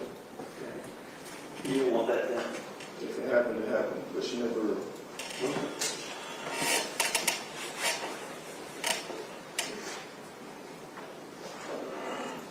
And Mr. Ambrose, you are currently with Gwinnett County, is that correct? Yes, Up sir. there? Yes, sir. Which fire department do you work for? Gwinnett County Fire and Emergency Services. Okay.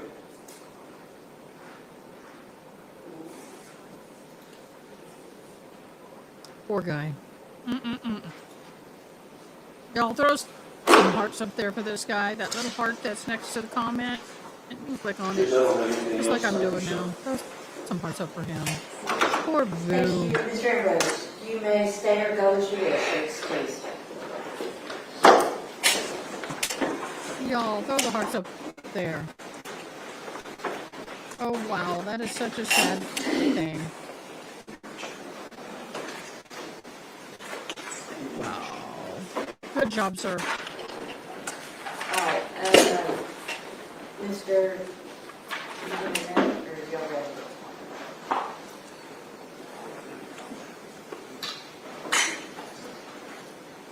That is so horrible. Yeah. And with thank you very much. Okay. All right, y'all, we're gonna take just like 2 minutes to do some technology adjustments in here so that, What we're going to do, I need to talk to you about our schedule for tonight. The schedule for tonight is, I do have to be up early in the morning. I am a working girl now. And with the rain being the way it is and the flooding we're having, some of us may or may not make it into work. So I may have to work from home, which means getting up early, setting everything up, moving this back so I have space to work. So, what we'll do is we will pick up tomorrow night right where I left off, and we will get through and we'll catch up. Okay, I apologize, but this is a 9-hour court day. And I've been sitting in a chair from 8 in the morning till 5, and then I come home and I do it here. So I can't be up until we've got how many more hours of this left? We got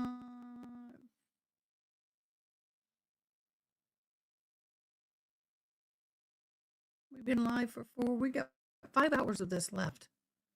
I can't hang out for 5 more hours. But we're going to hang out as long as I can, okay? I'm not gone yet. I'm just saying, we're not going to catch every bit of this.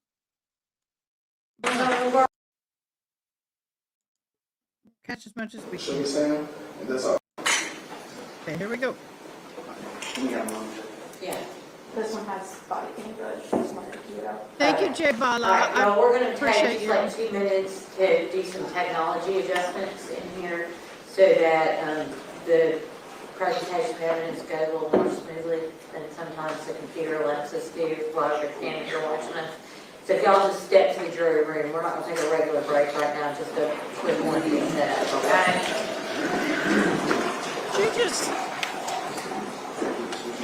He asked her for a glass of water. He's the attorney and he's asking her to serve him a glass of water. Oh, that's so much like, I'm sorry, that, I'm not going to say it. Not going to say it, but yeah.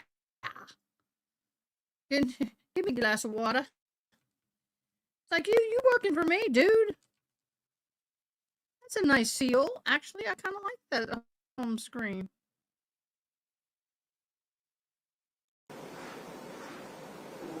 Oh, thank you, honey. Maybe another hour.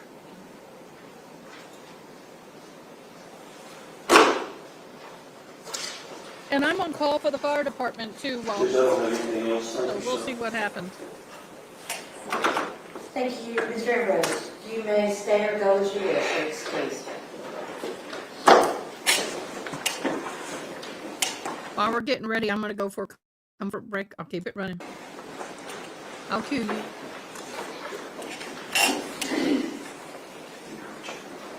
To November of 2020, were you a police officer at that time? Yes, ma'am, I was. Okay, did you still work for Winter Robins or a different agency? Still with one Robin's contact group. That being said, how long have you been with Winter Robins? Total just over 8 years at this point. And have you always been in patrol? Yes, ma'am. Were you on patrol back in November of 2020? I was. On November 17th of 2020, did you receive a call out of primary pediatrics? I did, ma'am. Okay, what was that call for? I believe the call was titled Assist Agency as far as EMS. It was in reference to a CPR progress. And you were out on scene, correct? Yes, ma'am, I did.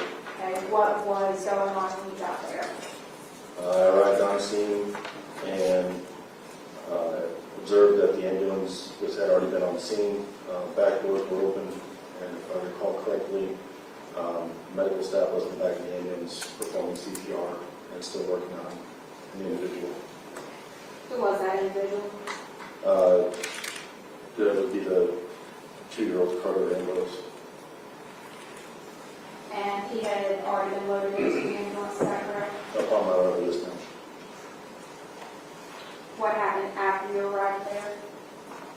Initially made contact with medical staff to find out basic information of what was going on. We were then instructed that the child was going to be transported to the hospital, to which I did follow the ambulance to that location. Which hospital? Peach County Madison Hospital. And you followed the ambulance there? Yes, ma'am. What happened when you arrived at Peach County Hospital? Got to the hospital, ambulance and medical staff unloaded the male from the ambulance into a treatment room where they attempted to continue to give on further care to resuscitate them. And were they able to do so to your knowledge? No, ma'am, they were not. After that, did you leave Peach County Hospital? Stood by momentarily until then I was instructed to respond to the residents at 68 Lakeview Lane, or Lakeview Road, excuse me. And that's 682 Lakeview Road, is that here in Madison County? It is. And what happened when you responded? I made contact with the lieutenant on duty and sergeant on duty who were providing scene security in the lead time. So when you arrived at the apartment, because this is an apartment complex, correct? Correct. When you arrived at the apartment complex and relieved your lieutenant and sergeant, what happened from then? I remained on scene for scene security,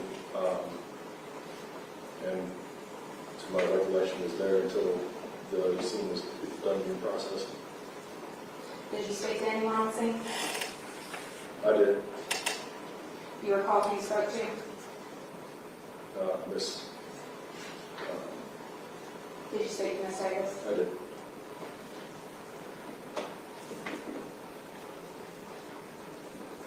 Now, were you wearing a body cam at that time? Yes, ma'am, I was. Was that body cam on and recording? To my knowledge, yes, ma'am. Was it working properly? Yes, ma'am. Do you regularly wear a body cam? Every day. Now, at the time you spoke with Ms. Davis, your body cam was on recording.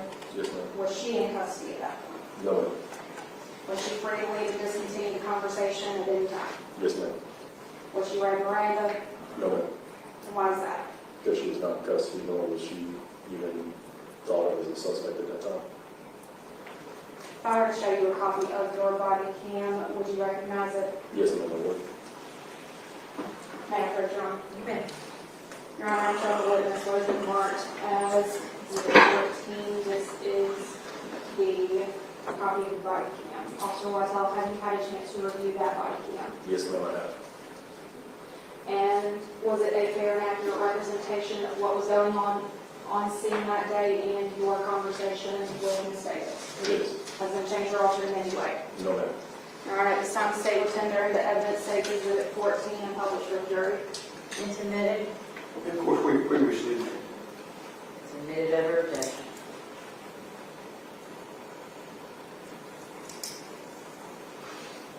You may publish. Thank you, Judge.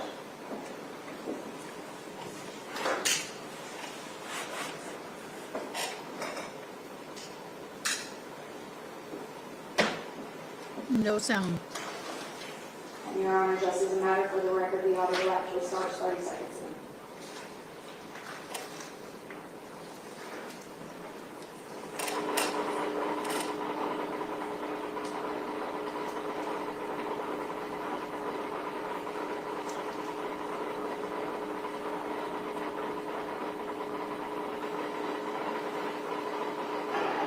Yep, he was.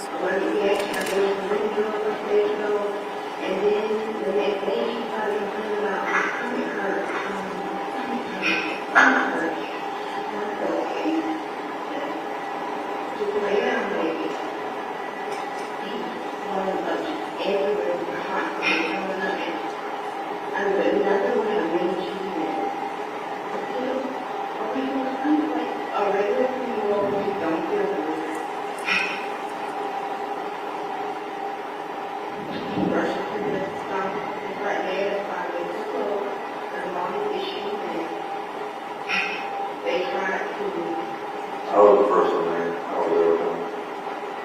Well, I was there with. And they were all pretty distraught. They've all been since day one a part of the investigation. I never have to ask when I go in there because they automatically know. We got something.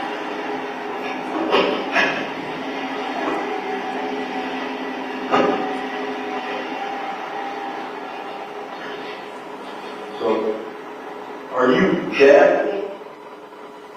And they're all pretty distraught. They've all been since day one a part of the investigation. I never have to ask when I go in there because they automatically know. We got something.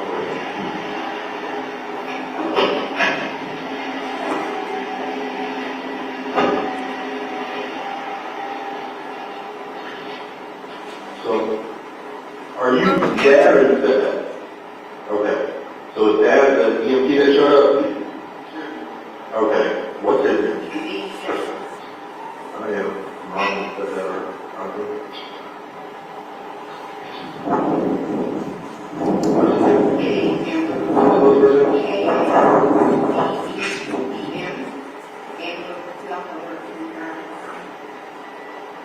You know what his birthday was?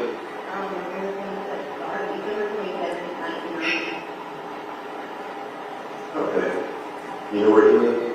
Yes, it is right next to the fire department on Kimberly.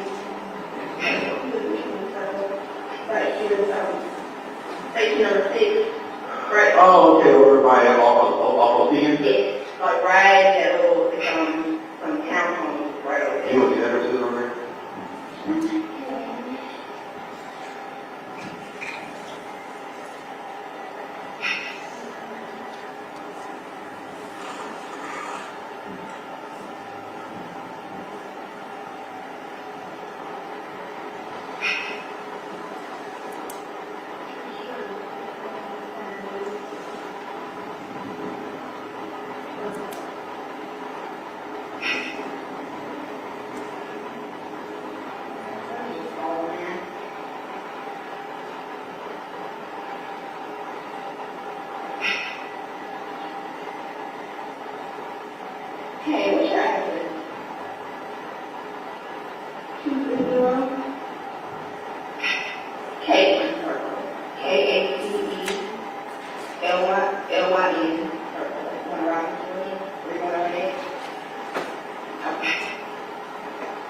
I'm waiting on the cop down over there, because we can't go in, it'll be a house, I guess, or whatever.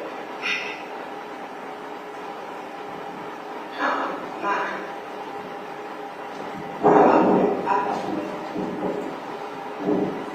What's Mr. Rivers' homework situation going on?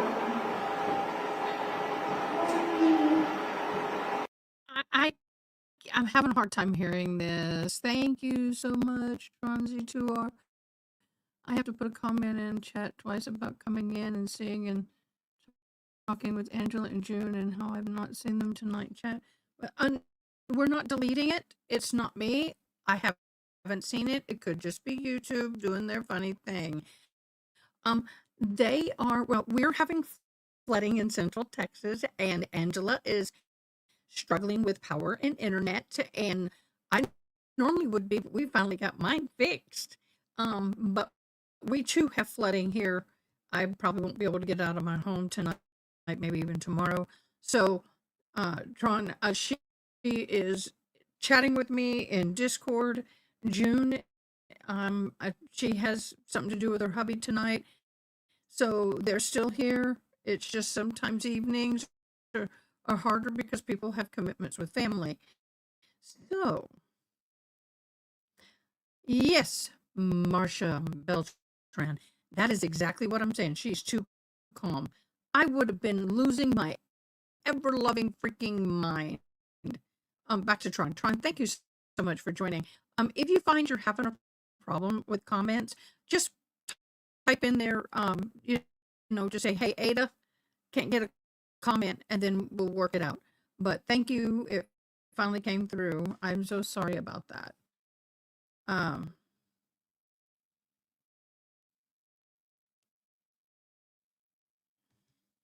So my apologies. This is the first time I've seen you. I'll put this up here so you can see. This is the first comment that I have seen of yours. And I do have a mod who's watching. Her name is Honey, and we adore you, Honey. So blessings and thanks for hopping in. Phone number is 478-998-7199. Okay. Thank you. I forgot to get this information earlier. So. That feel great. Was that? Good evening. Oh, yes, you.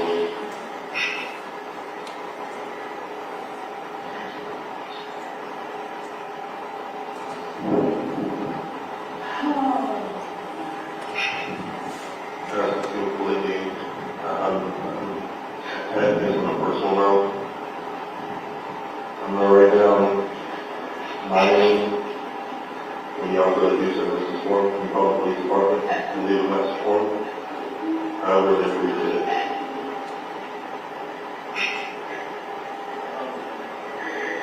And I understand motions run high. To let you know, I had to yell at him. That he was sniffing the tailpipe of the ambulance, and I actually talked to him, he out there, he goes, I thought you were going to pull him over. I said, at one point I was, and then I was like, no, they got an ambulance in front of me, behind them, nobody's going to go in between. He worked so hard, I was trying so hard to get here.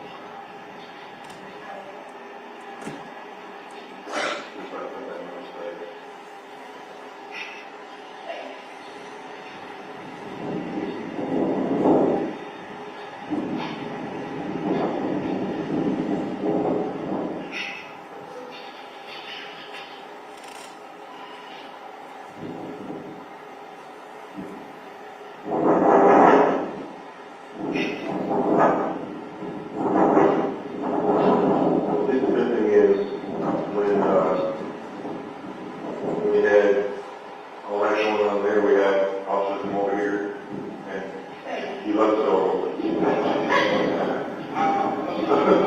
That's why we're staying about here primarily. And I was kind of juvenile out there to hold it because of him passing.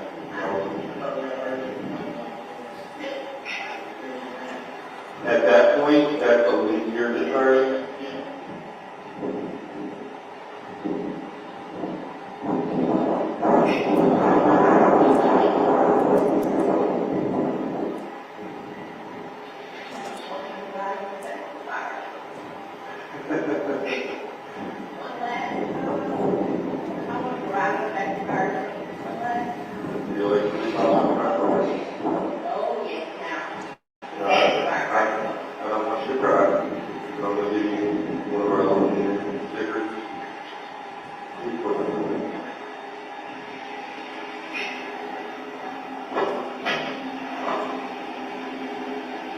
Honey just scored, please.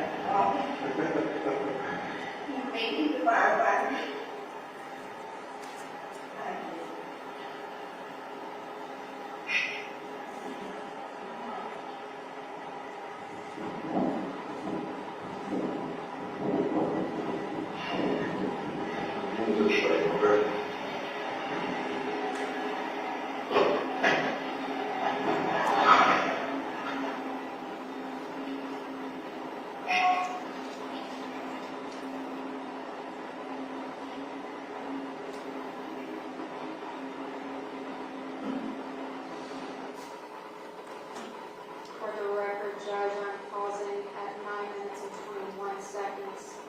Fast forwarding to 14 minutes and 23 seconds. I previously discussed with defense counsel that I would fast forward to 14 minutes in order to optimize the pitch. Okay. Brady will send a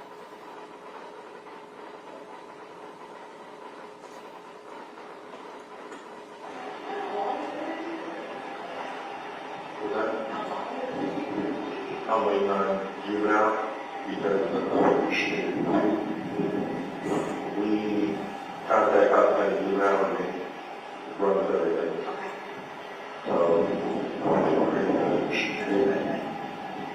we get out here. So we will say something about our house.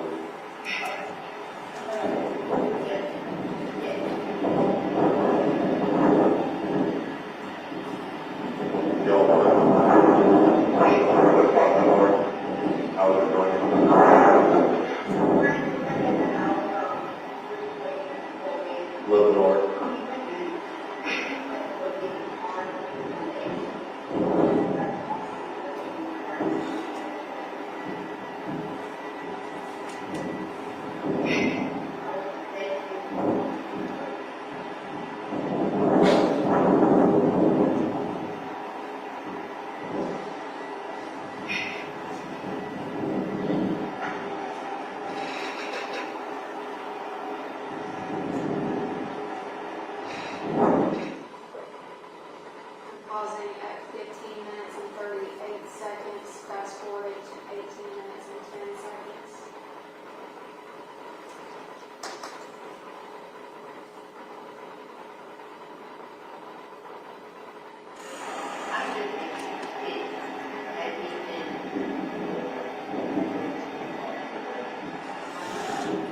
It won't. It won't. Unfortunately, I've dealt with stuff like this quite a few times, and it won't be you until a day and maybe a week or two. And then all of a sudden, you'll be able to grieve. But let let me preface that by also saying, know that if you do start feeling depressed, that differs with causes of life. Okay?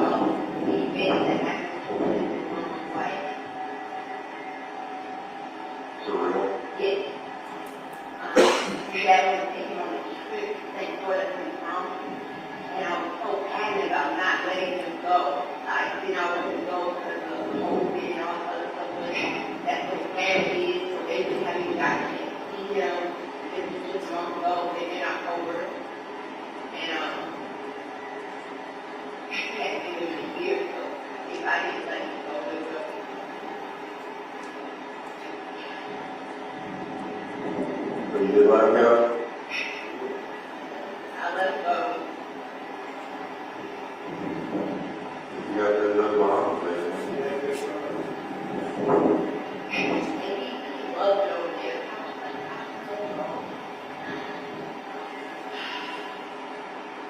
And now we're like grateful that he got to feel the last time. Like, it wasn't what they thought that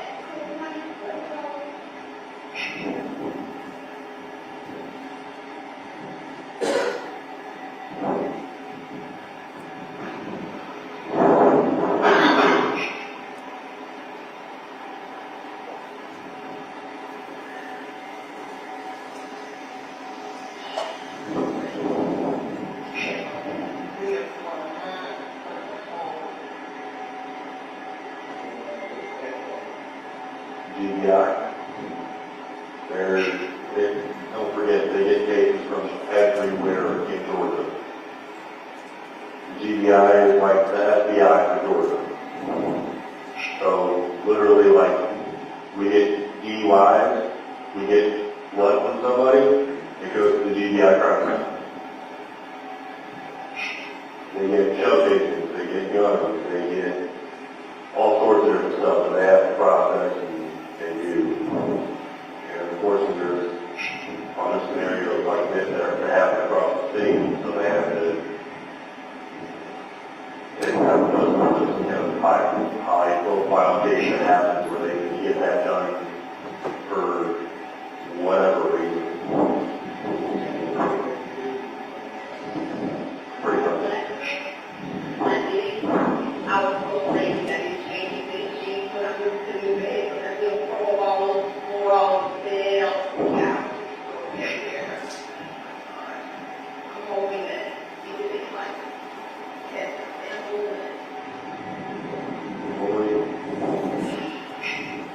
When Dr. Brown gets over here, we're also going to have our crime unit for you. So basically, and they process thousands and thousands and thousands and thousands of crimes. So they know what it is.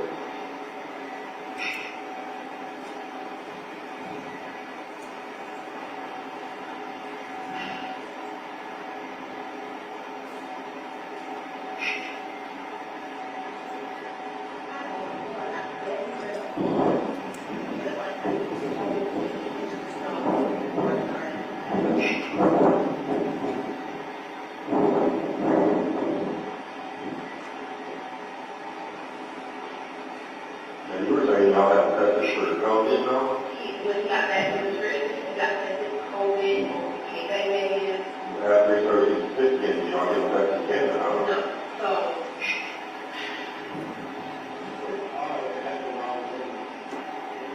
Since October, he went home from October 19th. When you get back. He got back on the 23rd. Okay. And That wasn't too long. it wasn't long. It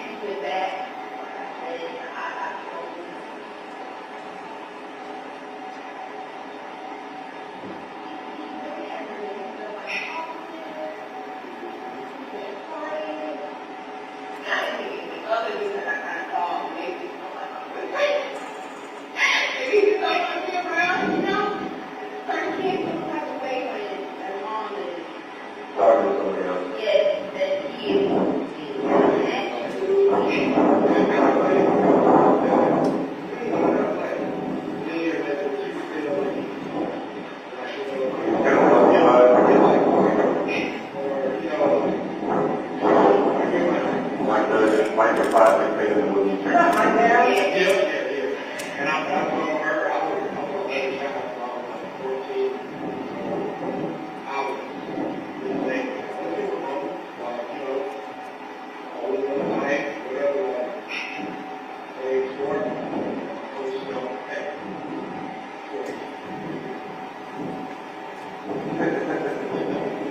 Okay, come on, get right back me out, let her know.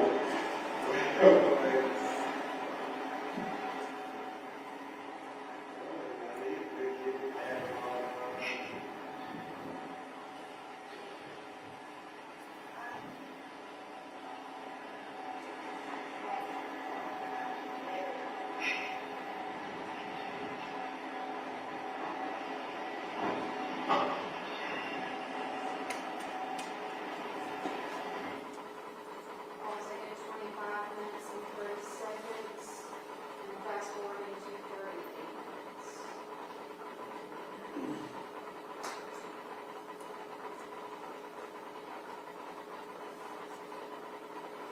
I left the house this morning, it was 38 degrees.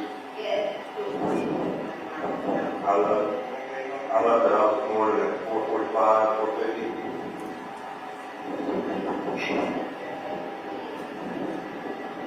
Still about 40 degrees.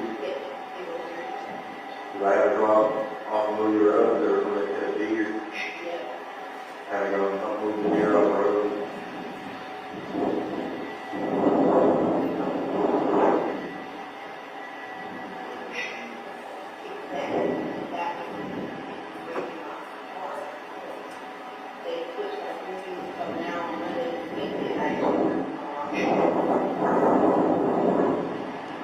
When you worked at Jones County High School in, okay.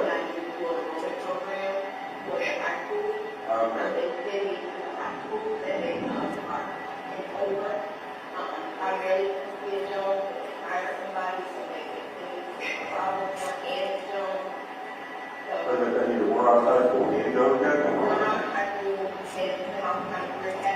Okay, yeah, yeah. I go there and What kind of classes? I'm actually, got hired on to be a night teacher, teaching programming next year.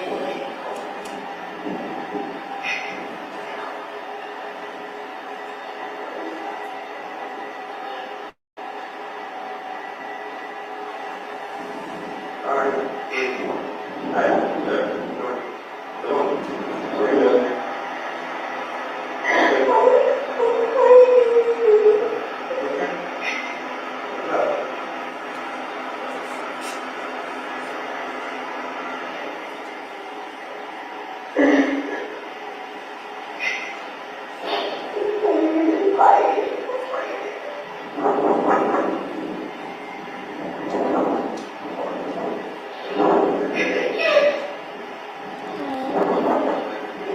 Did you see how sweet that police officer is being?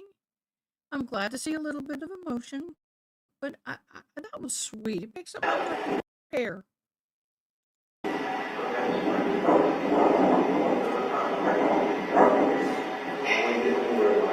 Walking around elsewhere, instead of coming.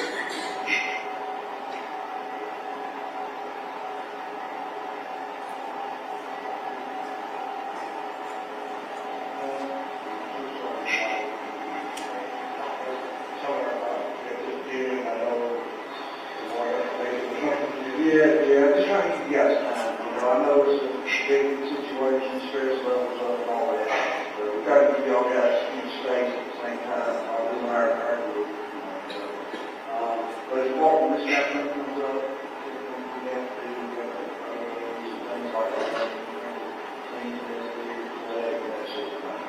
It requires one of two things, it requires you to send me guys, it requires you to do this. Usually that's the way it goes, I have everybody, you know, I don't have to listen, I have to go. So I tell you, yeah, whatever your legal rights. So I apologize for being out of forms, so I just can't read one. Just send one. That's county sheriff's office, and I'm reading. I says, you'll preach your name, you live here too, sir. You don't live here. Just you here. You had any problems here? Well, it's all right, I'll teach you. But anyways, preach your name here. It's on, I let you get his name there. You give the House County Sheriff's Office and Warren Island Police Department, state certain credits, equating out the way of this case, and taking necessary photos. I understand I have the right to draw this in at any time, and of course, it certainly won't be signed. Free and signed.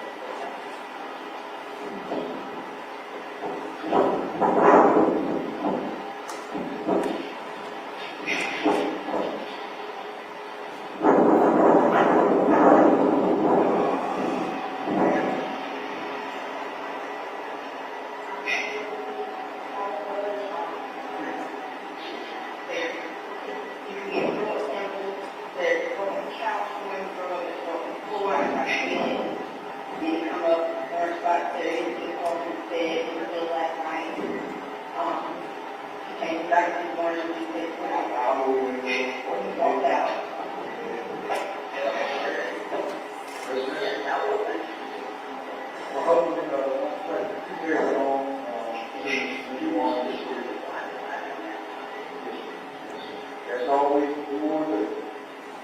You guys are close.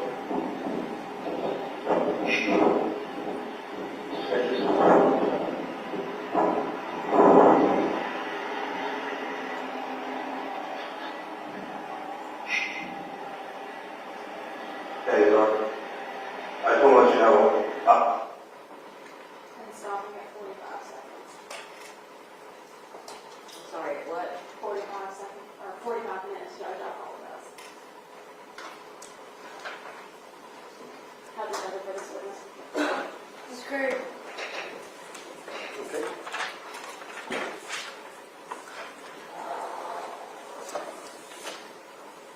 Thank you, Your Honor.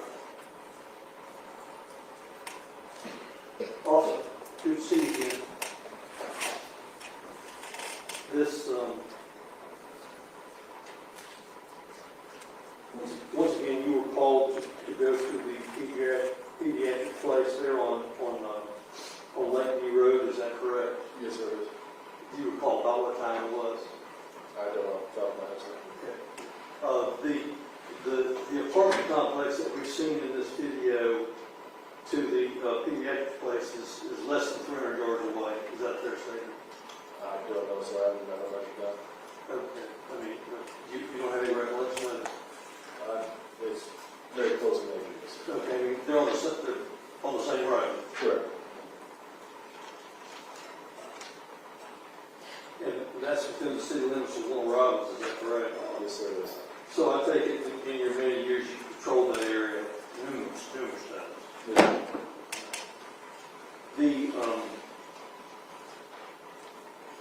Once again, when you went to the pediatric place there first on Lakeview, did you, Miss Davis, did you follow her out there, or was she in the ambulance, or Nothing.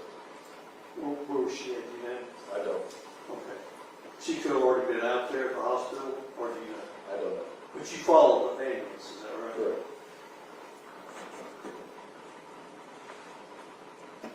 I take it that you weren't at the Beach County Hospital very long, is that right? I wouldn't say so, no, sir. Less than 30 minutes. Approximately. And then, but you were instructed to go back, or go to the apartment there that you were at, is that right? That's correct. There's the date on this, at the very end of this, is 13/09/25. Is that a correct date, or is that a correct time, or do you have any recollection? I'm not sure, I believe that might be a correct time. I don't know, sir. But nonetheless, you were out there for the entirety of this conversation that you had with Ms. Davis and Mr. Bennett, is that right? Yes, sir. And then there at the end is when Deputy Collins came from the House County Sheriff's Department to go through the place, is that right? I believe so, yes, sir. Who else was there? Was there someone there from DFAX? Yes, sir. Was Marcus Williams there from DFAX? I believe so. Do you know if Juan Herrera from the Little Roberts Police Department was there at this time? At that time, I'm not sure, sir. I don't recall if Don Juan was already there, but I do know that he did eventually come there with him. Did you hang around for that, or did you leave, go back in service? I believe I hung around, if I'm not mistaken. Okay. Unless I was relieved by Sergeant Collins. Okay, at the conclusion of this video, did Ms. Davis leave? I don't recall. I believe she might have stayed on scene. Okay, but certainly she wasn't allowed to go on the scene while Officer Herrera and Deputy Collins were inside, is that right? That's correct. Just a second, Charlie.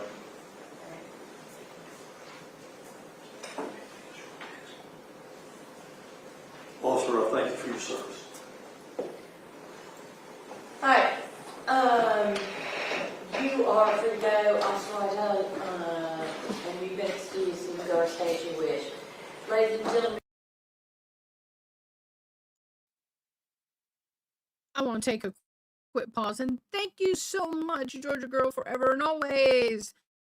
I want to thank you for your service. Thank you for all you do for your community. People have no idea how tough it is to be a firefighter. And yes, unfortunately, rheumatoid arthritis takes many firefighters out of the line of duty. But there are other things that can be done in the volunteer spectrum.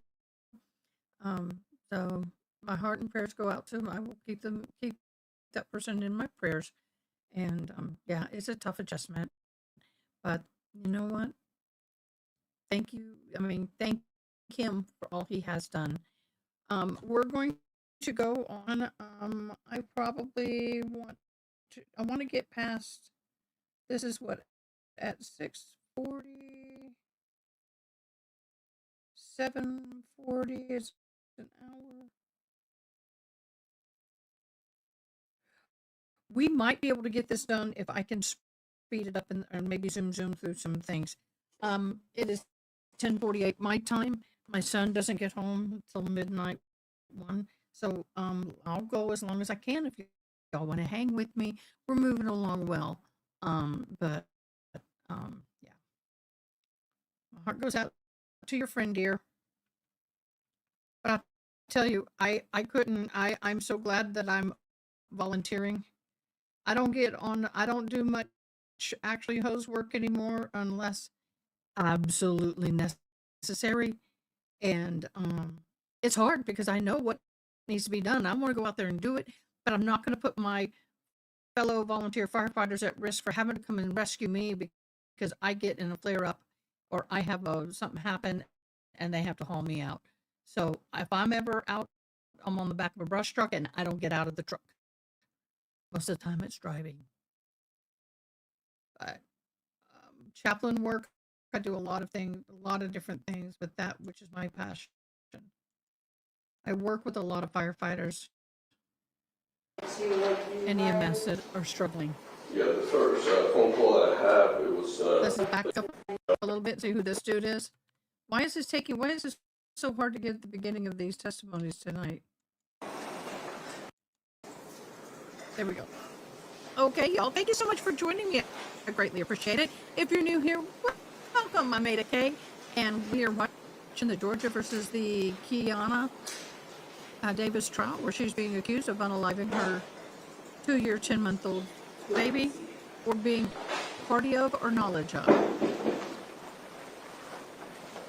The baby died from blunt force trauma to the abdomen, caused a 2.5 inch tear in his You swear affirm brain, testimony liver, shall give here before this in court his is truth, the whole liver. truth, and nothing but the truth, so help you God. I do. You would state your name for the record, please. Juan Herrera. I'm sorry about the audio. I can't help it. I have actually gauged this out. If you heard the original audio, you wouldn't be here. Where do you work? Waterloo Police Department. What do you do for Warner Robins Police Department? So my role's a crime scene investigator, also later print examiner. So you are primarily a crime scene investigator and you are also a late forensic. Yes, ma'am. What do you do for crime scene investigations? Crime scene, when we on call, we respond to different crimes. And how long have you done that? For 19 years. Is that how long you work for Warner Robins Police Department? Now, I was hired on January 29, 2007. What did you do when you were initially hired? I was a booking officer. And so what did you do from there? From there, I applied for the crime scene due to my training before to the Department of Homeland Security on fingerprint. And then I got the job in March 2009. And since then, you have worked crime scene investigations for Warner Robins Police Department. Yes, ma'am. Thank you, sir. Let me take you back to November 17th of 2020. Were you working in that capacity on that day? Yes, ma'am. I was on call that day.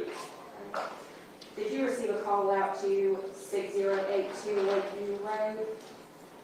Yeah, the first phone call that I had, it was to respond to the ER at the Perry Hospital in Beach County.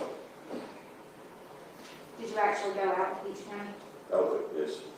What did you do at Beach County? I met with Coroner Galpin and Juvenile Sergeant Collins to photograph and bag the child so I can send him to the morgue at Houston County.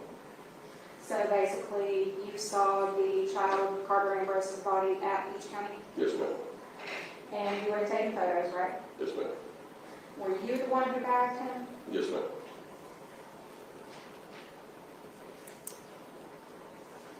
And after you bagged him at Beach County Hospital, what did you do? I followed EMS to the Houston County morgue, and myself, I locked him in the morgue. So you transferred the body to the morgue. Yes, ma'am. And what did you do from there? From there, just photographed the lock in the freezer, in the cooler section, and just went back to the scene. And by the scene, what is the address for the scene? Yeah, so the scene,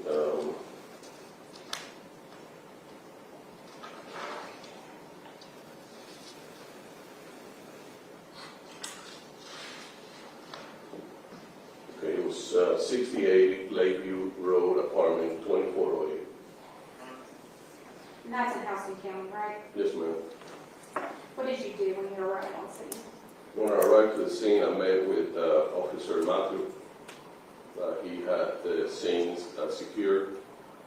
So then I also met with Sergeant Collins from Houston County, investigator, and proceed to start photographing, documenting the scene, and collecting evidence as a request of the Sergeant Collins. All right, thank you, sir. Tell us how you process the scene. When we get to the scene, we start with photograph. We photograph the entire scene. After we photograph the entire scene, we mark the items of evidence that most likely we're going to collect. And from there, we collect all the items. If we need to do all the type of process requested, then we do that as well. Yeah. Is that how your training process is? Yes, ma'am. Do you have extra training for processing things? Yeah, we do have, what is requested. We need to collect footwear evidence. We collect footwear evidence. If we have to process for fingerprint, we process for fingerprint. If we have to collect DNA sample, we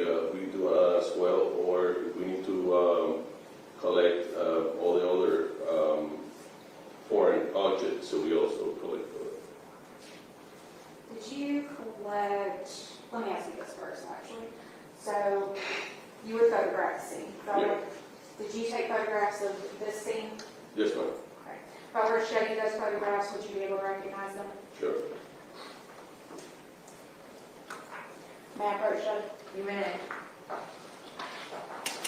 Investigator, I'm showing you what's been marked as State's Exhibits 15 through 61. If you'll take a minute and just look at those.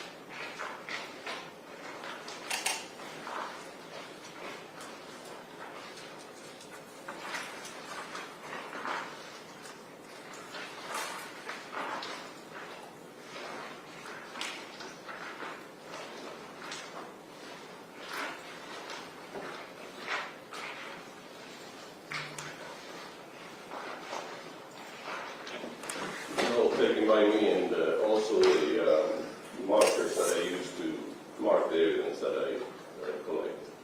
So you are the one who took these photos? Yes, ma'am. And are they fair and accurate representations of the scene as you found it? They are. Have they been changed or altered in any way? No. Your Honor, at this time, the state will tender in the evidence State's Exhibits 15 through 61. You said 61? Yes, ma'am. Okay. We have no objection, Your Honor. There it is. The state would ask to publish it through this one. You may do so.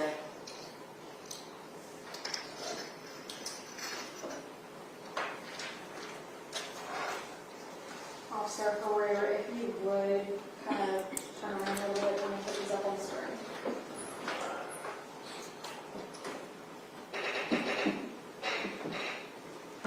Showing State's Exhibit 15, can you tell me what it says? Yeah, that's a living room area in front of the TV and going out to the back porch or the patio area. And those are markers 1, 2, 3 with the stains on the carpet. And you said those are your markers Yes, ma'am. that you use to process the scene? Yes, ma'am. And those are markers 1, 2, and 3? Yes, ma'am.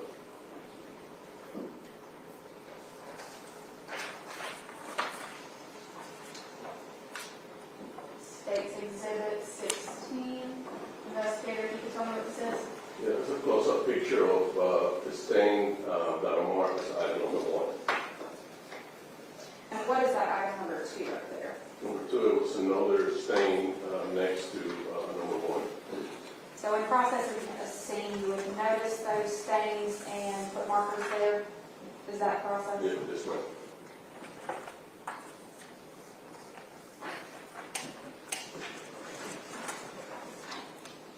State 17. Investigator, can you tell me what it says? Yeah, that's a close-up picture with the ruler, so we can see how large is the stain that I'm marking. So, just to be clear, that is your marker number 1, your ruler, measuring the stain that you found there.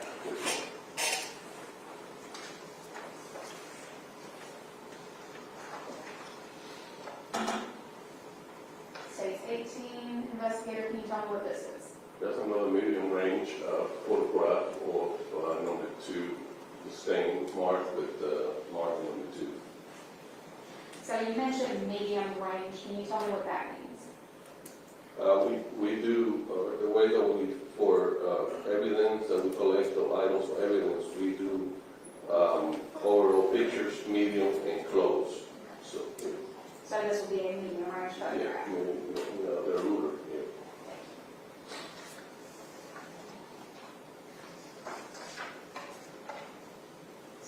19, can you tell me what this is? Yeah, this is the same stain, marker number 2 with the ruler.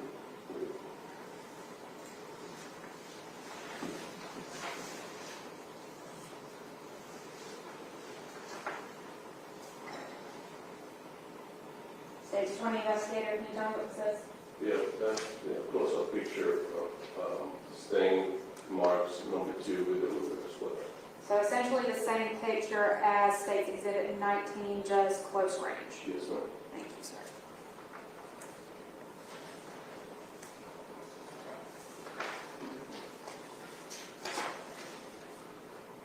State's 21 investigator, can you tell me what this is? Yeah, it's like a medium picture with item number 3 with the stain marks, item number 3.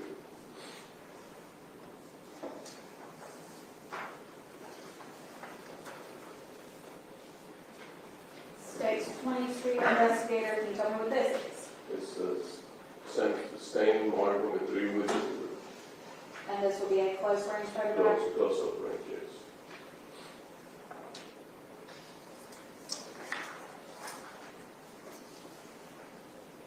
State's 23. Same stain number 3 marker with the ruler.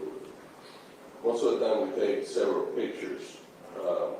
We focus on to make sure that we can focus right and we can see it well. Essentially, so you can get a clearer picture, is that right?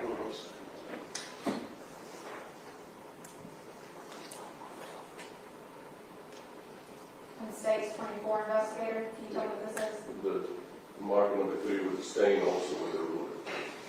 So just another shot of the same thing. Yeah, based on the lining and close-up, and focus on that. Thank you, investigator. State's 25 investigator, we've moved on from markers 1, 2, and 3. Can you tell me what is shown in this photograph? Yeah, it was a napkin with stains located in the counter next to the sink with marker number 4.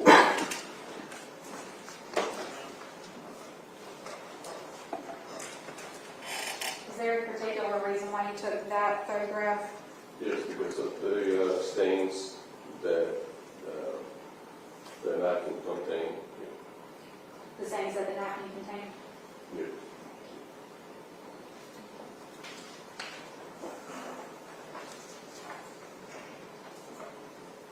Stage 26 investigator, this the same shot Same essentially? shot, a little closer. And stage 27 investigator. And same closer shot, number 4 with the ruler. So this is another view of the mark number 4, the napkin that's like, Yes, and we always also use the ruler for the sides of that.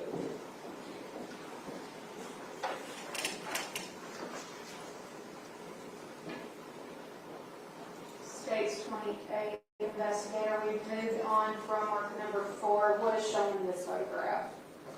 That was a diaper that we used and some shorts that was located on the floor on the hallway bottom. And what is that next to marker number 5?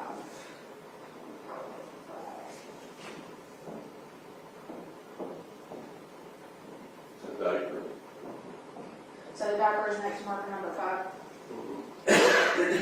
and the shorts are next to marker number 6. Yes, ma'am.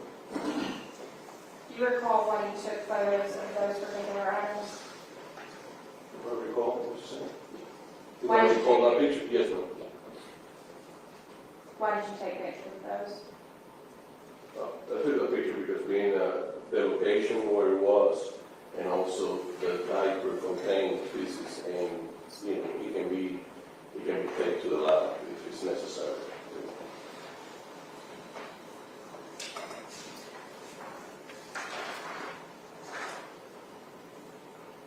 And states 29 investigator. What's shown in that photograph? That's more like a medium close-up picture of number 5. Yeah, I think it is.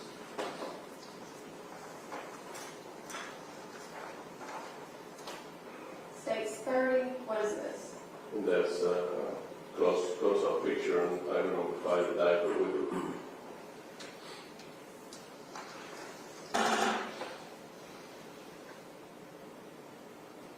And state 31. Then also a close-up picture of item 6 for the shorts. State 32. Close up with the ruler, same item number 6. So measuring the shorts, laying the ground. Yes,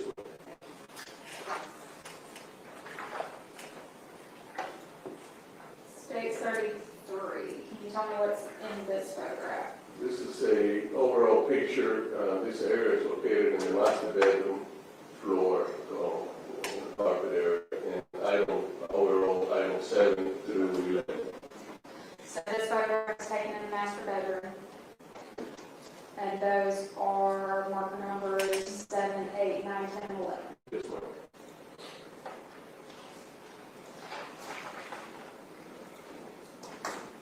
State 34, investigators on the witnesses. Close-up picture of item number 7.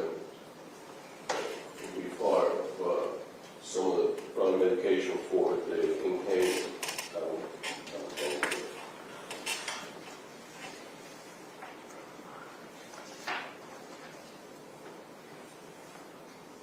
State 35, investigator, what is this? Close-up picture of the inhaler right next to the Huggies.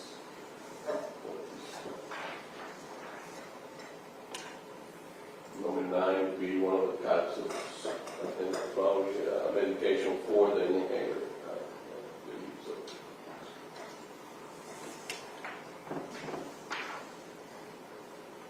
And state 37, is that a closer view of marker number 8 this one with the ruler.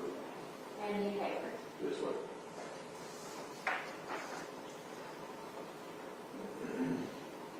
State 38, is that a closer shot of marker number 9? This one with the ruler. Those would be capsules for, say, a breathing machine. I believe so, yes.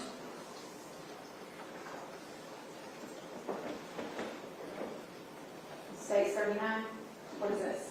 10, market 10 will show the nebulizer, I believe, that will be the treatment for asthma, most likely. And 11 will be, I think another short, piece of clothing. So,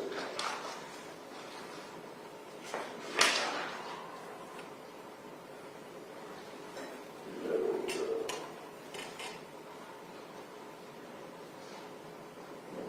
11 will be the medication package, yeah. You said marker number 11 would be the medication package. Yeah.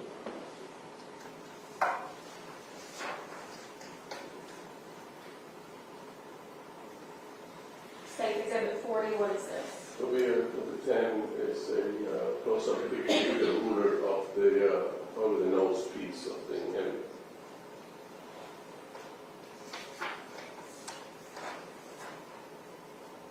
State 41, what is this?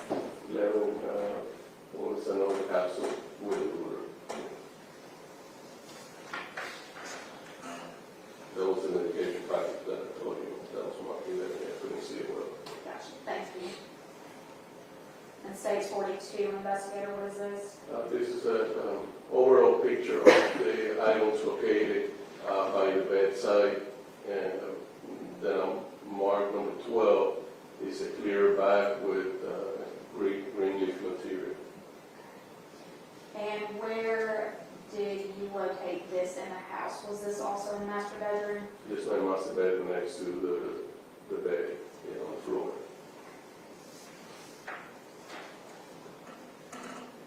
States 12, what is this? That's a close-up picture of the bag containing the green leaf material, also with a partially small line. Mark 12 with the ruler. And states 44. Tell me what this is. It's a close-up picture of the same bag green leaf material, mark 12 with the ruler. States 45, investigators, tell me what's going on in this photograph. 13 was a towel on top of the bed. So this is a towel on top of that? Yeah, And where was this photograph taken? master bed.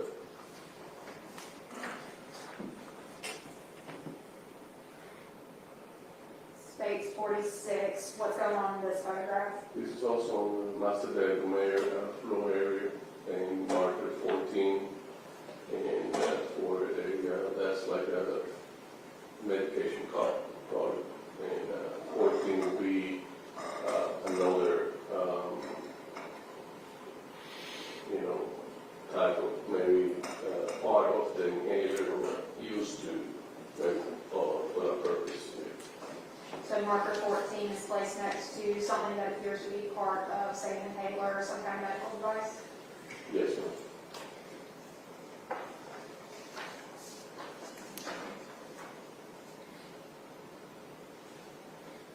States 47, what's going on here? 14 is also a picture of the measuring cup. Also, was one of those nose, clear nose, so it's about the maybe box out of the nose.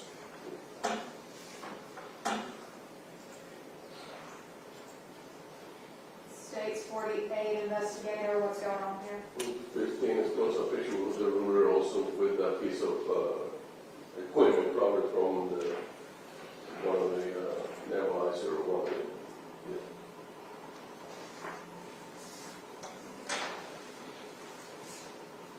States 49, investigator, tell me what's going on in this photograph. This is the bedroom, the child's bedroom, and this is, it was two beds, a large bed and the child's bed, so this should be the child's bed against the wall with a marker, I believe, 16? Let's see, yeah, 16 and 17. So 16 will be marking the stain on the bed, and 17 the pillow, stain on the pillow. And just a note, because there's a little bit of a glare on the screen here, that marker where that glare is marker number 16. Yeah, from here, I can hard to see it on the 16, right? Yeah. And that is next to a stain on the bed. This one, And marker number 17 is another stain. this one. On the Why did pillow. you take pictures of these particular things? I take picture because it's, it could be body fluid, it could be vomit, it could be something related to the type of scene that I was working.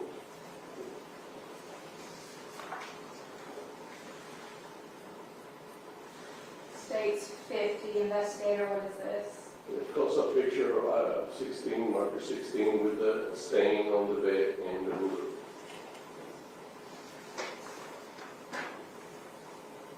States 51, what is this? Another picture, item 16, the same stain on the child's bed with the ruler. States 52, 17 would be the pillow located on the child's bed with the stain.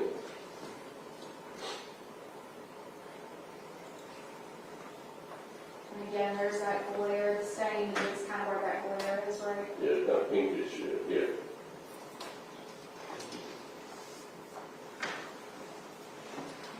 States 53, Yeah, this is another shot on the same stain on the pillow with the ruler, 17. States 54, The marker 18 is the pillow located on the larger bed located in the child's bedroom as well, showing the stain on the pillow as well. and so mark number 18 is next to another stain. This Got one, it. and located in the pillow. And so this is all still in the bedroom where the smaller child's bed was. Yeah, a larger bed next to this one, the other corner of the bedroom.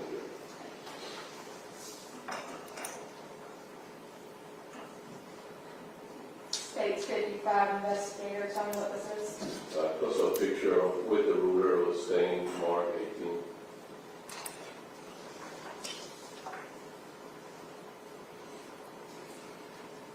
States 56, what is this?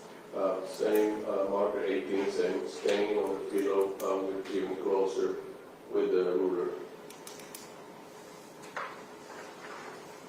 And States 57, what is this? Same marker 18, same stain, different shot with the ruler.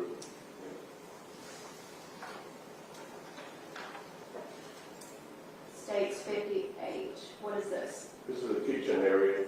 This medication, I got this medication from one of the top drawer area on top here.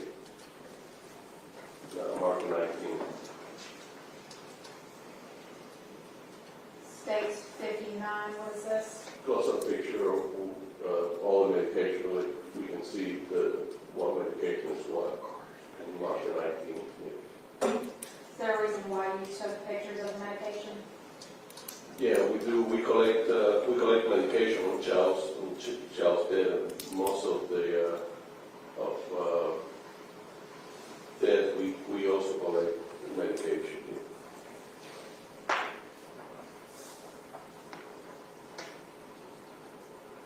State 60, what is this? This bag is located in the between, like in the bar area of the kitchen, on top of the stool. And I marked the whole bag. That's 21 was collected completely, entire bag, and also contained some medication as well.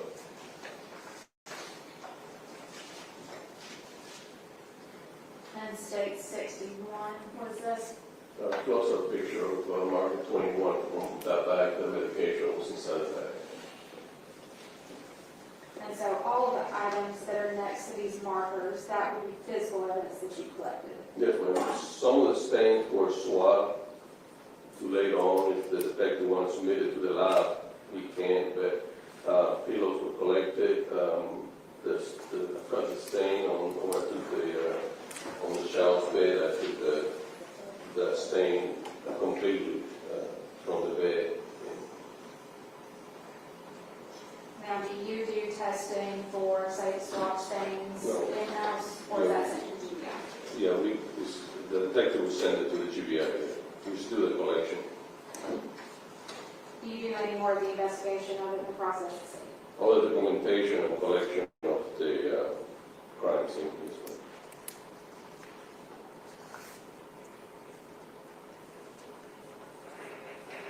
Nothing further at this time, Judge. Mr. Greer, please with you. Thank you, Your Honor.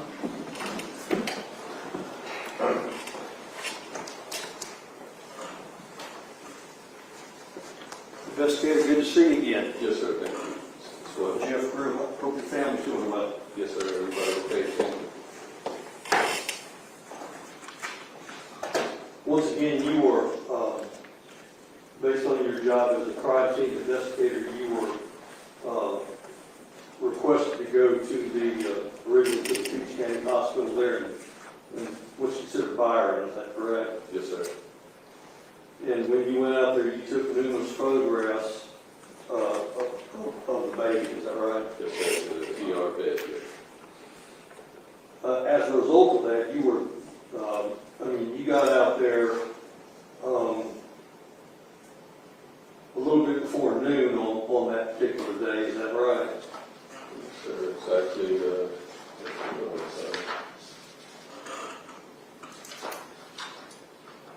that was called on, I think, 11:30. I arrived at 11:49. 11:49. And that you stayed out there and took photographs, and you were out there, 30, 45 minutes or so, is that correct? Yes, sir. At that particular time, you then followed, or who was it that actually took the baby to the morgue? EMS. I follow EMS, yeah, from the... Right. And you got there 30 minutes or so later, is that right? We arrived at HCMC more at 1300, 1301. All right. And once the child was delivered there to the morgue, you were then called upon to go to the crime scene, is that Yes, sir. correct? And you met with Collins from the Sheriff's Department, is that correct? Yes, sir.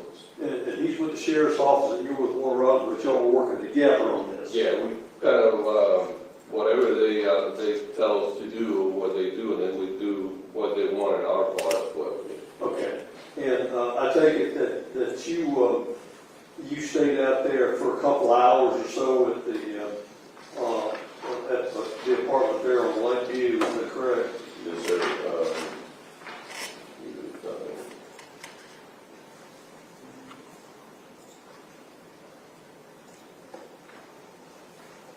Yeah, I released the scene at 15:40. Okay, that would have been 3:40 in the afternoon, is that correct? Yes, sir.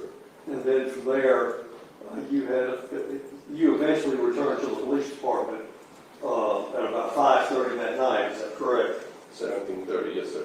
Okay, I take it that the photographs that we looked at, all these photographs, you took a lot more photographs than that, didn't you? Yes, sir. I mean, you probably took more than 100 more, Yeah, is that correct? yes, sir.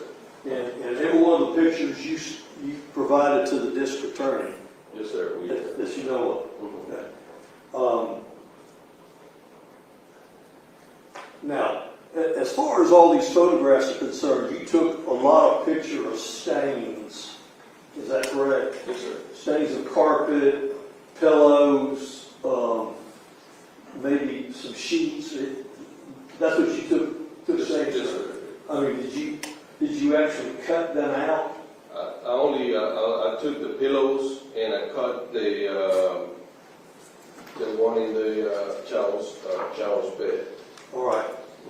And for those, Piece of mat, yeah, I collected the sheet and collected a piece of mattress as well from the child's bed, small bed. and you provided that evidence, did you not, to whom? Who did you give it to? When we bring the evidence, we seal the evidence and we turn it into our evidence holding area at the police department. Okay, and so it was locked up, is that right? Yes, sir. They take custody after I release it to them. Okay, do you know which detective was in charge of all of this? Well, from Houston County, it was Collins. Right. Yeah, but at the PD, when we turn things in, he goes into the property room. With Warner Robins? Yes, sir. Right, and so Warner Robins was in charge of all of that potential evidence? Keeping all the evidence there until somebody sent it to anywhere, to the lab or comes Do here. you know if anybody ever sent it to the lab? I don't know, sir. I mean, you haven't been made aware of that? No, sir. So all these stains, you don't know what it was? No, sir. We just did the collection of the stains. Right, just the collection, you can't, I mean, you have no idea what it was? No, sir. All right. Now, how many crime scenes do you figure in all your years that you've had to process? Over 800. Okay, and a lot of those are, you go to a crime scene on Francis Street after there's been a shoot, you go out there and get shell casings and anything that you can find, you put one of these placards down to try to identify each particular shell casing, is that right? Yes, sir. And, I mean, we didn't have any, I mean, you didn't collect any weapons or anything of that nature, did you, at this particular Not at this particular scene, no, sir. No. I mean, did you look for, I mean, did you receive information that this child possibly had died from some sort of blunt force trauma? Not at the time. Okay, but did you look for or find anything, or photograph or collect anything that would indicate that it could possibly be used as a weapon against somebody? Well, I do the search, a complete search, and if I come across anything with a stain, anything that can lead me to suspect anything, it will be collected. Okay, but you didn't collect anything though? I don't that recall, no, nature? sir.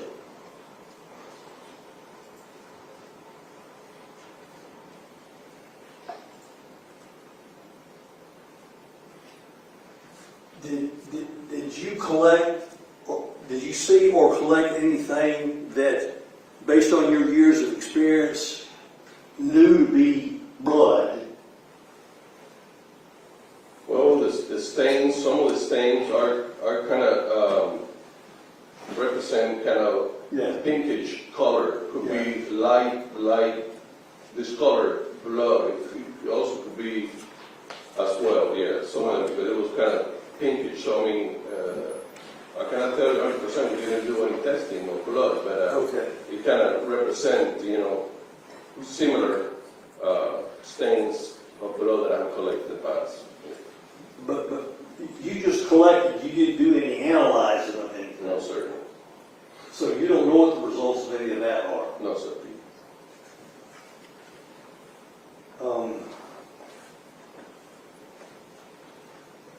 Could you tell from your search and collection as to whether or not there was any evidence inside the apartment of a struggle of some sort? No struggle. Things were not normal where it's supposed to be, but not like, let's say, in a struggle situation, no, sir. All right. I mean, you've been to crime scenes as not investigator where you've went into rooms where there's furniture upended and trash all over the place and windows broken and stuff like that. Nothing. No, sir. There wasn't any evidence of any damage to any walls or windows or doors or anything. No, that I could see. No. And I take it that you went throughout the house. You just didn't go. I mean, you just didn't go to the child's room and the kitchen and the master bedroom. Is that correct? I did the entire apartment, sir. Right. The living room. Did you also go to the laundry room? Yes, sir. Because you did a sketch of this whole place. Is that right? I did.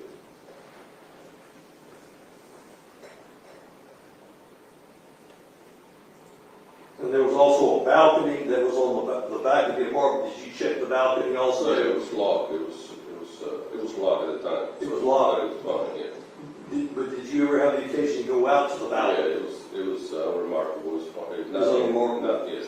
And there was a storage room that opened in from the balcony. Did you go in that storage room? No, sir. Okay. But all the time and all the pictures you showed out there, this is all that you have to report. Is that right? Yes, sir. That's what I did, yeah. Just a second, John.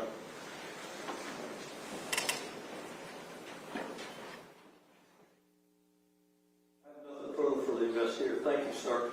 Yes, sir. Ms. Holland. Investigator, just a few more questions about the stains. You described them as being pinkish in color. Yes, ma'am. Now, in your experience, you have seen a lot of stains, right? Yes, ma'am. Does pinkish in color necessarily have to mean blood? Some of them kind of light color, but they do reflect possible being blood stains. Could it be something like vomit? Yes, ma'am. Could it be something like juice? Yeah, could be. So a pinkish stain wouldn't necessarily mean it's blood? Not if it be tested. To our experience, we kind of determine certain stains, but I mean, until it's been tested. And you yourself, just to clarify, don't do the testing, it's sent to the GBI for testing? Yeah, I submit everything so they can submit it to the GBI. I don't know if they did, but. Thank you, investigator. Real quick, Your Honor, please. Real quick. Yep. Once again, investigator, you've had the occasion, have you not, to do crime scene investigations where there's been blood spatter on the walls, is that correct? Yes, sir. There wasn't any blood spatter anywhere in this house? No, sir. No, I can see that. Judge, that's all right. Thank you, Investigator Herrera. You're free to go and stay as you wish. You may be excused. Call our next witness. Keith Collins. Okay, y'all. Thanks for joining us. Thanks for hanging in there. We are going to get it done. But I have a hard stop at 1 a.m. because I got to have at least 5 hours sleep, and that will put me at 5 hours sleep. Um, we have a next witness coming up. That was a little rough towards the end for that detective about the pink material that he did not collect. But I have to say, they have to make decisions whether they think it's viable evidence or not. And I guess he didn't think it was. And were you working in Next. that capacity November 17th of 2020? I was. Was the on-call investigator that day? I was. Did you get a call about a deceased child that day? I did. Where were you when you got that call? I believe I was at the juvenile office. Okay. You remember about what time that was? I believe it was morning time. This morning time, kind of early in the morning. That kind of maybe just got into the office. I believe so. And when you got that call, where did you go? I was going to the Peach County Hospital. Okay. And when you got to Peach County, was there any understanding that you had about kind of what was going on before you got to Peach County? Prior to my arrival, my knowledge was that I had an unresponsive 2-year-old that was en route to the hospital. And when you got to Peach County, were you able to identify the child involved? Yes. What was his name? Carter Ambrose. Okay. You remember how old he was at the time? Around 2 years of age. 2 years. At Peach County, was he still alive when you got there? No, sir. He was declared deceased at that time. That was my understanding. Okay. Was there anybody there? Was there anybody there that you had any contact with associated with the child? My initial contact was with hospital staff who informed me of the child was deceased. And then at some point I made brief contact with the family. Okay. And at this point, did you have any kind of working knowledge about how the child may have died? At that point, no, sir. Okay. You didn't have any information about Prior to speaking with the mother. it? Okay. At some point, were you made aware that there was a breathing issue with the child? I was informed of the history of breathing issues with the child, and that the child had prior medical issues mentally. And about, do you remember how long you stayed at the Peach County Hospital? I don't, but it was probably at least an hour or so. Okay. And then where did you go after the Peach County Hospital? I responded to the department, Okay. Whose apartment? Ms. Davis' apartment. Okay. Do you remember the address of that apartment? It was on Lakeview Road, 68. Lakeview Road. Okay. Is that in Houston County? It is. And you said that Ms. Davis lived there. Was there anybody with Ms. Davis when you first interacted with her? There was her boyfriend, Mr. Benton. Okay. And you said you went to the apartment there. Do you recognize Ms. Davis in the court today? Yes, sir. What is she wearing? White sweater, gray, white hood. For the purposes of the record, witnesses identified the defendant, Kianna Davis. Okay. What was the purpose of going over to the apartment? Well, anytime you have a child death, that's where the scene was last known for the child prior to being to the hospital. So we wanted to secure that scene and make contact there with the concern. Okay. You secured the scene. Did you have the scene searched? Did. Okay. Did you ask for consent to search prior to searching? I did. Okay. And who did you get consent from? From both Ms. Davis and Mr. Benton. And did you actually go in the apartment? I did. What do you remember observing when you went in the apartment? I remember some stains on the floor in the living room, either steel or pearl stains. I remember some medicine in the kitchen area on the counter.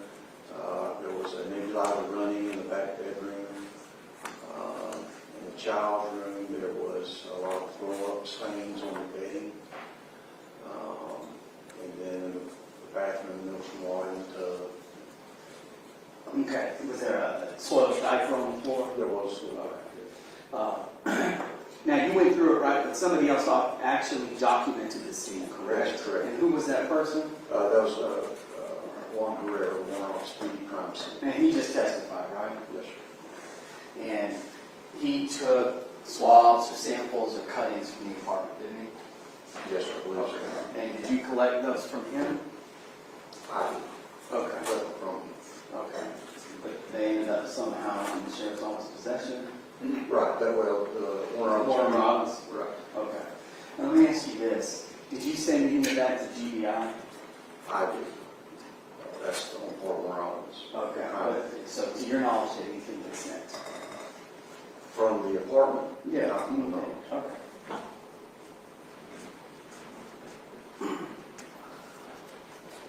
So at some point, did you take a statement from Miss Davis about what happened?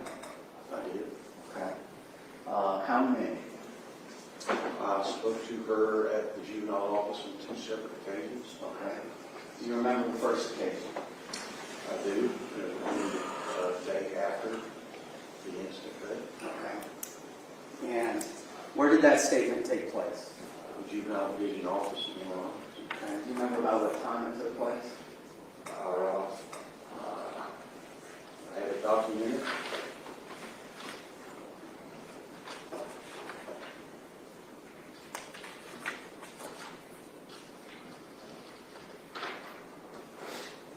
Would have been, I believe, around 4 o'clock. Okay. Or, Now, when did you ask her? I mean, did you ask her to come to the station, come to the juvenile office and give you a statement? yes, sir. The prior day, I'd asked her to meet with me. Okay. And was the initial plan for her to meet on the same day that you asked her? Yes, sir. Okay. And what happened? I received a call that she did not feel like coming in at that time. Okay. So you guys scheduled it for the next day? I did. Okay. And as part of your investigation, did you also interview Kianna Davis? I did. Okay. How many times did you interview him? We've had 2 separate contacts with him. Okay. Were the interviews with Keon Benton on the same day as the interviews with this defendant? Yes. Okay. And do you know how Ms. Davis arrived at your office the day that she gave you the statement? I don't. Okay. At this point, was she a suspect in anything? At this point, no, sir. Okay. At this point, you have very limited working knowledge of kind of the facts in the case. Yes. Had an autopsy been done at this point? No, sir. Okay. So was she under arrest at all? Did you offer her any promises or hope of benefit to come and speak to you? No, sir. Did you threaten her or coerce her to speak to you? No, sir. Did you read her Miranda rights? Can you explain what those are? Miranda rights are anybody, everybody's rights that are required any time an arrest is being made and until Typical what you see on the cop shows, right? You are right.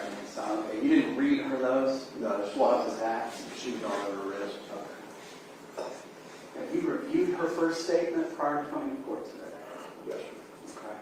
Okay. And is it a fair and accurate, I mean, it's a video recording, is it not? Yes, sir. Is that a fair and accurate representation of the interview that you did with her? Yes, sir. And has it been changed or altered in any way? No, sir. As, I'm going to offer it in evidence. It states 62. All right. And I will tell the court that both are on state 62. Both interviews for the purposes of this. We'll just start with the November 18th, I believe was the date of the interview. Of course, over objection, Your Honor. Yep, that's a minute.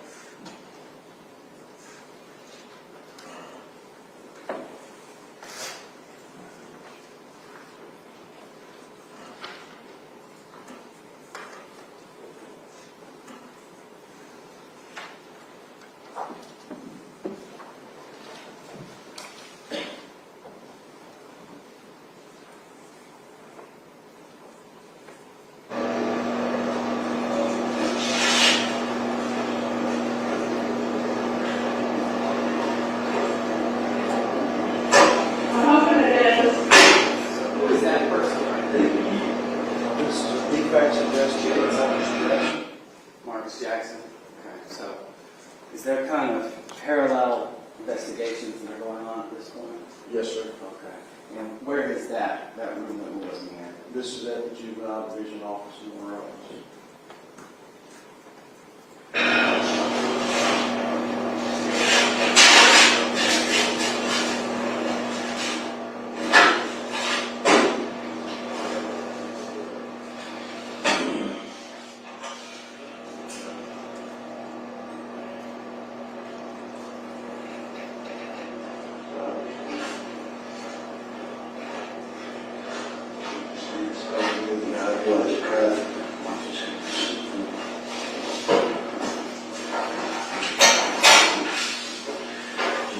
And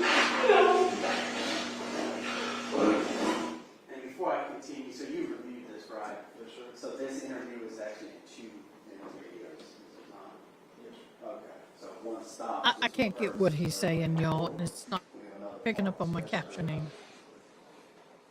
So try to get through this and keep dealing with it, okay?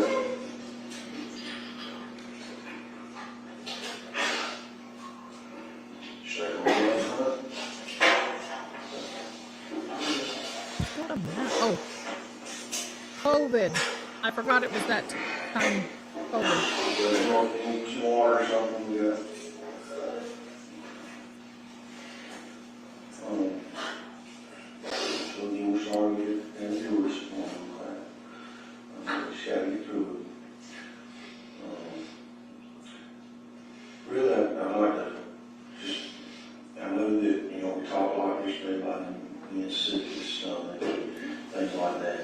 Could you tell me when that started?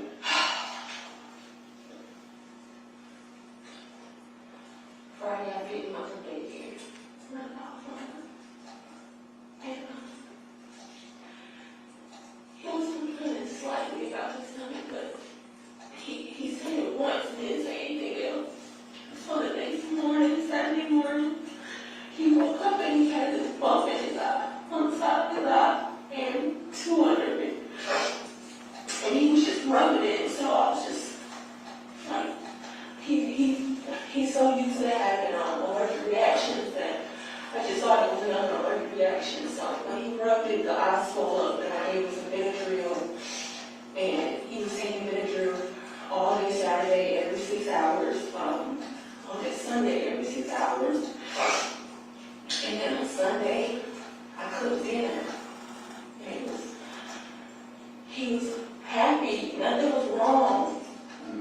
He ate, and then after he ate that night, I put him in the bed and he usually watches Cars. And he said, "Oh, my stomach hurts. My stomach hurts." And I said, "Okay, baby, just lay down." And that was Sunday night.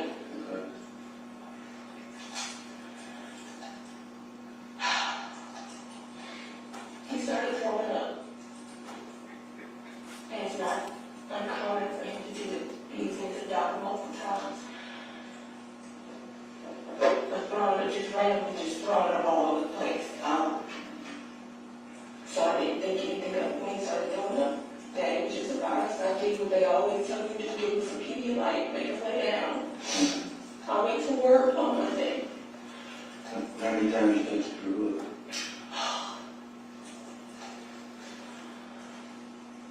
Once on his little beanbag, on the floor, on the couch. We walked around the house for a little bit. I gave him a bath because he was all nasty, and as soon as I gave him a bath, he threw up again. So I told him to just go lay down, stop getting him juice. Gave him some Pedialyte, put him in the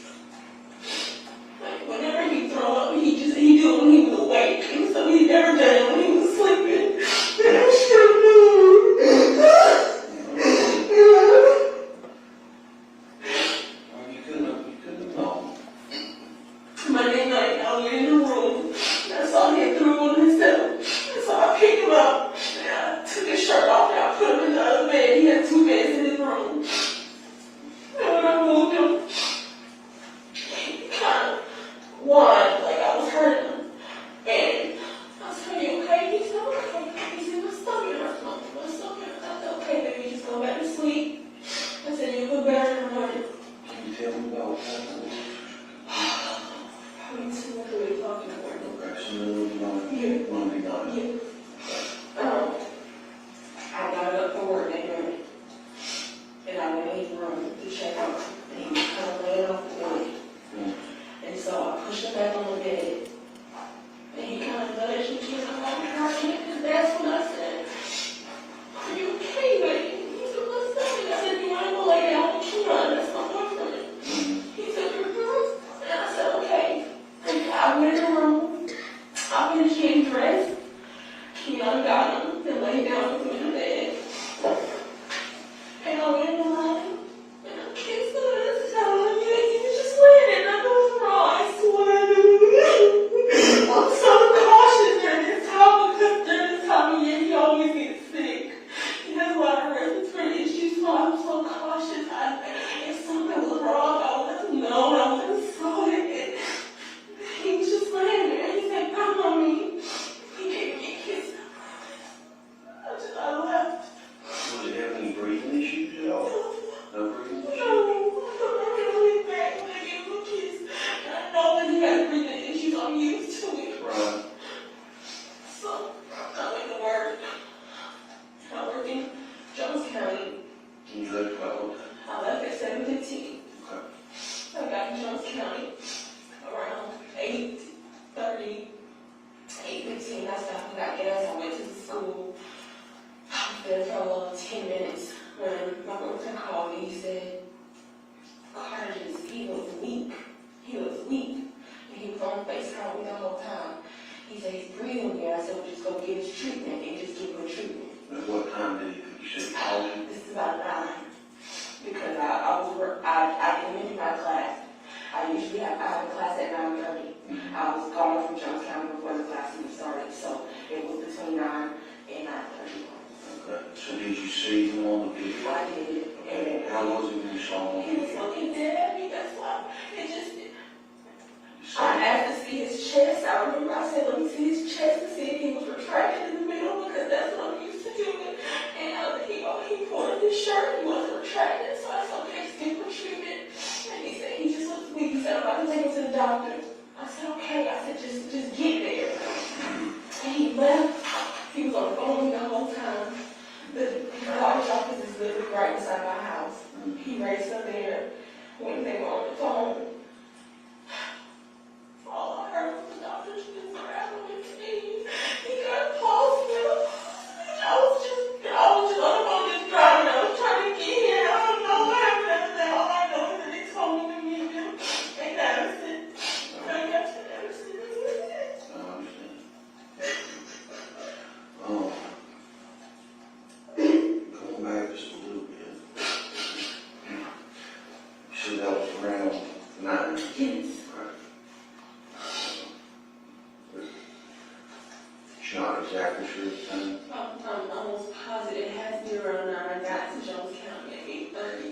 I was gonna be in the room by myself, just not on the phone with anybody. I was just by myself getting the class ready for about 15-20 minutes. Okay. All right.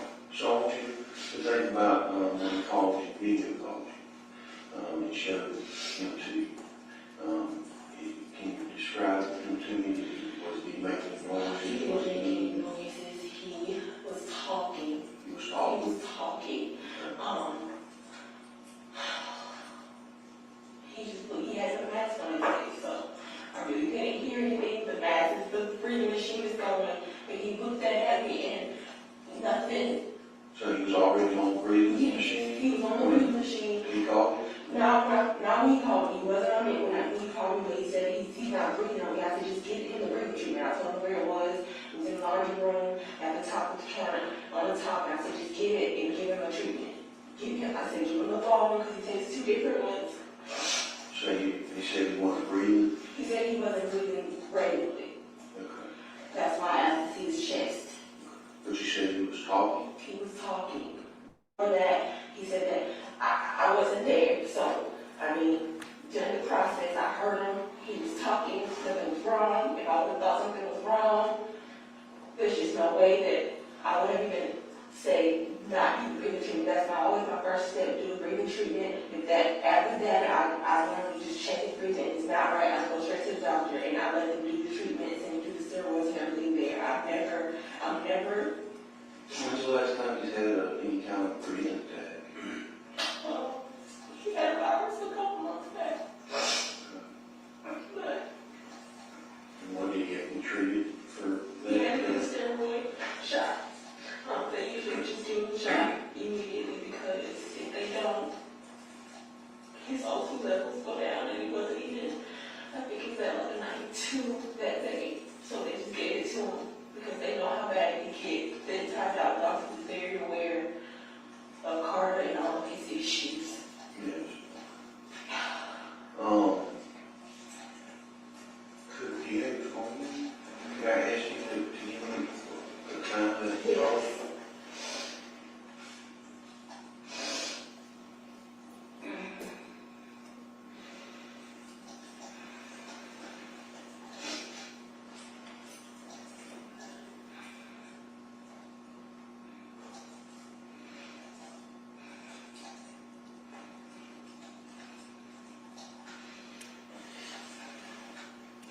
Now 15.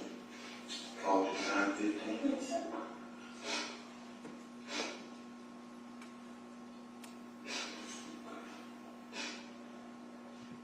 As soon as he called him, I jumped out. Okay. Because I called my boss right after. Where was he at when you called? No, I'm sorry.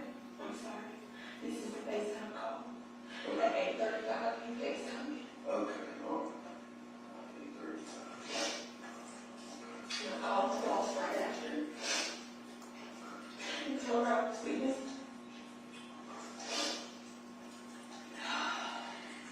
So, what room of the house was he in? My bedroom. Was he in the bedroom? Because they were laying in the bed before I left. Now, I understand that he said something about that he had a bowel movement. Do you know what point this was? I wasn't on the phone at that point. He called me right after the bowel movement. That's when I got the phone call. Okay. Okay, do you know if he done anything in particular after the bowel movement with He him? was on me the whole time. After the bowel movement is when he called me. And that's when it is. I'm so fast. I don't even know. It's really hard to know what's taking place sometimes. Do you know if Were you on the phone, like, when you called him? No. Okay. Do you know how everything was? Okay. And so did Keaton run? Yes. Right, did he spend the night? Yes. He's been there since Sunday night. He left it Sunday night? Yes. How long y'all been together? I've known him for 10 years. We dated, we just started dating in August.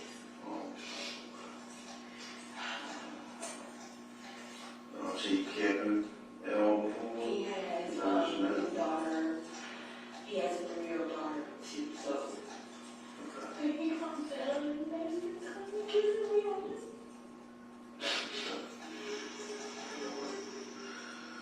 So you said he's been a kid. Does he know the, all the medical issues that he has? Yes, I was fully equipped him. That's why he knew what to do. Because I had already shown him he was before. When Carter had to take a treatment there, I showed him how to do it. He knew. Everyone around him knew. I made sure of that.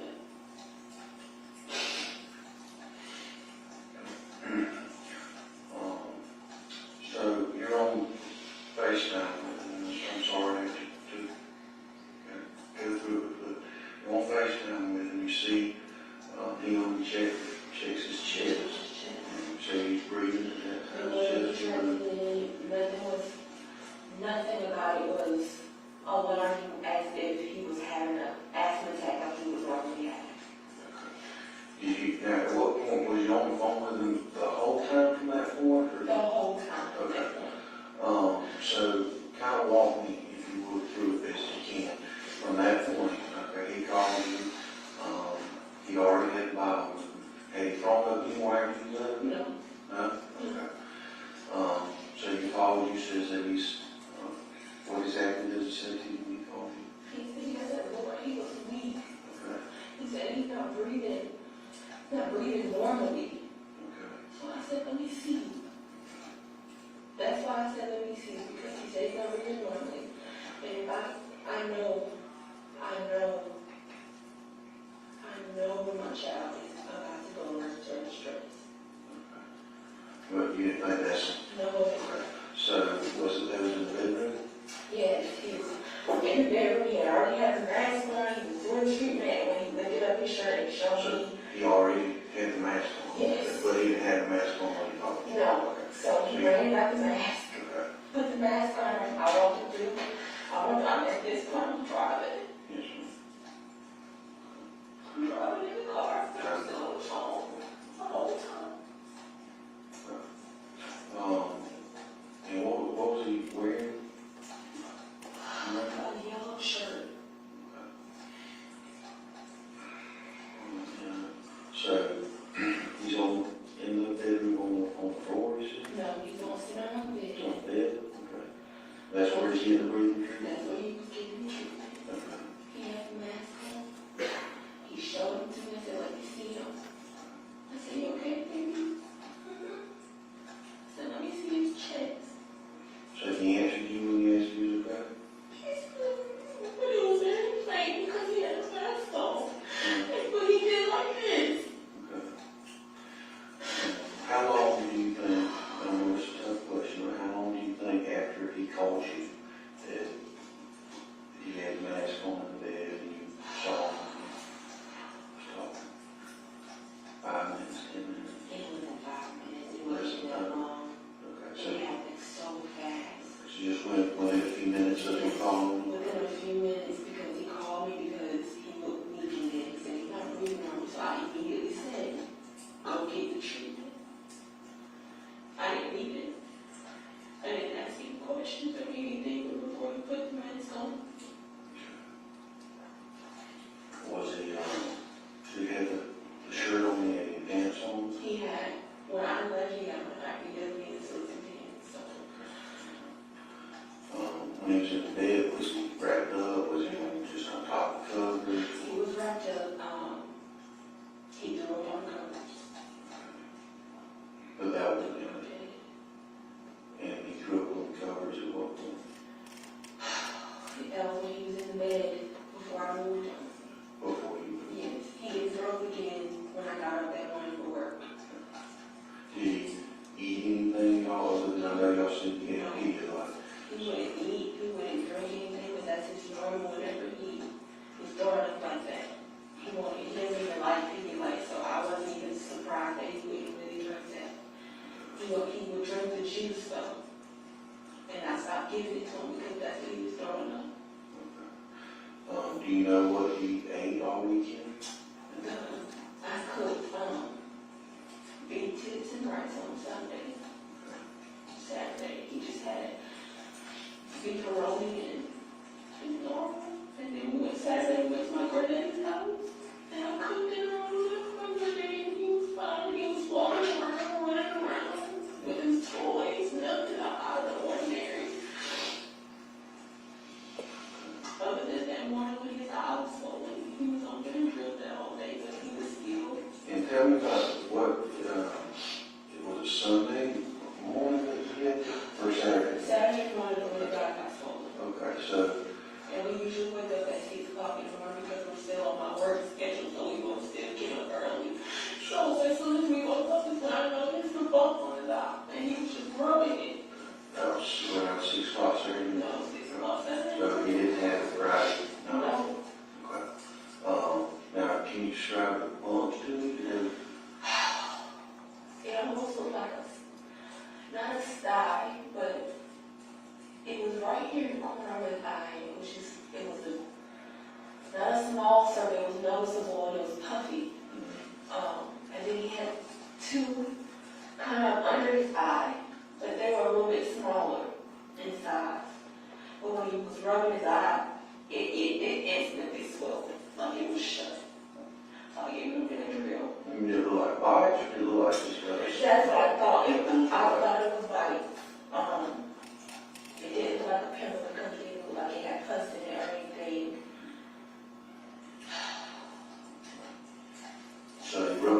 he swelled up. I gave him the injury. The night before, versus the night before when you had beat tissue rice, you had anything No, that was, he had me to rest on Sunday. on Sunday? Sunday night. I cooked it. Saturday was a beefaroni. Yes. And we also ate at my grandfather's house, so we had, because I went over there and I cooked Saturday, we had, cube steak and mashed potatoes. What y'all have on Friday? You remember? Friday, he probably tasted me early, I didn't cook.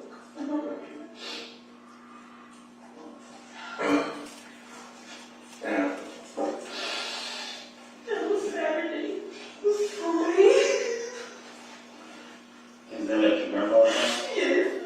And that's just so, you said Saturday morning he had the bombs and he drove in his eye swelled. And you gave him Benadryl. Did it reduce the swelling? Yes. So, He took a nap. We went to my grandfather's house at 12. He took a little nap at the house because I gave him Benadryl, so it kind of made me sleepy. We got up and we started running his house at 12:15, 12:30. And I went over there and he went back to sleep because that's his normal nap time. So I made him go to bed. And I cooked. I'm sorry, what time did you get back home? On Saturday, I'm not sure, it was after 5. Okay. But you went to your granddad's at what time? At 12:15, 12:30. And that was on Saturday. Saturday. So, while you were at the so before you left for the grandfather's house, was it not like back to home? Yes. Now back to normal, Well, would have been and went down. yes. Was it swollen at all while you were at the It was grandfather's still house? swollen, just not one of those things that you have to know it's not swollen for you to notice that it was swollen. A couple weeks before that, he had a bag of chips, and his eye got full of kids. He started, and they gave him something for that. What kind of chips? Sour cream and onion.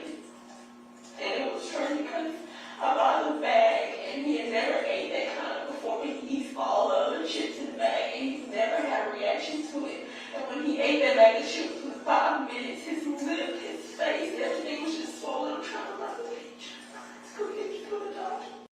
Guys, I'm going to take a comfort break. We'll keep playing.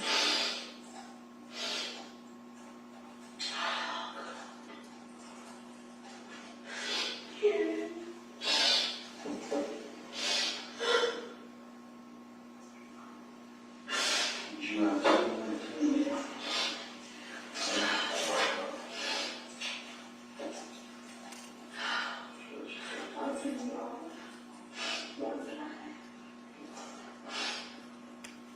Can you send a normal, regular face out of facial resolution?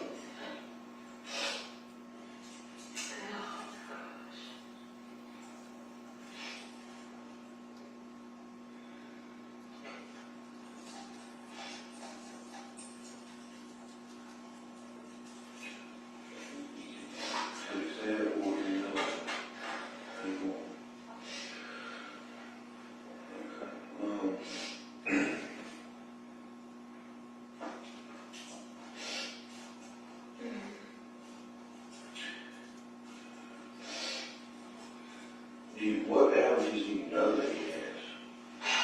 They haven't tested him, and that has been my problem. This entire time I've asked for him to be tested for allergies, and they kept saying he's too young. I know when he was smaller, he couldn't drink regular milk. I couldn't just use the regular baby milk cans. He had to go to soy milk because the regular baby milk was making him vomit all the time. So, and they wouldn't give me switches milk. I had to get his milk switched just on my own. I just decided to change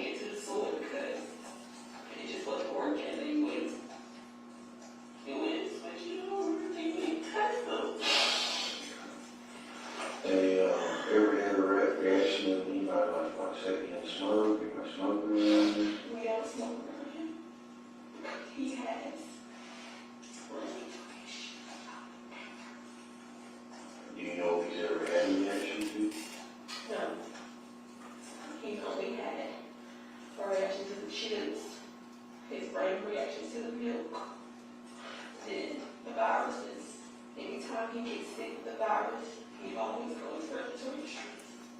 Every time. It started when he was 1, the day after his birthday. We spent 3 minutes in the ICU.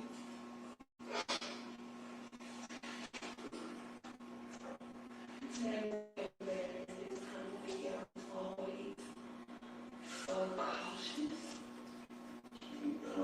Don't you mean anything else you said in the word direction? The one, I don't even know if he has the eye reaction to because he had just woke up, so it was very random. Any new medication that we can know? No, Other than that? no. What medication is he on?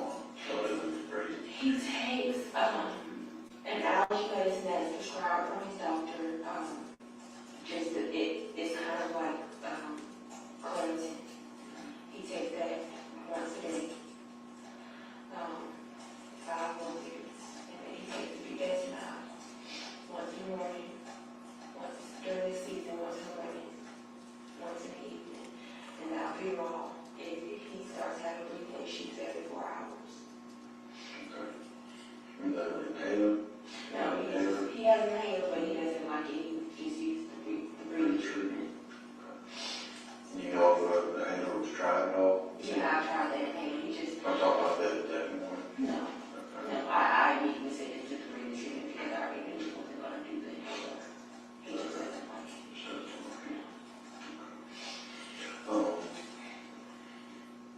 I need to back up a little bit, to where you were on the phone. Okay.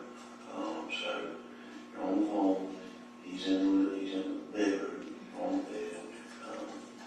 You're leave at that point or at some point, and then you said he was driving. Oh, yes. So as he told me that he was not breathing okay or not breathing normally, I ran out of Jones County. Okay. Did you see at what point he moved him or from the bed to somewhere else? Because he put the phone down to go get the treatment out of the laundry room. I told him, call me. I guess laying on the bed. Couldn't see anything because at that point I was driving and trying to get to him.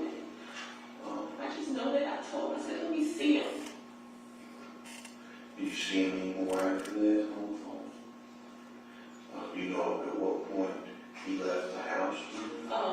Within the breathing treatment, he gave him the breathing treatment, and while he was giving him the breathing treatment, I don't even remember what he said. I just know that he said, no, something's not right, and he said, I'm taking it. He took the breathing treatment off, he ran out the door. I was on the phone the whole time. I'm sure a lot of my neighbors, they have like a little ring. Yeah. You can wonder. That's fine. We just have to figure out a timeline of everything, that's all.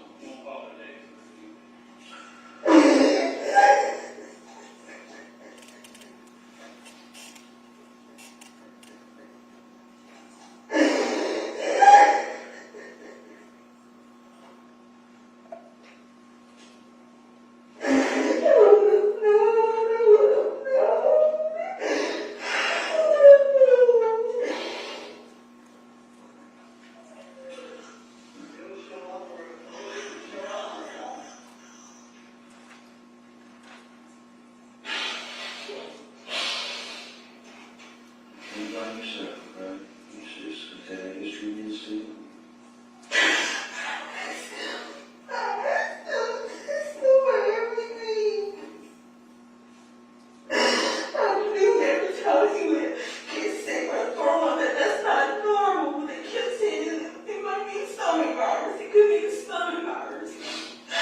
When was that last time you had a stomach virus?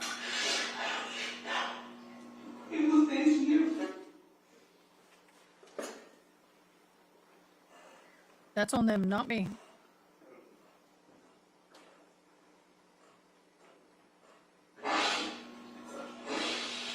Do you know anything that he ate Friday at daycare that made? No, I don't have his lunch, and usually I don't know I packed that day. I knew every time he would get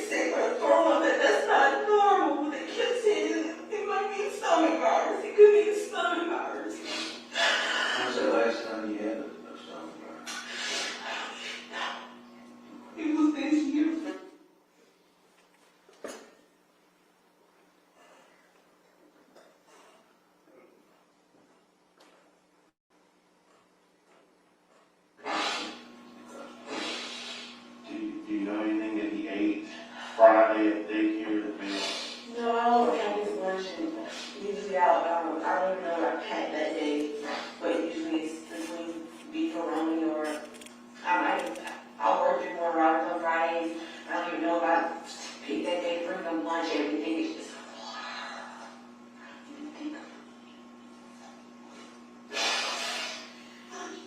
Have you went to the store recently for any of that stuff, or is that stuff you had in the cabinet? Yes, because I went to the store, maybe a week ago, and I got, everything we needed for the weekend. And daycare lady, her nephew has, same kind of food treatment, so I trusted her with him. She knows how to give him the treatment if something's wrong.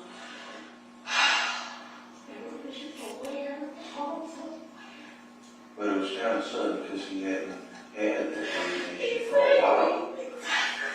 And that morning when you left, he was not having any trouble at all breathing. But he was sick as stuff.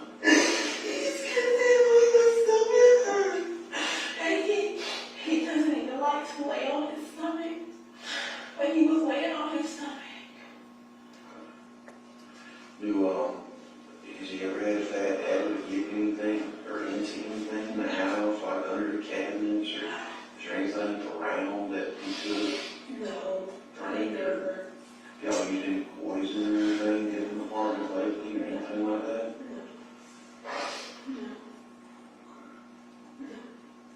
No bug issues or anything? I'll usually spray around the doors during the summertime and stuff. During wintertime, I don't even try to do it because bugs aren't even out. So we have pest control come by. So, but I usually still, I'm very cautious. I go around the door edges and. Has pest control been by? I don't know their schedule. They come once a month and they just do it on their own. They come inside? They usually do come inside and spray. And they'll leave their cards, let me know they've been here. Can you remember last time? But you say every month? I don't think it's every month. They're on a schedule, and I know it's on Fridays for sure. It's the only days that they come by. Because if I ever see any bugs and I have to call and get them to come out and do something, they always do on Fridays where they can go.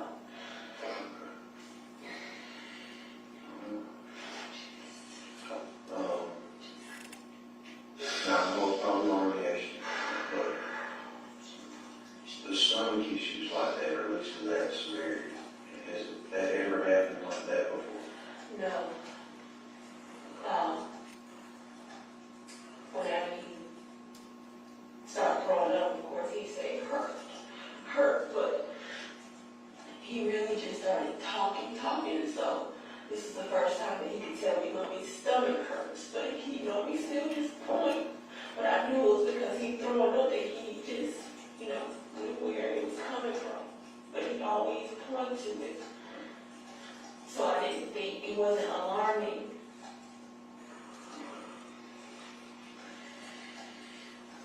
That's what it is. Not your words. Nothing. He didn't show me no signs or anything. I understand.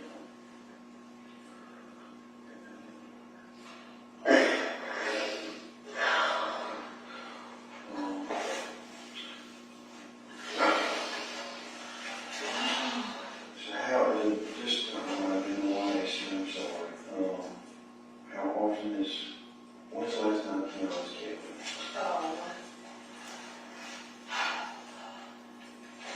It's been a while since he's been down because I'm in school. So I asked him for a couple of weeks just to not come so I can finish on a project.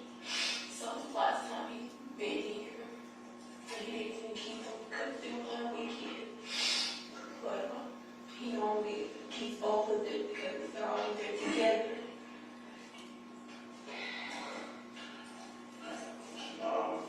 Said it was Monday, he said you went to work. So who kept, and Monday was he going to take you? No, Monday, he was with him.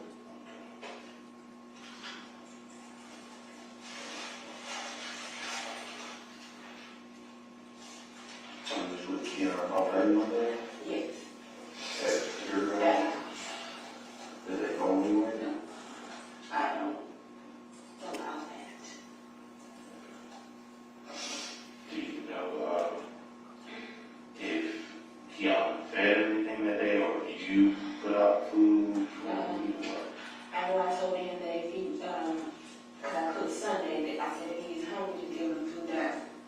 I might give a little bit because Carter doesn't really like meat, so it makes it. And how did we get right? But he did give him some that day. Take for some of the, Some of the meat too, myself, cooked on Sunday.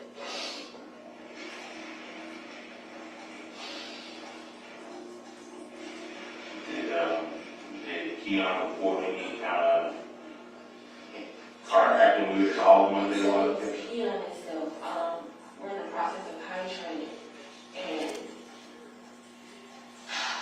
I put the underwear on Carter, he knows not to pee on himself, so I said, put the underwear on him because he's probably peeing on himself because of the pull-up. He put the pull-up, he took the pull-up off, put the underwear on, and he went to sleep, and he said he still peed on himself. I said, that's weird, because Carter knows better. And he just kept peeing on himself. that was during the day, was it? And he gave him how he turned himself. Right. But I know he knows when he has all those underwear, and he goes in the potty.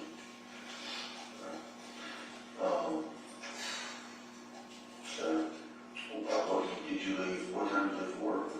Same time, 7:15. What time did you ride home? I usually get off at 4:30 because on Mondays and Wednesdays, and Fridays, I work in your office first, and then I head to Jones County. And I leave Jones County around 4:15. So that I can get back to my office and drop off the car to the school and get back home. So I go around 5:30. So, Kianna's pretty much hung out all day at the house with him. Yeah. Then I FaceTime him in the day, all day, like I normally do.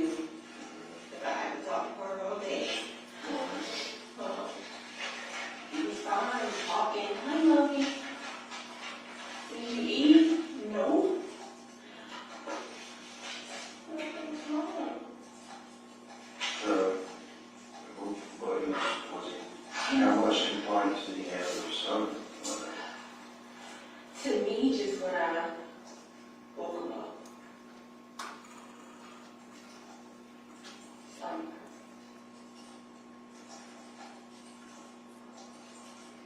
And then that was just one time that day, he didn't say anything else that day about his stomach hurt. He said it that one time. So nothing Monday during the day except when you woke him up? Just when I woke him up, when his stomach hurts. So that was two. No, that was Monday, because he was throwing up all day Monday. And then Tuesday morning, when I went in the room and I moved him, that's when he said it again. He said, "Mommy's stomach hurt," and he had said it twice. do you remember when was the first time you threw up like that? I wasn't there. And that was one thing because when I was at the floor, Kianna thought that he had just spilled his juice. Carter likes to take his top off his juice and throw it everywhere. And I got in the house and I said, no, that's throw it, because I could see the spit things in my floor. And I went and I tried to clean my carpet with the carpet cleaner. When I walked in the house, he was laying on the couch. And he was sleeping, and he woke up when I walked in, and there was throws all over him. And that's when I went, gave him a bath, because he was nasty. I gave him a bath, and it had just happened because the throat was fresh. I went and I gave him a bath, and then I put on his clothes, and I went in the kitchen, started dinner, and he was right here on my shoulder, and then all of a sudden he just started vomiting again, just more and more vomiting in the kitchen. So I cleaned him up, I took the shirt off. He didn't vomit anymore that night until in the middle of the night, I went and checked up and he had threw up in his bed. And that's when I said, that's odd, because he never throws up in his sleep. He'll throw up during the day, and I didn't give him any more juice or anything.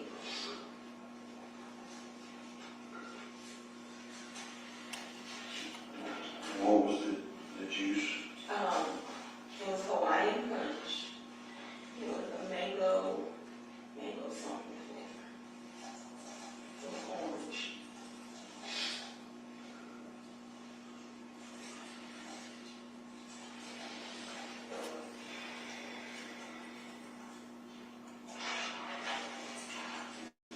Was Kianna's daughter there?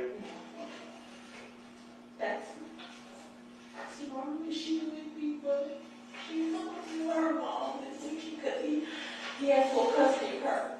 She was supposed to go with her mom, so he left her in Atlanta. Her mom didn't come, we were supposed to go back and get her on Wednesday. So she's grateful that she wasn't here because he would have never made it to the doctor.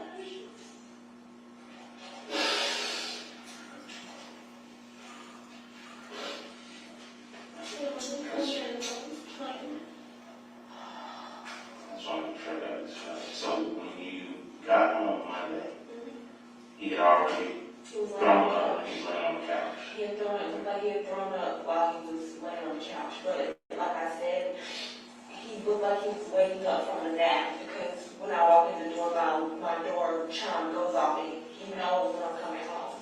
And as soon as he sat up, he did like this. He said, "Mommy," gave me a big hug. Nothing was wrong out of the ordinary, so I just went and gave him a bath, and he was, "Mommy, I'm nasty." And I said, "I know, baby." He took a ball bath, played with his toys. I took him out. We went in the kitchen so I could start dinner because he liked to cook me. And he started throwing up in the kitchen. And I was like, "Okay, baby, go lay down, go lay down." And then that night he ate dinner, and that's what I'm saying. He was fine. Like, after he threw up, he was in his room. I put him in his high chair and we watched Cards. And I fed him and we were singing and nothing was wrong. No breathing issues at all. He was smiling, laughing, singing, talking. So I thought he was feeling better. Until the morning time, it looked like he threw up and I was looking at him and he's not feeling better. So I picked him up and put him on the bed. And he acted like what was hurting him. And that should have alarmed me, but I just thought maybe his stomach really hurts. I still lay down and I kissed him and we normally, we had this thing where we kiss each other, but we suck on each other's face. Suck him on something. I did that and he laughed. I went back to sleep. Woke up out. You know, we got up and checked on him. And what time was that before? I normally get up. My alarm goes off at 6. I had to get up at 2 or 3 in the morning because I know when I went and lay back down, I only got about 2 more hours of sleep before it was time for me to get up and get ready for work. I went in the room and I checked him. He was kind of laying on the bed. I pushed him back over like I normally do. He just moaned, even on his stomach hurt. And I said, "Okay, baby, lay down. Do you want to go back to Kianna?" Because I asked him, because I was leaving, I had to get ready, and so I was just going to put him in the room with Kianna. And when I was getting dressed, Kianna went and got him. And they were laying in bed together. He was laying on his stomach. Kianna wide awake, she started trying to sleep. They're all good, both wide awake. He had got a towel and laid it on his stomach so that if he threw up again, he wouldn't get himself dirty or bad or whatever. And he was just laying there, and I walked over before I left. I gave him both a kiss. Carter, I put my hand on his back because he was laying on Kim's chest, and I felt him. He was breathing fine. Gave him a kiss. He said, "Bye, Mommy." And I walked out.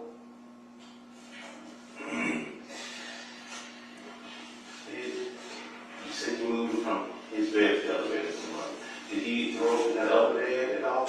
No, not the bigger bed. Not the bigger He threw bed. it out.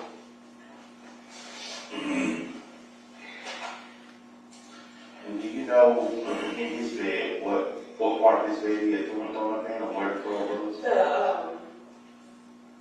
The little bed that he was laying on, there was a big circle of just throwing juice. His bed is not that big, so it kind of took up that entire middle part of the bed, which is why I moved him, because it was too much to even try to clean that night or do anything with them, so I just put them in the other bed.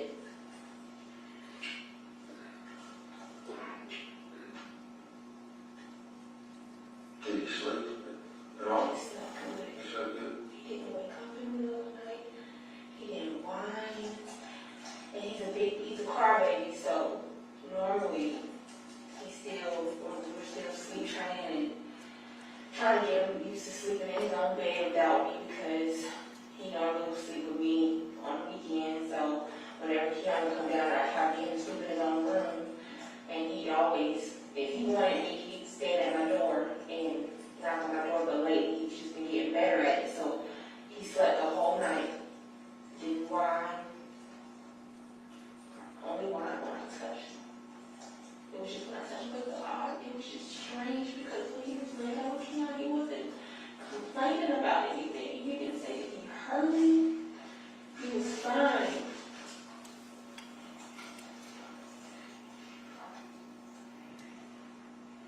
So that morning when you got up, you started getting ready to work, did he complain at all about some breath? Was he still?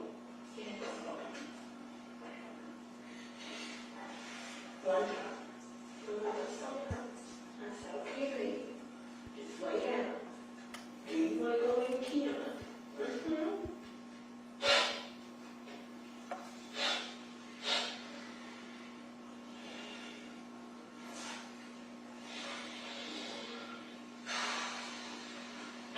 How long does he normally stay on this when he does the breathing treatments? How long does he normally stay on that? One of them it takes about 15 minutes to finish. The other one is a little bit longer. But he finishes all of it. He does it again. So I would do the breathing treatment because he's used to that one. They give it to him at the doctor's office and at the hospital whenever he goes. So he's just used to sitting on that one. And you were on the phone with him the entire time he was on the breathing machine? He wasn't on it long. He was not on it long. Because I guess Kianna just moved like, no. No. You said the other one takes long. What was He's on two. He's on budesonide, and then he's on albuterol. The albuterol is the one that takes a little bit longer. It's the bigger one.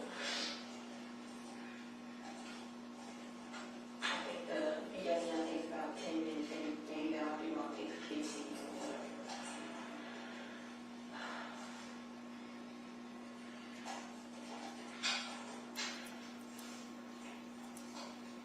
But I do know that when he had the reactions to the viruses, the only thing that will really keep him from having to go to the doctor is if I catch it early and I start giving him the allergy medicine.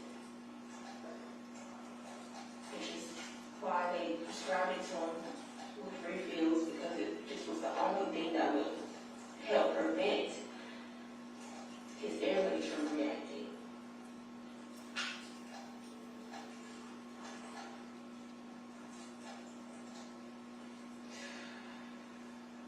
What medicine do you give him for that? Let's see if he is that.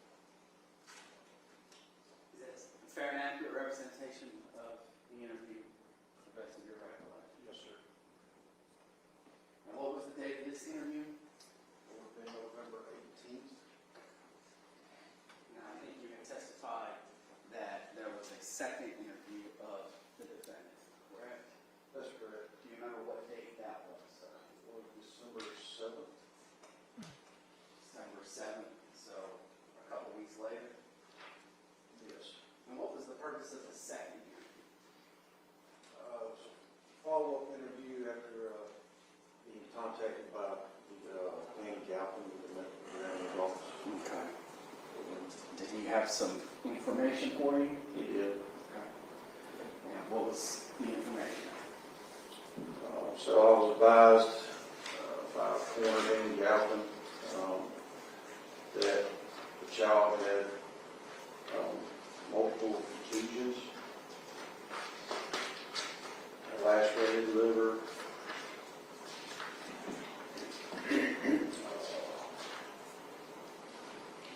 And I don't need the specifics exactly at this point, but he told you that there were some injuries. that's correct, Internal injuries, internal injury.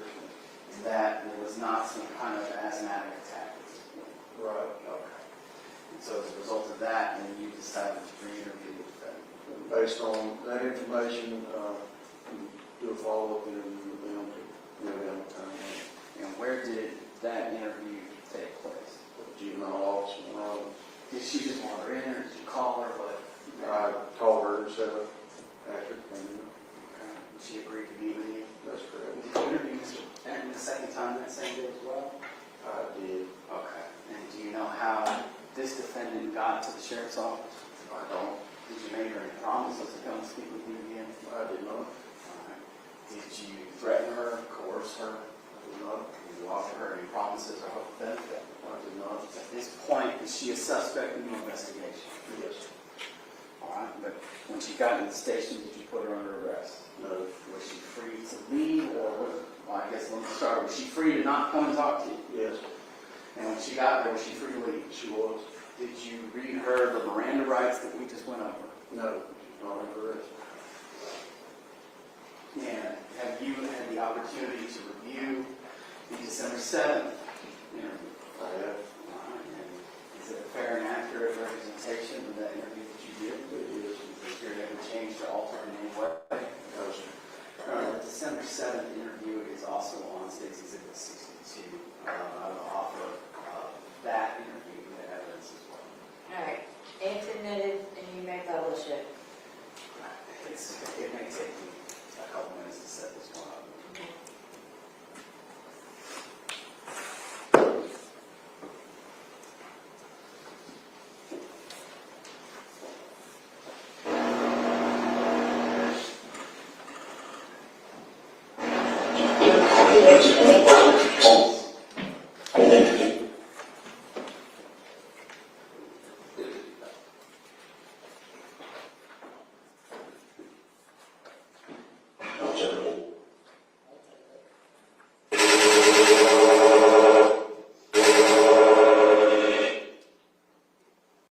That sounds like a MRI machine. Or it feels like it. I can't hear it. It feels like an MRI.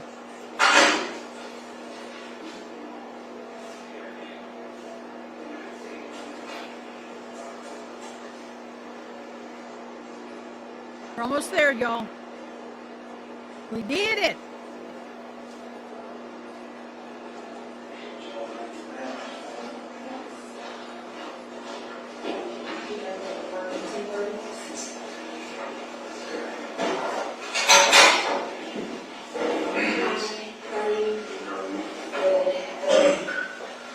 So how's things been here, guys? It's been, You okay? today's my first day. Oh, cool. I'm sorry. It's just out of town. Okay. Well, like I said on the phone, we just need to kind of run through some things and confirm some things. You know, when these type situations come up, the most important thing, Steve's a medical examiner at the timeline. So that becomes real important. So, we just, I guess let's start where you know that he started feeling that. Okay. I was talking about something from the eye thing, or You can't leave in the middle, you'll miss evidence, we need to take a break. We'll take a 5-minute break, y'all can be excused to the jury room. Go ahead.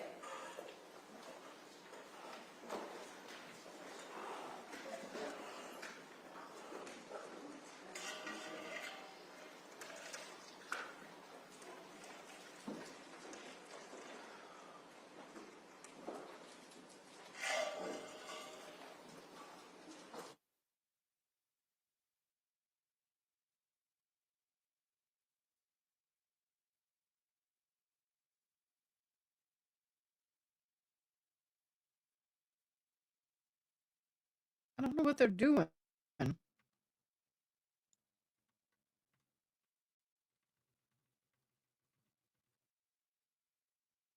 guess we'll zoom, y'all. Them There we go. he was washing cars while he was eating. He came in the room with us, and then I put him in bed. Once I noticed, like, he was just acting like his stomach was hurting. Okay. So after putting him to bed, go from there. Put him in bed, nothing happened. Sunday night, he was fine. I woke up that morning, I went to work. I normally wake up and go in his room. So he didn't complain during the night at all, Sunday? Not Sunday, it was Monday after the throwing up all day, where he was just like, my stomach hurts. So he's fine all night Sunday night? All night Sunday. All right, Sunday or Monday morning? I go to work. Who's the first one up? Yeah. I was the first one, I get up around 6. Mr. Dennis still asleep? Did he sleep through the night with you? He sleeps in his room. I mean, Mr. Bennett? Yes. Okay, so y'all together in your room all night? And, I go in his room, I check on him. He's in his bed as normal. I put on the cartoons for him. I give him breakfast in the bed, and he stays in bed until they wake up, and I normally call him a million times. Yeah. And then on Mondays, I work in Robins, so I'm in and out of the house all the time with my lunch breaks and stuff like that. I came back, I stayed around. Let's set that particular Monday. Okay, so that particular Monday morning, he'd been complaining of stomach hurt after eating on Sunday, but he was fine all night Sunday night. No complaining, he slept through the night, no issues at all. Monday morning, you wake up. He's fine. Okay, did you talk to him Monday morning? I talked to him, he's running around acting normal. I come home and I lunch break at 11. Did you feed him that morning or anything? I gave him probably Cheerios. That's what I always give him for breakfast. He likes to eat Cheerios. So was he up running around when you left for work? He was in bed, not running around, but he was up watching cartoons and he speak about wanted to go with me as normal. And so his stomach wasn't hurting Monday morning? not to my knowledge, but I do know when I came back home, that's when he was on the couch, he was taking a nap, and I noticed there was juice on the couch and on the floor, and so I was just like, what happened? I'm like, hey, I asked Kianna what happened, he said, I think he just threw juice in where his car and likes to take his top off his juice and literally throw it all over the floor all the time. He's in a terrible two-stage man, so I didn't think anything of it. So I went back to work. Okay, that was what, you came back home what time? 11. At 11 o'clock a.m. And at that time, he's on the couch.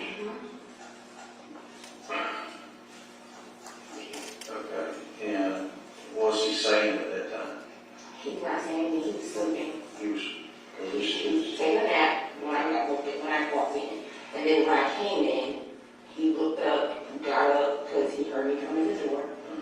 Acting normal, nothing was wrong. That's why I asked about the juice, because I just saw juice everywhere, and I saw him standing at the TV. Once I walked to my bathroom, I usually put myself down, I go to the bathroom, I come back, he's up, standing at the TV, waiting on me to come back out in the living room, and nothing is wrong. So everything was fine at 11 o'clock with him? Yeah. Okay, Most of my knowledge, up, literally running around, acting fine, I left. he didn't complain of stomach pain or nothing, but you just noticed juice on the couch. It was juice on the couch, juice on the floor. That's why I was just like, okay, he probably took his cups out of this, but also the cup was in. So you wasn't throwing up at that time? I don't know if it was dope or not, and that's where It didn't look like throw up, it looked like juice. it's orange juice, so it's on my carpet, so at that point, like, there's no food or anything in it, it's just juice. Okay, which he has a habit of throwing juice out? He likes throwing his juice out, yes. Okay. All right, so you leave at what time? My class starts at 12:30, so I'm pretty sure I look about 12:15. It's only down the road. So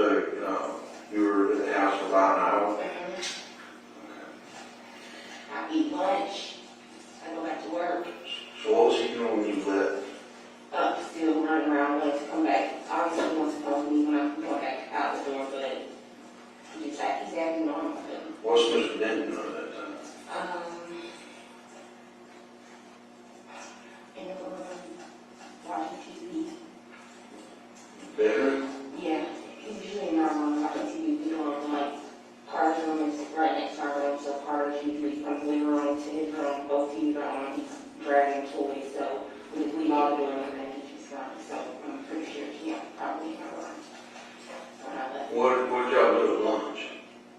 I ate. Okay, and they eat with you, or you doing something else? He's in the bed. I usually, when I come home, I sit with Carter. I eat. I go back and forth in bed with him. It's kind of just an hour. Alright, so when you left, he's still in the bedroom? He's been just laying in bed? And Carter is, I can't really say because every day it's just like, I'm trying to leave out the house and he's trying to grab Carter so he doesn't see me leaving out the house and then the scream, so I really can't say that he was in the room, but I know Carter was somewhere in the vicinity because I wouldn't have been able to get out of the door without. Alright, so you leave at around 12:15, he's fine, he's not throwing up, he's not complaining of stomach pain at 12 o'clock on Monday. Okay, so you leave, you go back to class, Mr. Bennett was there with you. Okay, so tell me from the time you leave until you get back home, you contact you about anything? Yeah. So I go to work, he's fine. I don't remember, I really don't remember. I know I call at least 20 times a day, so I'm pretty sure I talked to him, and I'm pretty sure, nothing was wrong. I didn't have any knowledge of him throwing up until I got home and was in the kitchen, and he's literally vomiting everywhere while I'm in the kitchen trying to make me like food. What time is that? I get home, I leave usually around 4:30. I get back here at 5:30, but I have to drop off the car, so I'm pretty sure I probably came in the house about 6 o'clock. Okay. Anybody else been there? Yeah. Nobody? All in all, how do you know? I don't let anybody in my house. Was Mr. Bennett have friends or anybody that comes over? No. Okay, so you didn't have any friends that come over hang out with you, or you don't have any friends that come hang out with him or anything? Absolutely not. Okay, so just him? Okay. So you get home at 6 and he's already gone? When I got home at 6, I went in the kitchen to make some food. He's on the couch again, and I don't know, he threw up or he had stuff on his shirt, and I know that I went and took him and put him in the bathtub because I was like, okay, you're nasty, so you're in the bathtub. I put him in the bathtub, got him out of the bathtub. Once I put his clothes on, we went into the kitchen so that I can finish making my dinner or put it in the microwave. And that's when he throws up all in the kitchen. And I'm like, okay, I just gave you. Had you thrown up before you got home? That's what I don't know if the juice on the couch from earlier that day. Nice and juice for you, juice. No. The only other time that when I walked in the door, I just saw his shirt was a mess. So I was like, okay, maybe something's going on. He had to throw up. So I told him, I was like, he had to have thrown up at some point while he was in the living room. What did he say about it? He said he didn't hear him calling, but that's not uncommon because when Carter throws up, it's not a dramatic thing. He does it. It's happened multiple times, but every time I take him to the doctor, it's the stomach virus. It's probably the stomach virus. Okay. So you walk in the door, his shirt was a mess. Here he had already vomited or something. You clean him up in the bathroom. Okay. How's he doing when you clean him up? How does he look? How does he feel? He's fine. He's complaining? Put all his toys in the bathtub, played with his toys in the bathtub. Literally, that's why it was unclear what had happened, if he had thrown up or not at that point, because he wasn't acting like he was sick until I put his clothes on and he threw up again, and I was like, okay. Is that as you got him out of the bathtub? That's after I put his clothes on, we're in the kitchen, and literally as soon as I walked back into the kitchen, putting on his clothes, he was in the bag, he threw up. What does it throw up look like? It's orange, it's literally just juice everywhere. So that's when I was like, okay, that stuff on the couch early and on the floor must be thrown up.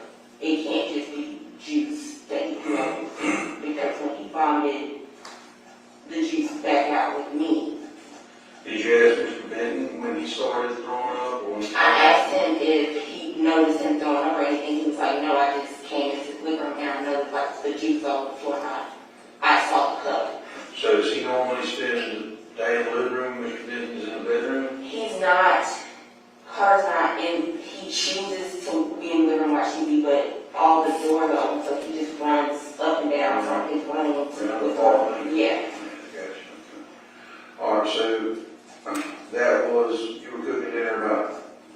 You got on 6, so after you bathe, you know, you're in the kitchen with him, that's probably what time? 7:30. Okay. So tell me about from 7:30 on. From that point, after he threw up, I went and put him in the room. So did he eat anything? Not, I know he had just ate when he woke up from his nap from earlier, so I didn't feed him again for a second. Okay. So I put him in bed, asked him if he's okay. He said his stomach hurts. So I said, okay, just lay down. Put him in bed. He went to sleep.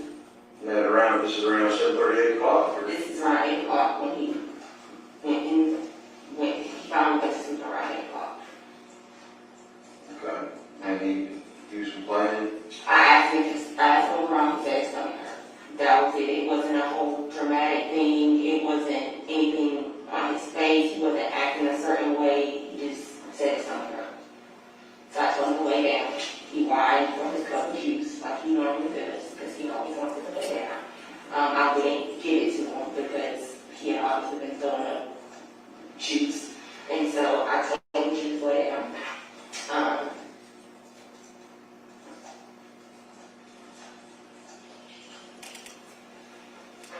And then I went to the room and me and Kianna, obviously we lay in the room, watched TV together. Carter goes to sleep. I got back up in the middle of the night to go check on him. About what time? 2, 3. That's when I noticed there was throw up all over his bed, and he threw up in his sleep, and it was more juice. So I picked him up, put him in the other bed. When I picked him up, he just acted like when I touched him it hurt, but then again, he was sleeping, and he doesn't like to be bothered when he's sleeping, so I mean, there was just nothing. So you complained when you moved into the other bed that he... Just kind of did a jerk and turned his head. Did he make any other complaints? No, he was asleep. That was between 2 and 3 a.m.? Yeah.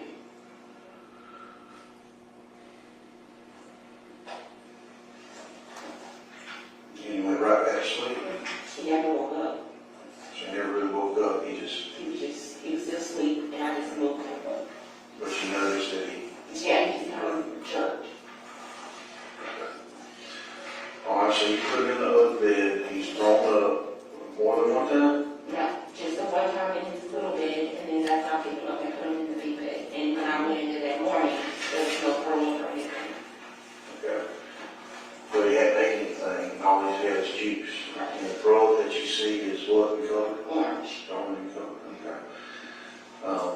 So you don't have anything else in the stomach? You didn't have water, no anything else in the food? I tried to give him water. He didn't want that because he wanted juice, but I wouldn't give him juice because that's what he's throwing up. Okay. So from 2 to 3 a.m., you moved in, you threw up one time in the other bed. You tell he's a little bit of pain, put him in another bed, he's asleep, you go back to bed. I get up at 6. The next morning, same routine. I go in his room, I check on him. He's still asleep. I asked him if he's okay. He said, Mommy, my stomach hurts. I asked if he wanted to lay down with Kianna. He said yes. And I went and I finished getting dressed. At some point, I guess Kianna and God went out the room and when I got a shower, but he was already in the room and I'm getting dressed. I don't get dressed in my room because I don't like for him to see me walking past the door all the time. So he tried to get me so I usually get dressed in the bathroom and finish up. And then I went back in the room to give them a kiss goodbye. And he's laying on Kianna's chest. He kissed me goodbye. I asked him if he was okay. I put my hand on his back. He said yes. So that was around 26 and 7? Mm-hmm. Okay. So... When I leave the house, I have to leave the house at 7:15. So did he go and get in his bed with Mr. Denton, or did you take him in there and Mr. Bennett go get him? I don't know if he got up and went in there with Kianna, or if Kianna got up and went and got him, but somehow he got in there and was laying with him. I was in the shower and getting ready for work. Okay. Before you got in the shower, he was still in his room? Yes. Okay, was he awake? Okay. Wide awake. But he was, says, Just laying, he was just laying there. Saying stomach hurts. Wasn't acting a certain way. did he get out of bed while you were there? No. So did you ever see him up? No. So the only time you saw him that morning, he was either in his bed or in your bed with Mr. Bennett? Okay. When you left, he's like on Mr. Bennett's chest? Then about halfway asleep, going back to sleep. Okay. Kissed him on the side, left. Got to Milledgeville around 8:15. I texted him and asked how he was doing. They were still asleep, so he never responded, so I ended up calling. That's when he's like, I don't know, he looks a little bit weird.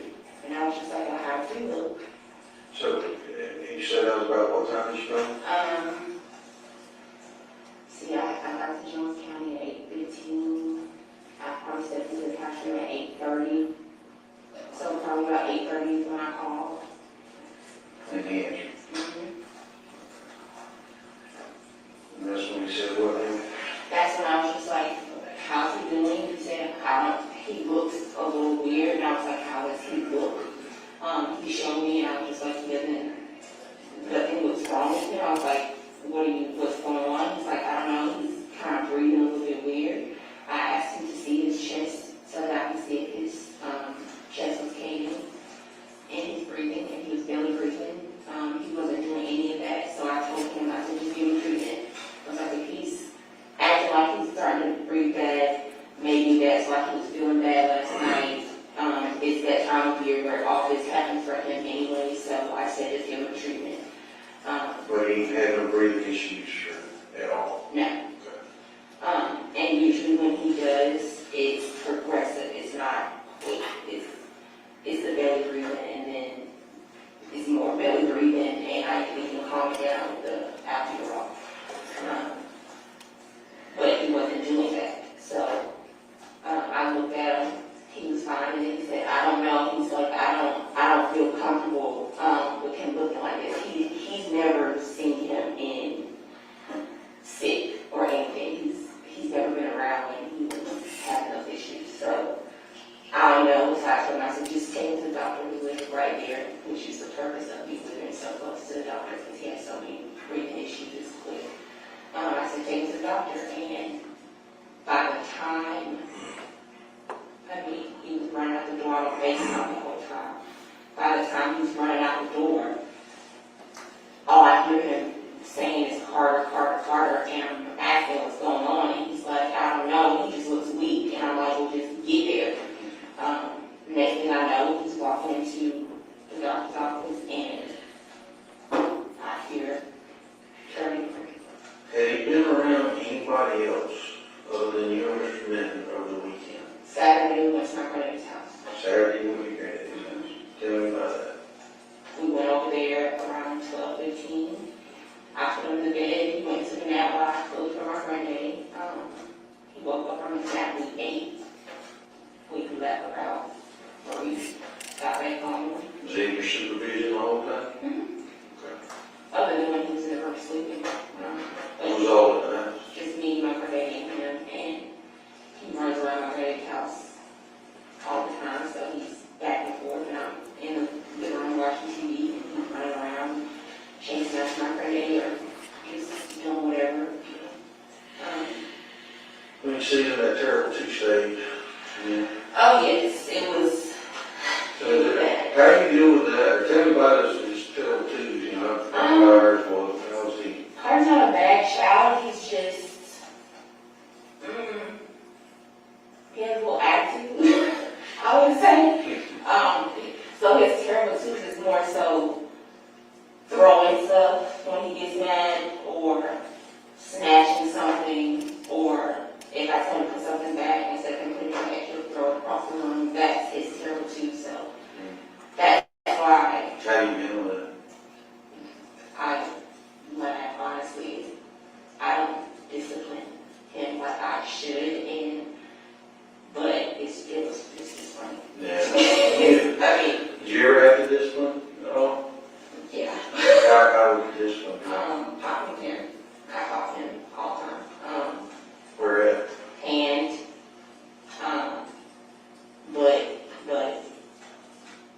but it does not faze him whatsoever. What phases him is putting him in timeout. So he has a chair, I'll make him go sit in timeout because that's the only thing that works is taking away stuff and not really popping him. So. How do you make a bad deal with that? Oh, he doesn't touch mine. No. So you end up spanking him? No, I don't. What, I mean, he's got to do something when he's got to control what you tell him to do, what you know that he does. Heart doesn't get out. Heart's not out of control of other people except for me and his dad, honestly and truthfully. He kind of is shy, so he acts more standoffish. Even at daycare, he doesn't really talk to the other kids there. He's always by himself. He goes to at-home daycare, so he's always by himself watching TV or something. Every time I pick him up, he's off in the corner somewhere. He's not a bad child, so there's no reason for anybody to have to discipline him. He only does it with me because he knows he can get away with it. Type of Was he pretty comfortable around him? Yes, he called me daddy.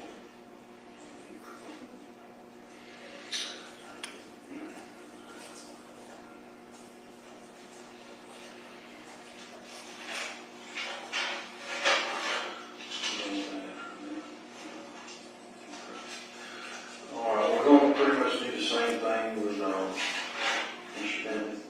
Just need to run through the timeline again, because obviously there's a lot of things when you want to say.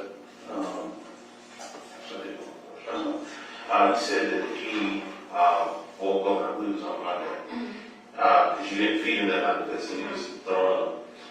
You didn't feed him because you know he had eaten when he woke up for his nap. You know what he ate when he woke up for his nap? Probably ravioli. That's what he always eats for lunch.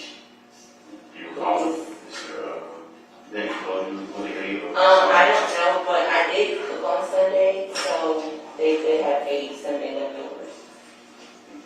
Honestly, I don't know.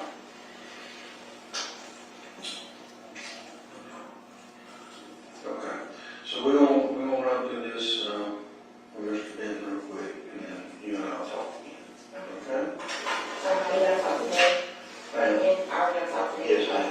If I need to provide you with an excuse for it, I will.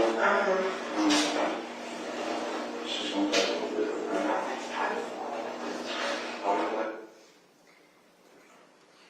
We're gonna stop here.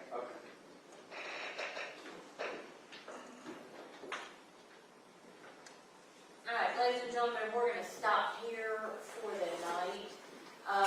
Oh. Don't talk about the case, don't let anybody talk about it with you. Please wear your buttons back in the morning, leave your notepads in the jury room. We're gonna start back at 8:45 tomorrow morning, okay? Thank you, you may be excused. That is 7:45 in the morning my time, and yes, I look rough. I was work at 7:30 this morning, got off at 5, started here at 6, and yes, I got some on my shirt. It has been a long day, but I am so excited to have y'all still with me. This case, y'all, is a difficult case. There's so much here to try to unpack, and it's so hard to know what's truth and not truth. I will tell you, though, I'm not believing her. But I'm still, I got my ears sore, my hearing aids have been in too long. Like I just said in my last comment, I'm still waiting to hear whether the baby was soaking wet. So they have, she's told him that he's fallen off the couch, he's fallen off the bed. I'm really struggling to hear every word she says because I am deaf without my hearing aids. And, but I'm looking down trying to read captioning, so that's what I'm doing. My impression at this point is I'm not sure how much she was actually involved. I don't have enough information for me to say innocent or guilty at this point. Although I do believe that you have two people who were there in that house and know what happened, and somebody's going to talk. Now, how many of us think? Go ahead and let me know in the comments below. One last round of comments before we all go bye-bye. Let me know. Do you think he's going to testify against her? Do you think the boyfriend is going to go against her? The baby daddy did.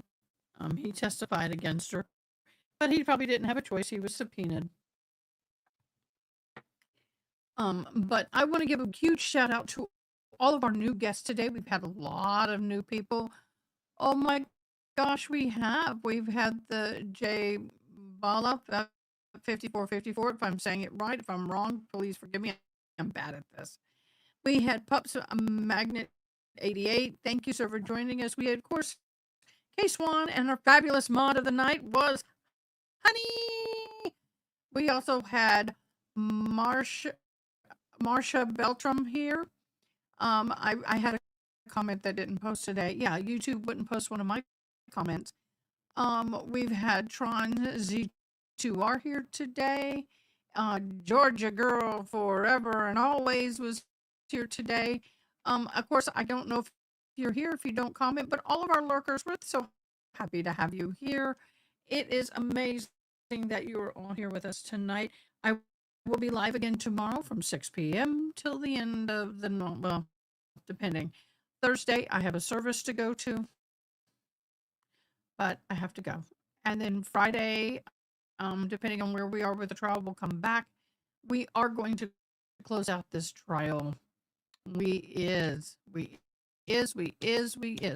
But right now with this trial, I can't call it.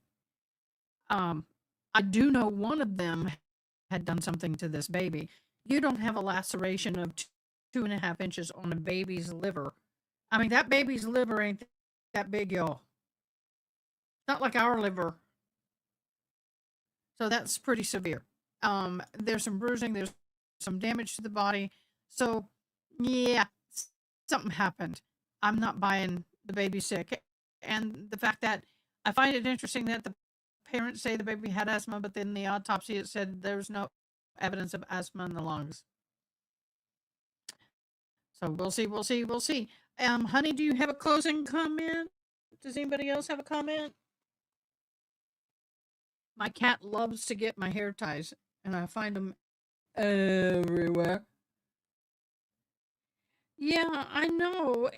And what's hard about that is that a part of me wants to just nail someone to the wall for this, because let me tell you, I'm not happy that a little 2-year, 10-month-old child toddler was unalived.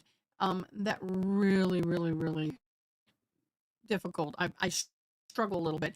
Thank you. Great spending the evening with you all. Sweet rest to you. Oh, Rico Flores! Woo, Rico! Thank you so much for joining us. I'm so glad you were here. Yeah, we don't have enough to know. Yeah, they're going to show more, I'm sure. But I do respect the coroners and the and medical examiners and all the medical reports and what all they have said. They were very consistent, very clean, very clear. I know some people were upset over the fact that it took a year for the final autopsy report to come in. There was the father of the baby, a child, toddler, did say that they had a preliminary one and then the final one came in. Not surprising when you have to do toxicology. They sent off extra slides. One of them said after they sent more slides in, so that can always take time. Plus, depends on how backlogged everybody is. And if I tell you what, if you're in the state of Texas, it can take up to a year to get some of those answers. So it is what it is. So everybody, I have to be up in 4.5 hours, 5 hours. So you guys have a fabulous night. Get some sweet sleep. Hope to see all you new people again tomorrow. I'll set the live up later tomorrow morning or early afternoon.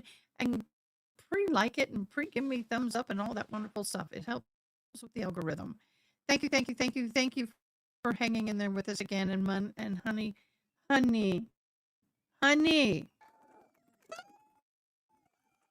Give my mod a round of applause. Give my mod a round of applause because she's stuck with me all night. All right, guys. As they say in my native language, miigwech. See you tomorrow night. Bye.